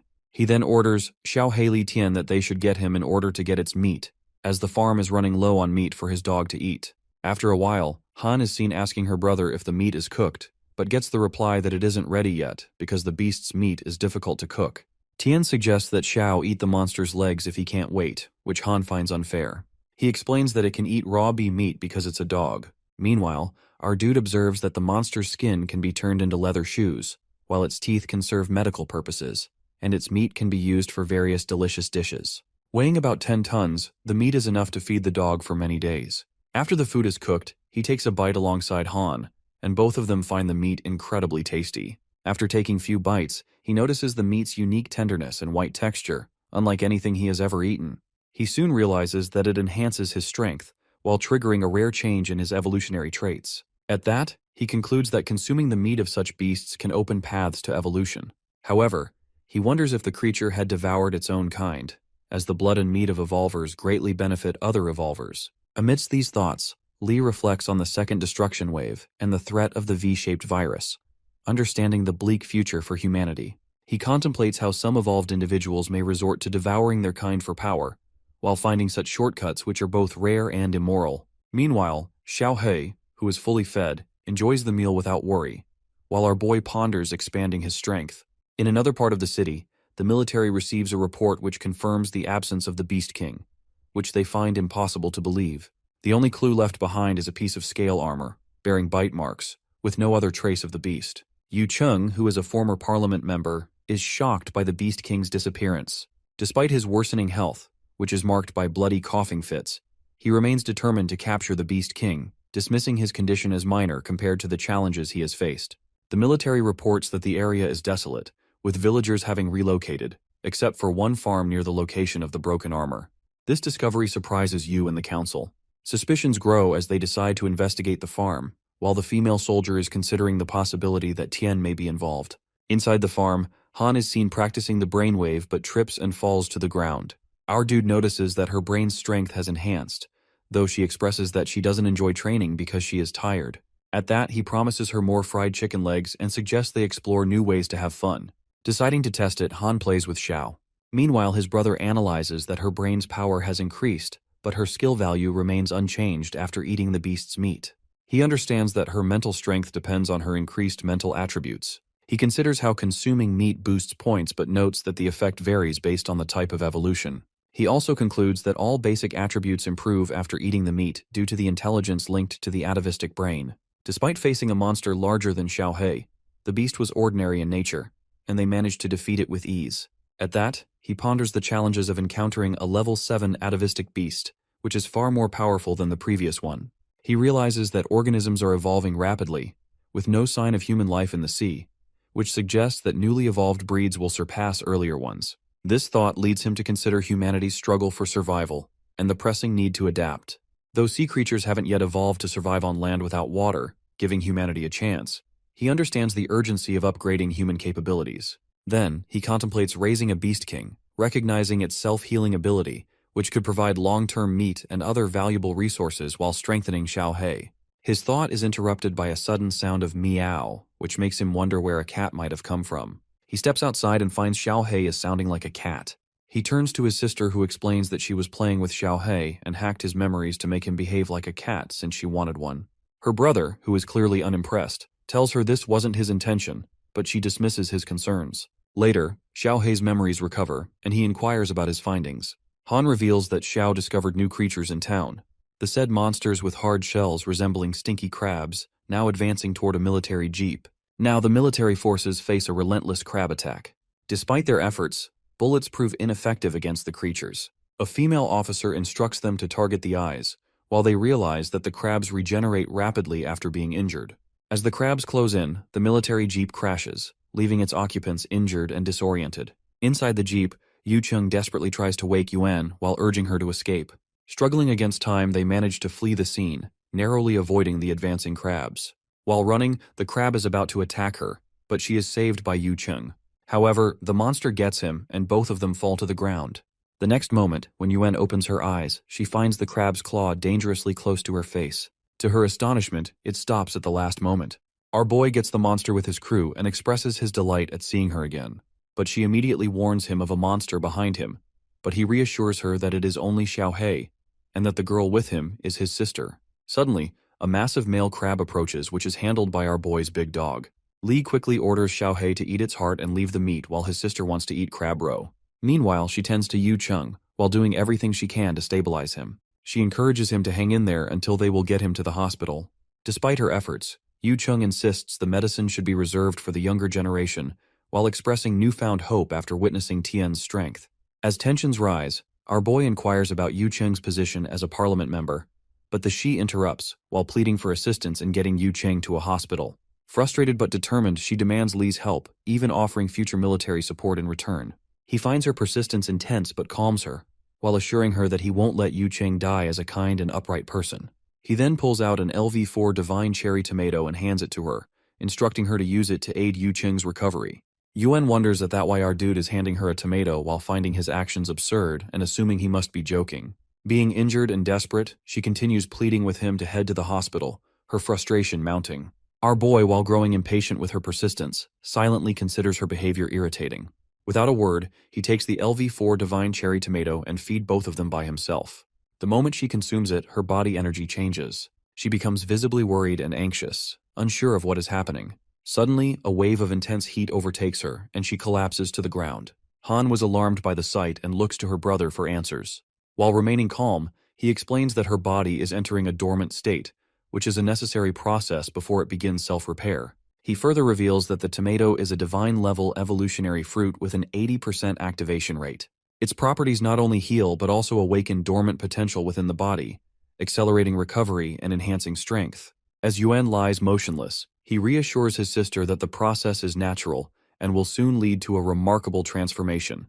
He then checks that Yuan's special skill is extreme speed, while Yu Qing possesses a strong, resilient body. He considers the situation and decides it would be beneficial for Han to erase their memories, while reasoning that it would protect them. However, he acknowledges that returning them to the government might be more advantageous in the long run. Han, on the other hand, disagrees. She believes it's inappropriate to involve evolutionary elements in their environment, while impressing him with her thoughtful perspective. He then shifts his focus to the threat of sea creatures that can evolve and come to land in the near future. As until now, only amphibians have been able to do so. Thus, he begins planning to request additional members from the authorities for screening before the sea monsters arrive. The growing threat demands preparation, and he places his trust in the military of Yanhuang. Meanwhile, Han informs him that she has modified their energy. While understanding her needs, Li instructs Han and Xiao to take the crab meat to the farm. When she expresses that energy modification process has left her feeling hungry, he assures them that when he returns, he will prepare a casserole and delicious meat for them to enjoy. With this, the group begins to move forward to their respective destination. At the military base, Miao Yu arrives and was greeted by Yuan Yi and Yang Yung. Miao informs them that he is now assigned to oversee the southern region of Yanhuang. He explains that he has been transferred and will take command of the Huangshan district at 3 o'clock. Curious about human evolvers, individuals stronger than ordinary people, Miao inquires about their capabilities. Yuan Yi acknowledges their strength, and at Miao's request, he agrees to accompany him for further discussion. Despite his calm demeanor, Yuan Yi struggles with a persistent cough, which he tries to downplay as unimportant. The group heads to meet Professor Nan, who shares updates on his research into mutant beasts and the successful development of nanoglass. However, the demonstration takes a turn when a human evolver, unable to control his immense strength, accidentally shatters the lab's nanoglass. Frustrated, Professor Nan insists that the damage will not go unaddressed. The evolver, revealed to be Yu Qing, who was from the Southern City Parliament, steps forward and sincerely apologizes for his mistake. Miao Yu is surprised to learn that human evolvers undergo physical transformations. Yuan Yi explains that their altered forms are distinct from those of military evolvers.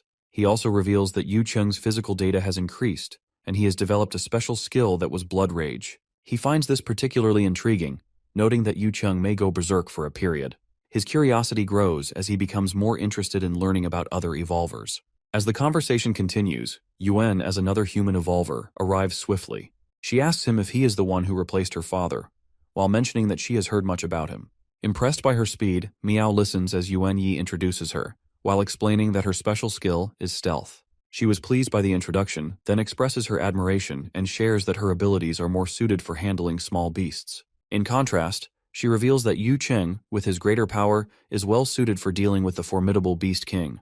Miao acknowledges how terrifying it must be to defeat a Beast King with a single punch. As they continue their discussion, Yu Qing arrives and inquires if they were talking about him. She introduces him to Colonel Miao, and the two exchange greetings. His curiosity deepens as he begins to question the origins of these powerful human evolvers, eager to learn more about their backgrounds and abilities. He asks them, as he has heard, that they were found outside the entrance of the military police department. He wonders why they were sitting there, especially since there were no clues, and the camera had been broken at the time.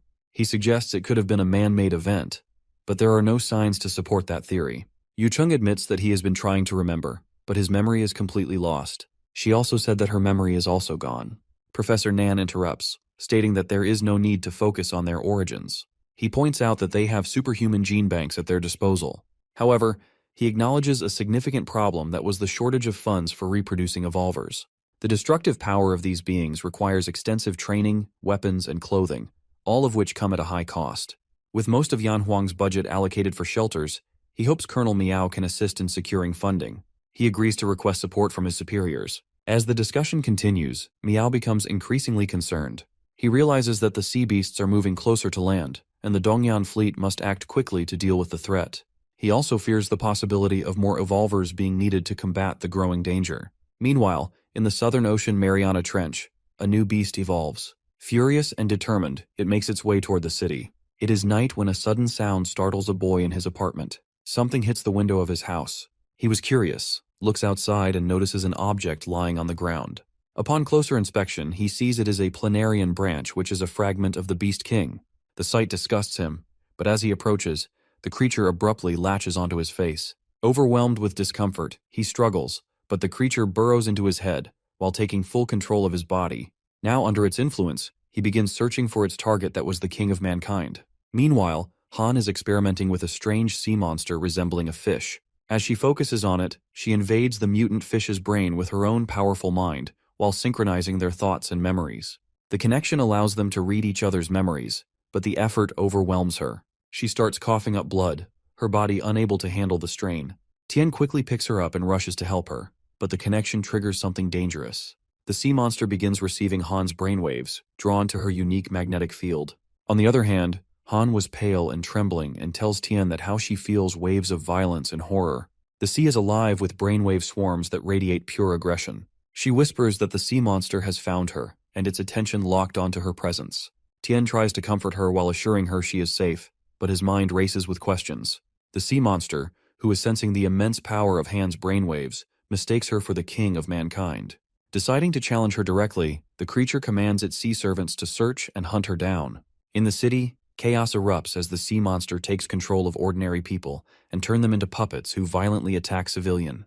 Their brains are completely hijacked and leave them with no free will. Yuen arrives to handle the crisis. She clears Area D of the controlled puppets with precision, and shortly after moves on to secure Area F. Meanwhile, Yu Chung, also present, focuses on uncovering the origin of these puppets.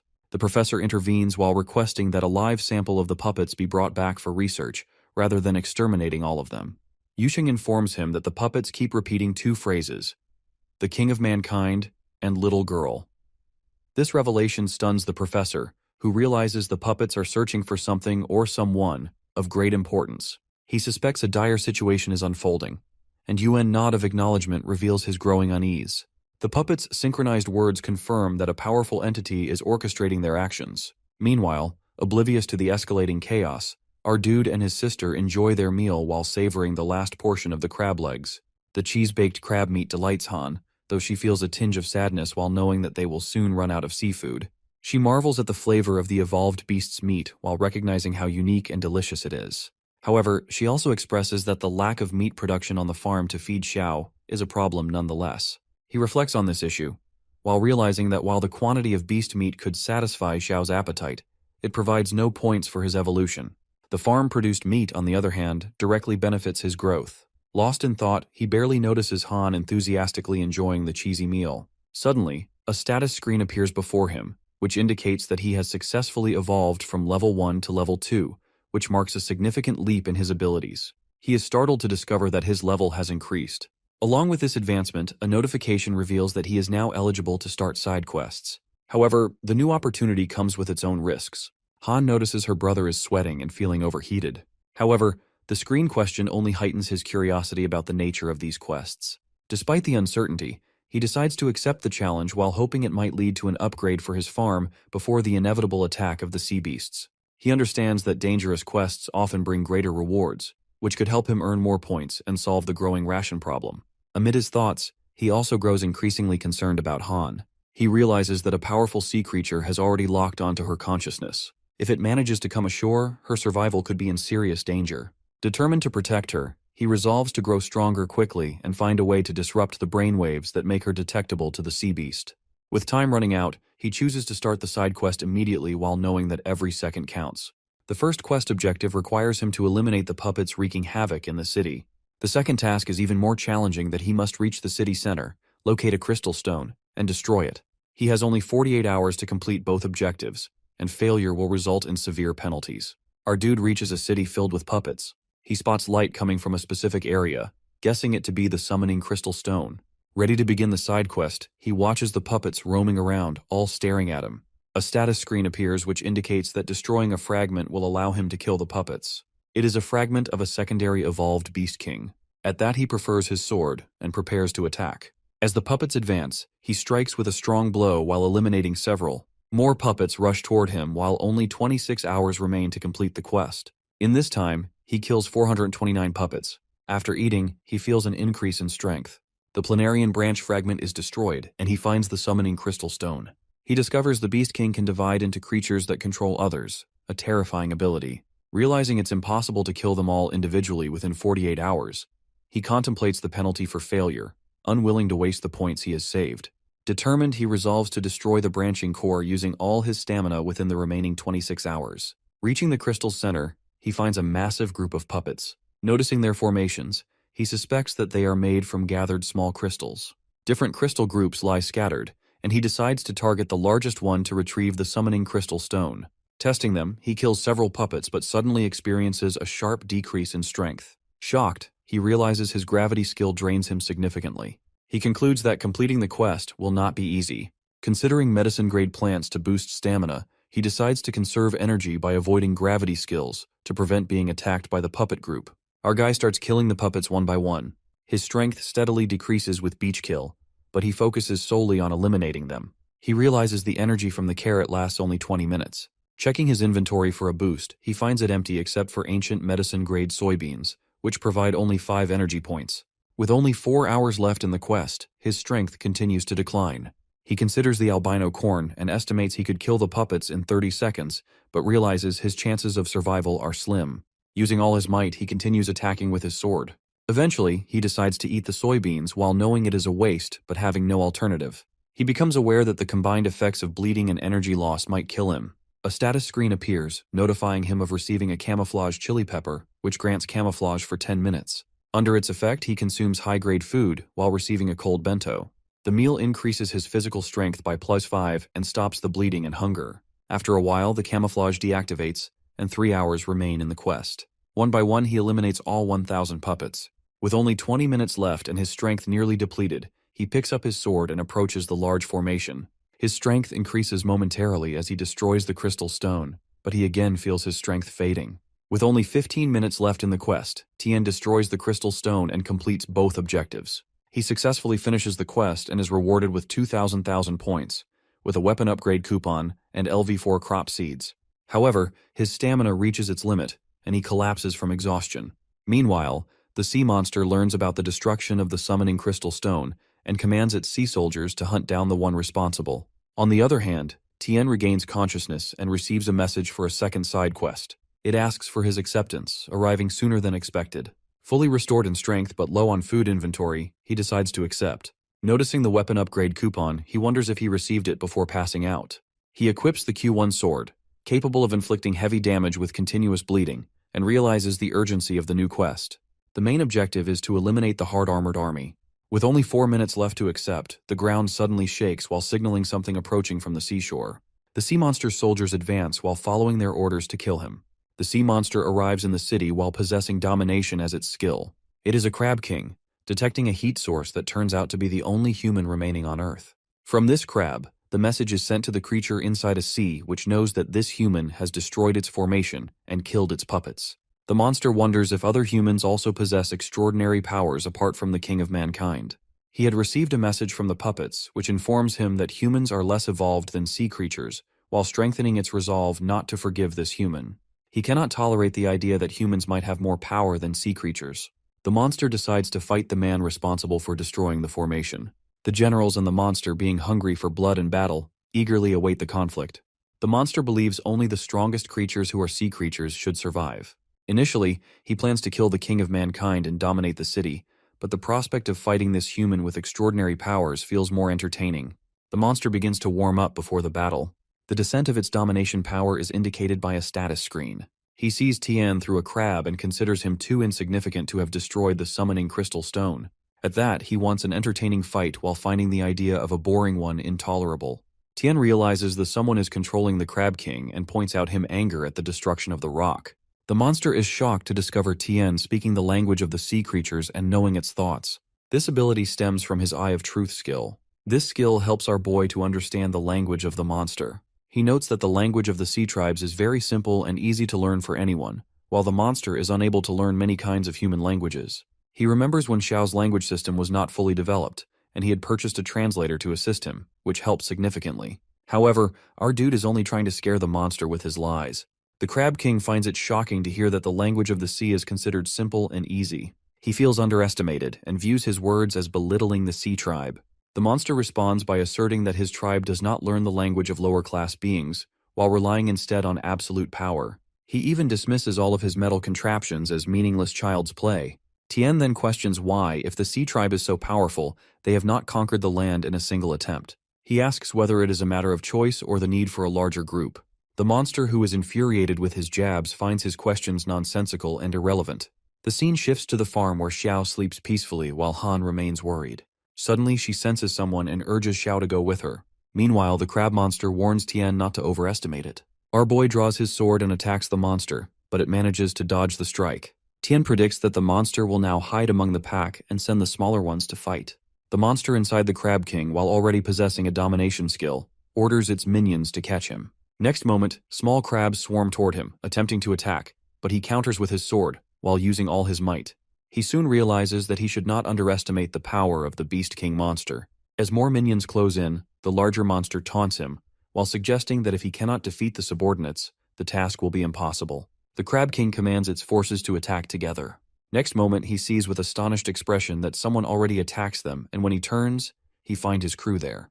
Han quips that how it is unfair to bully someone outnumbered. At the end, she declares that our boy's powerful army has arrived to support him. The crabs continue attacking, but our boy ordered Han to command everyone to join the fight. She asks about his well-being, and he expresses gratitude for her timely arrival. She explains that they had already started heading his way after sensing his signal. Noticing numerous scars on his hands, she becomes furious when he tells her that the crabs caused them, leaving him bleeding. However, Tien calms her while explaining that his scars are already healing due to the beneficial effects of carrots. Despite this, he begins to think Han should be kept away from such dangerous situations. He reflects on his perceived shortcomings as a brother, but Han reassures him. She reminds him that she is always by his side, while ready to face any challenge together, and asserts that she has grown stronger. He then asks whether she brought ancient medicine-grade food, and she reveals the items using her floating magnetic field mastery. At that, he praises her and checks the items in the menu list before pointing out the large monster at the center. Curious about the monster's abilities, he asks if any of them are connected to her mind. Next moment, Han begins probing the monster's brain abilities while Xiao continues attacking the crabs. Meanwhile, the monster detects a familiar brainwave and recognizes Han as the king of mankind, who is the very person he has been seeking. He even declares by his crab that Tien's strength stems from being a subordinate of the king of mankind. Both our dude and his sister remain clueless about the monster's realization. Then the monster decides to defeat them and believes nothing can stop it from casting the water summoning formation. It envisions flooding the city by summoning the deep sea and dominating the land entirely. On the other hand, our dude also understands that the formation is a way for the sea tribes to invade and consume the entire land. The monster orders its minions to eliminate anyone who dares stand in its way. The Crab King attacks Tien and Han with immense power and swiftness, while delivering a devastating blow to Tien. He quickly realizes that the monster's true target has always been Han, as its focus is not on him. This makes him question whether Han might truly be the king of mankind while leaving him confused by the misunderstanding. As he approaches the monster, he contemplates the possibility that if the king of mankind is killed, the monster might succeed in ruling over humanity. While the idea seems outrageous, he considers it from the perspective of a sea creature, which appears logical to him. Despite these thoughts, he decides not to let the monster get to Han. Meanwhile, she struggles to escape the Crab King but is unable to do so, as it keeps a constant watch on her. She signals for Tien to move toward the dense complex, and he urges her to be cautious. He suffers multiple injuries from the crab's attacks, its scars leaving him weakened. Xiao fights alongside our boy's uncle, taking on the smaller sea monsters. Despite clearing most of them, Xiao sustains numerous injuries. He begins to notice his own physical strength waning, and the shape and strength of Xiao diminishing, which was making their fight increasingly difficult. As the battle progresses, he watches in shock as Xiao delivers a massive blow to the Crab King. Initially, he feels relieved, impressed by Xiao's ability to damage the monster. However, his relief is short-lived when he sees Xiao forced to the ground, clearly overpowered. The Crab King continues its relentless assault, while intent on smashing them to pieces in direct combat. Han uses her abilities to control and slow the monster, but her strength is rapidly depleting. She signals to Tien to act quickly, as she cannot hold the monster back much longer. The monster finds them cunning and is shocked when Tien suddenly appears in front of it while unable to sense his presence. Tien dismisses the idea as nonsense while believing that everyone who fights has a plan in mind. He moves swiftly and lands a powerful blow on the Crab King. Meanwhile, Han, who is exhausted from controlling the monster's mind, begins to struggle. Our boy gives her a carrot to eat in order to restore her strength and acknowledges her skill in controlling such a large creature. She finds it extremely difficult to maintain control of the monster's mind even for a few seconds, as the effort has drained her mental energy. She considers herself fortunate that the monster's brain structure is simple and small. Otherwise, controlling it would have been nearly impossible.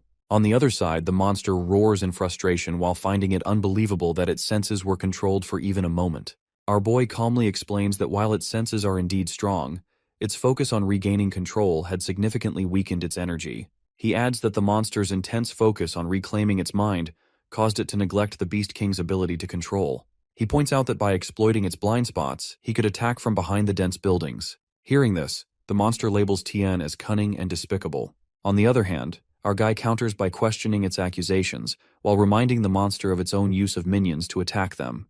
He then asks if it plans to make another attempt. At that moment, a status screen appears, while announcing that the Hard Armor army has been destroyed and their side quest is completed. They are rewarded with deep-sea scuba gear LV-1. Tien is surprised to see the reward.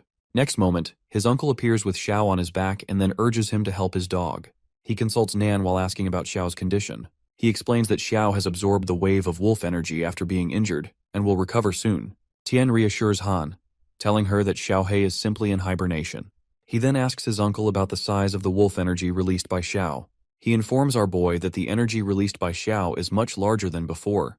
He explains that the dog has exhausted its energy and temporarily taken on its Beast King form. Han suggests giving Xiao a carrot and letting him rest now that the mission is complete. They finally feel a sense of relief after the chaos subsides. Meanwhile, the sea monster struggles with the humiliation of being defeated by humans. The sea tribe advises him not to go ashore alone while emphasizing his importance as their leader. They remind him that with the water summoning formation destroyed, they must find a new way to reach the land. They urge him to reconsider his actions as well. However, the monster refuses to listen. He believes that failing to defeat the king of mankind would bring shame upon him and make the sea creatures appear weaker than humans. Determined to restore his honor, he decides to confront the king of mankind. The tribe, understanding the gravity of the situation, agrees to attack alongside their chief if necessary. However, he orders them to remain in the abyss while he fights alone. At that, he asserts that as long as the deep sea exists, they may continue to evolve into something even more powerful. The monster feels deeply humiliated and becomes determined to fight, regardless of whether it leads to the loss of monster or human blood. At that moment, the elder god Kraken Mount awakens. This being is a much larger and more powerful entity than the Beast King. The king approaches the Kraken while requesting additional power to defeat the enemy on his own, rather than relying on its assistance. The giant octopus expresses that failure would bring shame not only to it, but also to its master as well. It even assures the king that it will accompany him to confront the one responsible for their disgrace. Meanwhile, Han refuses to let Tien accept the side quest. Tien argues that rejecting it would hinder their ability to earn more points, but Han insists the quest conditions appear suspicious. When they examine the status screen, the taskbar is missing, and it states something like, "completed only by players," which raises their suspicions of a potential trap. He also agrees with Han, which he finds peculiar. Han explains that their satiety levels are already high, so there is no immediate need to worry about the farm's crops. She warns that if Tien gets hurt during the quest, the regenerative ability of the carrots might diminish, putting him in danger. She advises against taking the risk while reasoning that the points lost from skipping the quest can easily be recovered. She has calculated that the farm's output would allow them to regain the points in 10 days. Furthermore, she mentions that using the growth potion could upgrade the farm in preparation for the next destruction wave.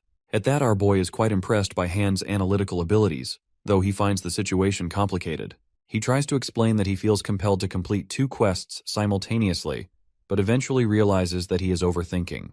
When Han prompts him to elaborate, he explains that he has a sense that starting a side quest often integrates him into its unfolding events. He clarifies that this with an example while describing how passing through a plot offers 2 choices, which are completing the quest or remaining inactive.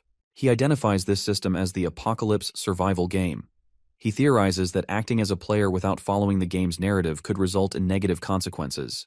Our little girl considers his explanation and speculates that failing to trigger a new quest might lead to the death of those with fewer points or a reduction in the farm's crop production. They both acknowledge the system's intricate design. Eventually, Tien decides to accept the quest, recognizing that his earlier experiences were at a novice level and that he is now ready for more challenging tasks. As they discussing, the Kraken appear along with the king prepare for battle. Our dude finally accepts the quest and explains to Han that it is futile to refuse. Shortly after, the Kraken monster arrives while creating massive splashes of water throughout the city. Tien immediately instructs his uncle to take Han and Xiao to higher ground. Han expresses concern for his safety, while his uncle carries Xiao on his shoulders and leads Han away. As water floods the area, he catches sight of the monstrous creature. He observes its immense power, which aligns with his expectations, as sea creatures from deep ocean regions are typically massive due to the intense water pressure. The king is present alongside the giant octopus and directs its focus toward our hero while stating that it is time for their fight. Our boy assumes that he must be the king of the sea tribe while matching Han's earlier descriptions. With his fish-like tail and overwhelming murderous aura, Tien realizes that this creature's power far exceeds that of normal evolved beasts. He acknowledges the accuracy of his perception while recognizing that he truly is the king. However, the information on the status screen remains unclear about the giant octopus, apart from revealing its skills, mist, and phantom. Tien begins to question whether his Eye of Truth ability is limited when facing high-level beasts or specific evolutionary stages. He realizes that his skill may lose some efficacy against the Kraken. Meanwhile, the king then comments on his earlier assumption that Han was the king of mankind, admitting his mistake. He reveals that his realization that Tien himself is the king of mankind. However, our boy remains indifferent, while declaring that anyone who threatens his sister will face destruction. The king views his words as arrogant and dismissive of the situation's gravity. Tien strikes with his sword in a powerful attack, but the octopus counters with a swift and unexpected move, using tactics that he perceives as dishonorable. He immediately recognizes this octopus's formidable speed and strength, while understanding that this opponent will be far more difficult to defeat than anything he has faced before. While looking at his new enemy, he concludes that the regeneration ability of the sea creatures is difficult to deal with. Then, he provokes haughtily, while claiming that the king had sent low-level creatures before. But now, when it comes to confrontation with him, he questions why it is only the king who comes to fight. He chimes in, while suggesting that maybe other creatures are too afraid of humans to fight alongside him. Meanwhile, he evaluates the things which he observes about these creatures. They don't seem too intelligent or aggressive. He confirms that they must use their nutrients for muscle development instead of brain development. He decides to collect more information about them in order to gain some revelations. On the other side, the tribe king responds to his jab, stating that his tribe believes in absolute power, which is why he, as a king, comes to deal with another king that is our hero. Then he offers him a one-on-one fight to extinguish his anger.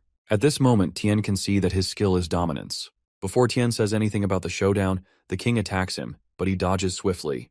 The king declares that because of the irritating air pressure on the surface, his patience is waning, so it is better for our dude to come to his level, to the king. Listening to this, Tien analyzes that he is right that deep-sea creatures can't adapt to the surface air.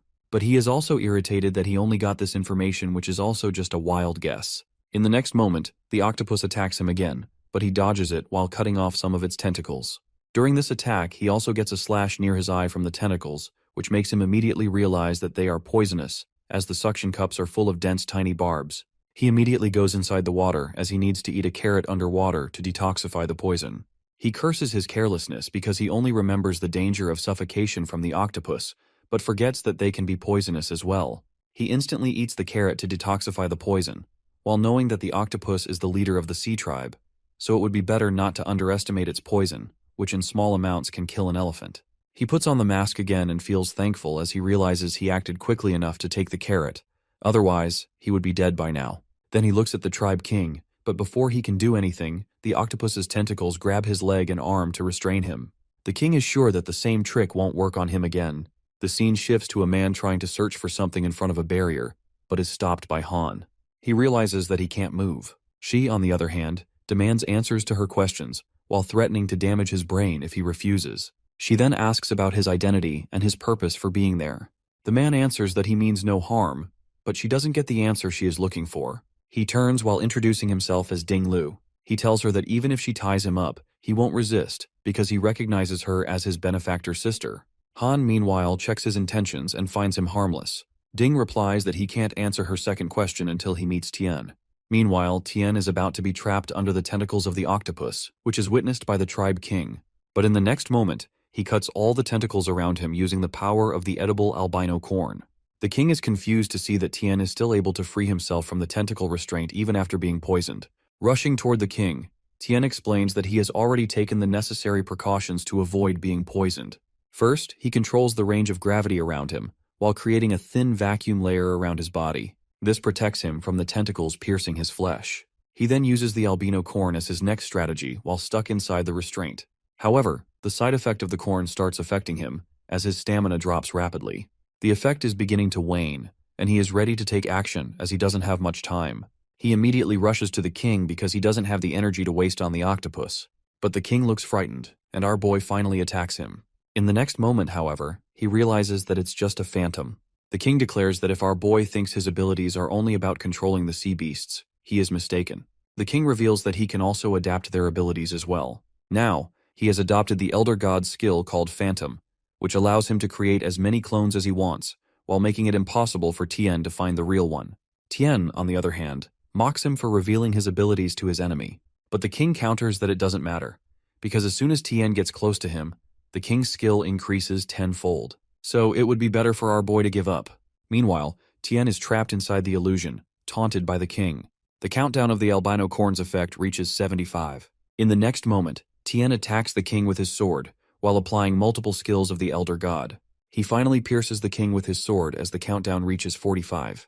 He has already seen the king's true form using the Eye of Truth. He reveals that the trick is completely useless against him. He apologizes to the king, while saying that his abilities are the perfect counter to the king.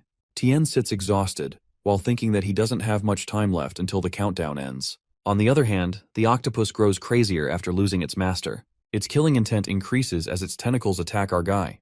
While he tries to dodge the attacks, the carrot is spat out of his mouth. The countdown reaches 15, and Tien has no strength, speed, or spirit left to fight back. Suddenly his strength returns and his weakened state lifts. Now he is ready to confront the octopus.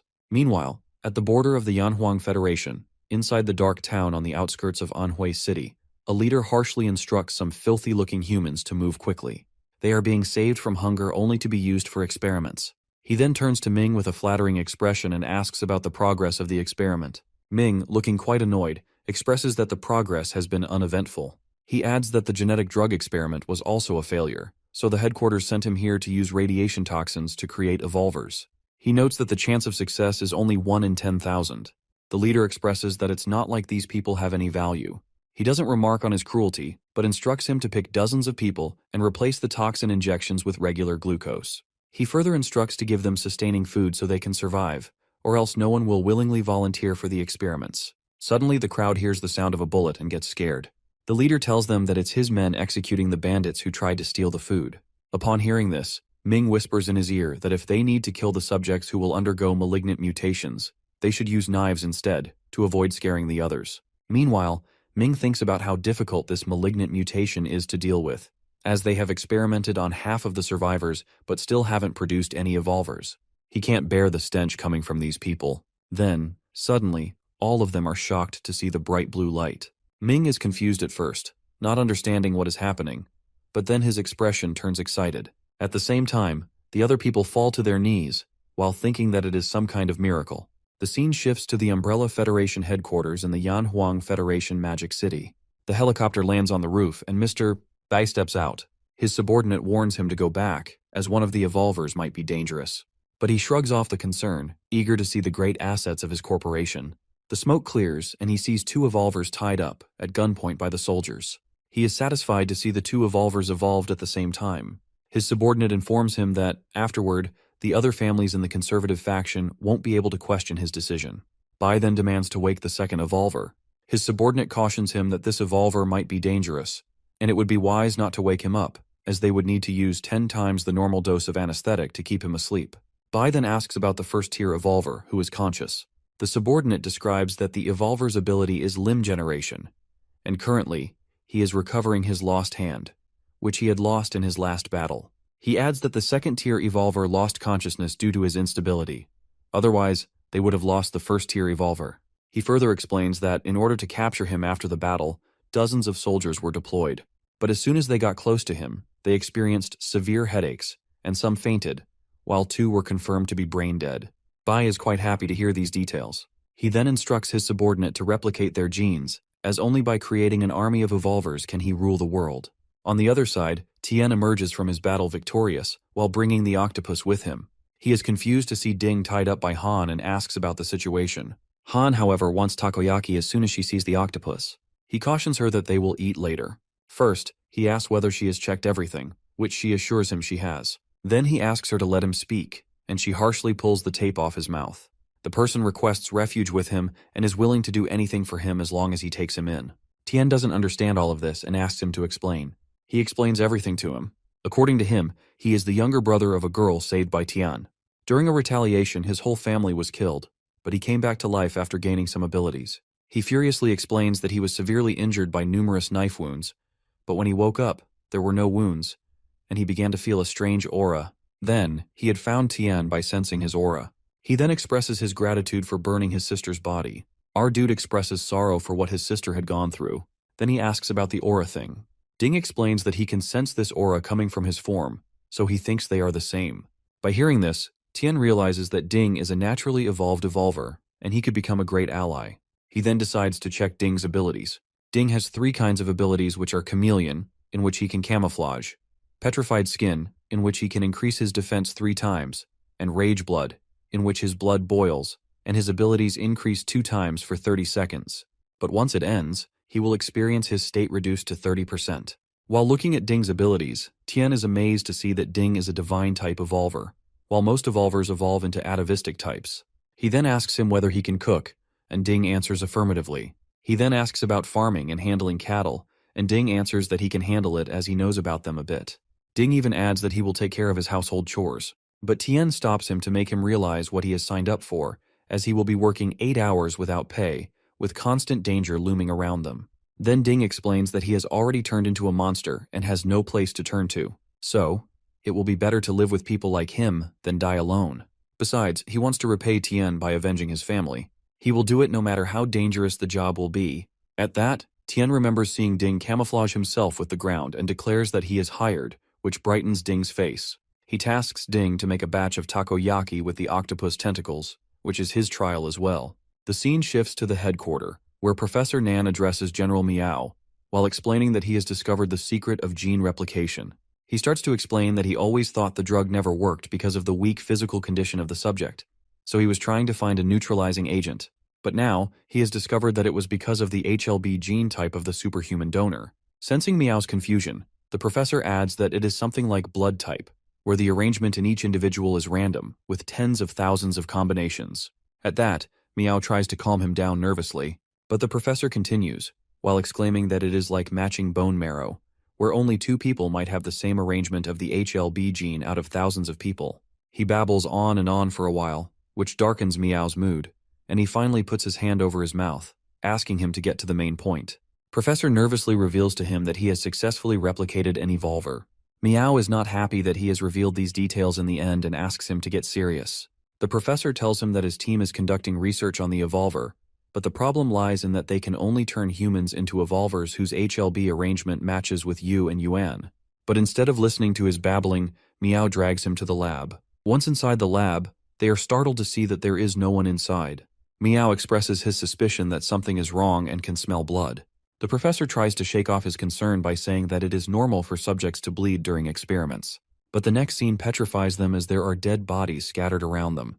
After a while, the military police arrive at the lab, and the professor looks like a failure. He expresses how he had calculated the uncontrollable factor of the evolver and was ready to tackle everything if things got out of hand. But now, he is afraid of the power of the evolver after seeing this with his own eyes. At that, Yuan clears it up that the patrol team found a tracking chip that he had implanted inside the evolver. It seems like he had pierced through his flesh to take out the chip from his body. Therefore, she concludes that it was a deliberate action by the evolver, and that he betrayed them. Disheartened, the professor asks for updates about the situation. Yen answers that it is not good, as she has sent 6 teams to capture him. But considering the evolver's power, she has already lost contact with 2 of them. She adds that Yu, with the other teams, is still trying to capture him. At that, the professor says that although they can't use him, they need him as a valuable test subject. The professor replies that it will be problematic for Yu to capture him as he is the replica of his genes. Besides, it will take some time to capture him because he doesn't have a tracking chip for now. Then he orders Yuan to capture him as well. Meanwhile, our boy is fishing on his farm. He is getting bored of eating stew and steak for a while. So, he orders him to catch some seafood for tonight. Lu immediately complies with the order, but Tien tells him to fish somewhere else, and Lu leaves the place. When Lu leaves, Tien thinks about how cute Lu was. He reflects that he hasn't received any side quest after completing the last one, Besides, it seems like farming has become insufficient after receiving the reward from the quest, which makes him greedy. Next moment, he finally catches the silver crabfish, which satisfies him. While looking at the dish, he thinks fishing seems like a game of opening a box blindly. Now he understands the joy of fishing, but Han comes out behind him, warning him that no matter how relaxing fishing is, it becomes boring after a while. At first he tries to shoo her away, but suddenly he senses something. While being asked by Han, he explains that the patrol team from the southern region has captured something troubling. He then cautions her to stay home and asks her to call him if necessary. When he leaves, she thinks about how his brainwaves become active. He looks at the scene where evolvers from the Yin Kingdom are fighting evolvers from the Yanhuang people. Gager, who is one of the Yin Kingdom evolver, expresses how he didn't expect the Yanhuang evolvers to be that weak. They discuss how they rarely come out for a while, but one of them turns to our boy's direction, and Tien wonders whether he has sensed him. Then he turns to Gager and tells him not to kill him, as they need to bring him to the company, while quipping that he doesn't have a brain. As soon as they leave, he asks Hummingbird number 10 to follow them.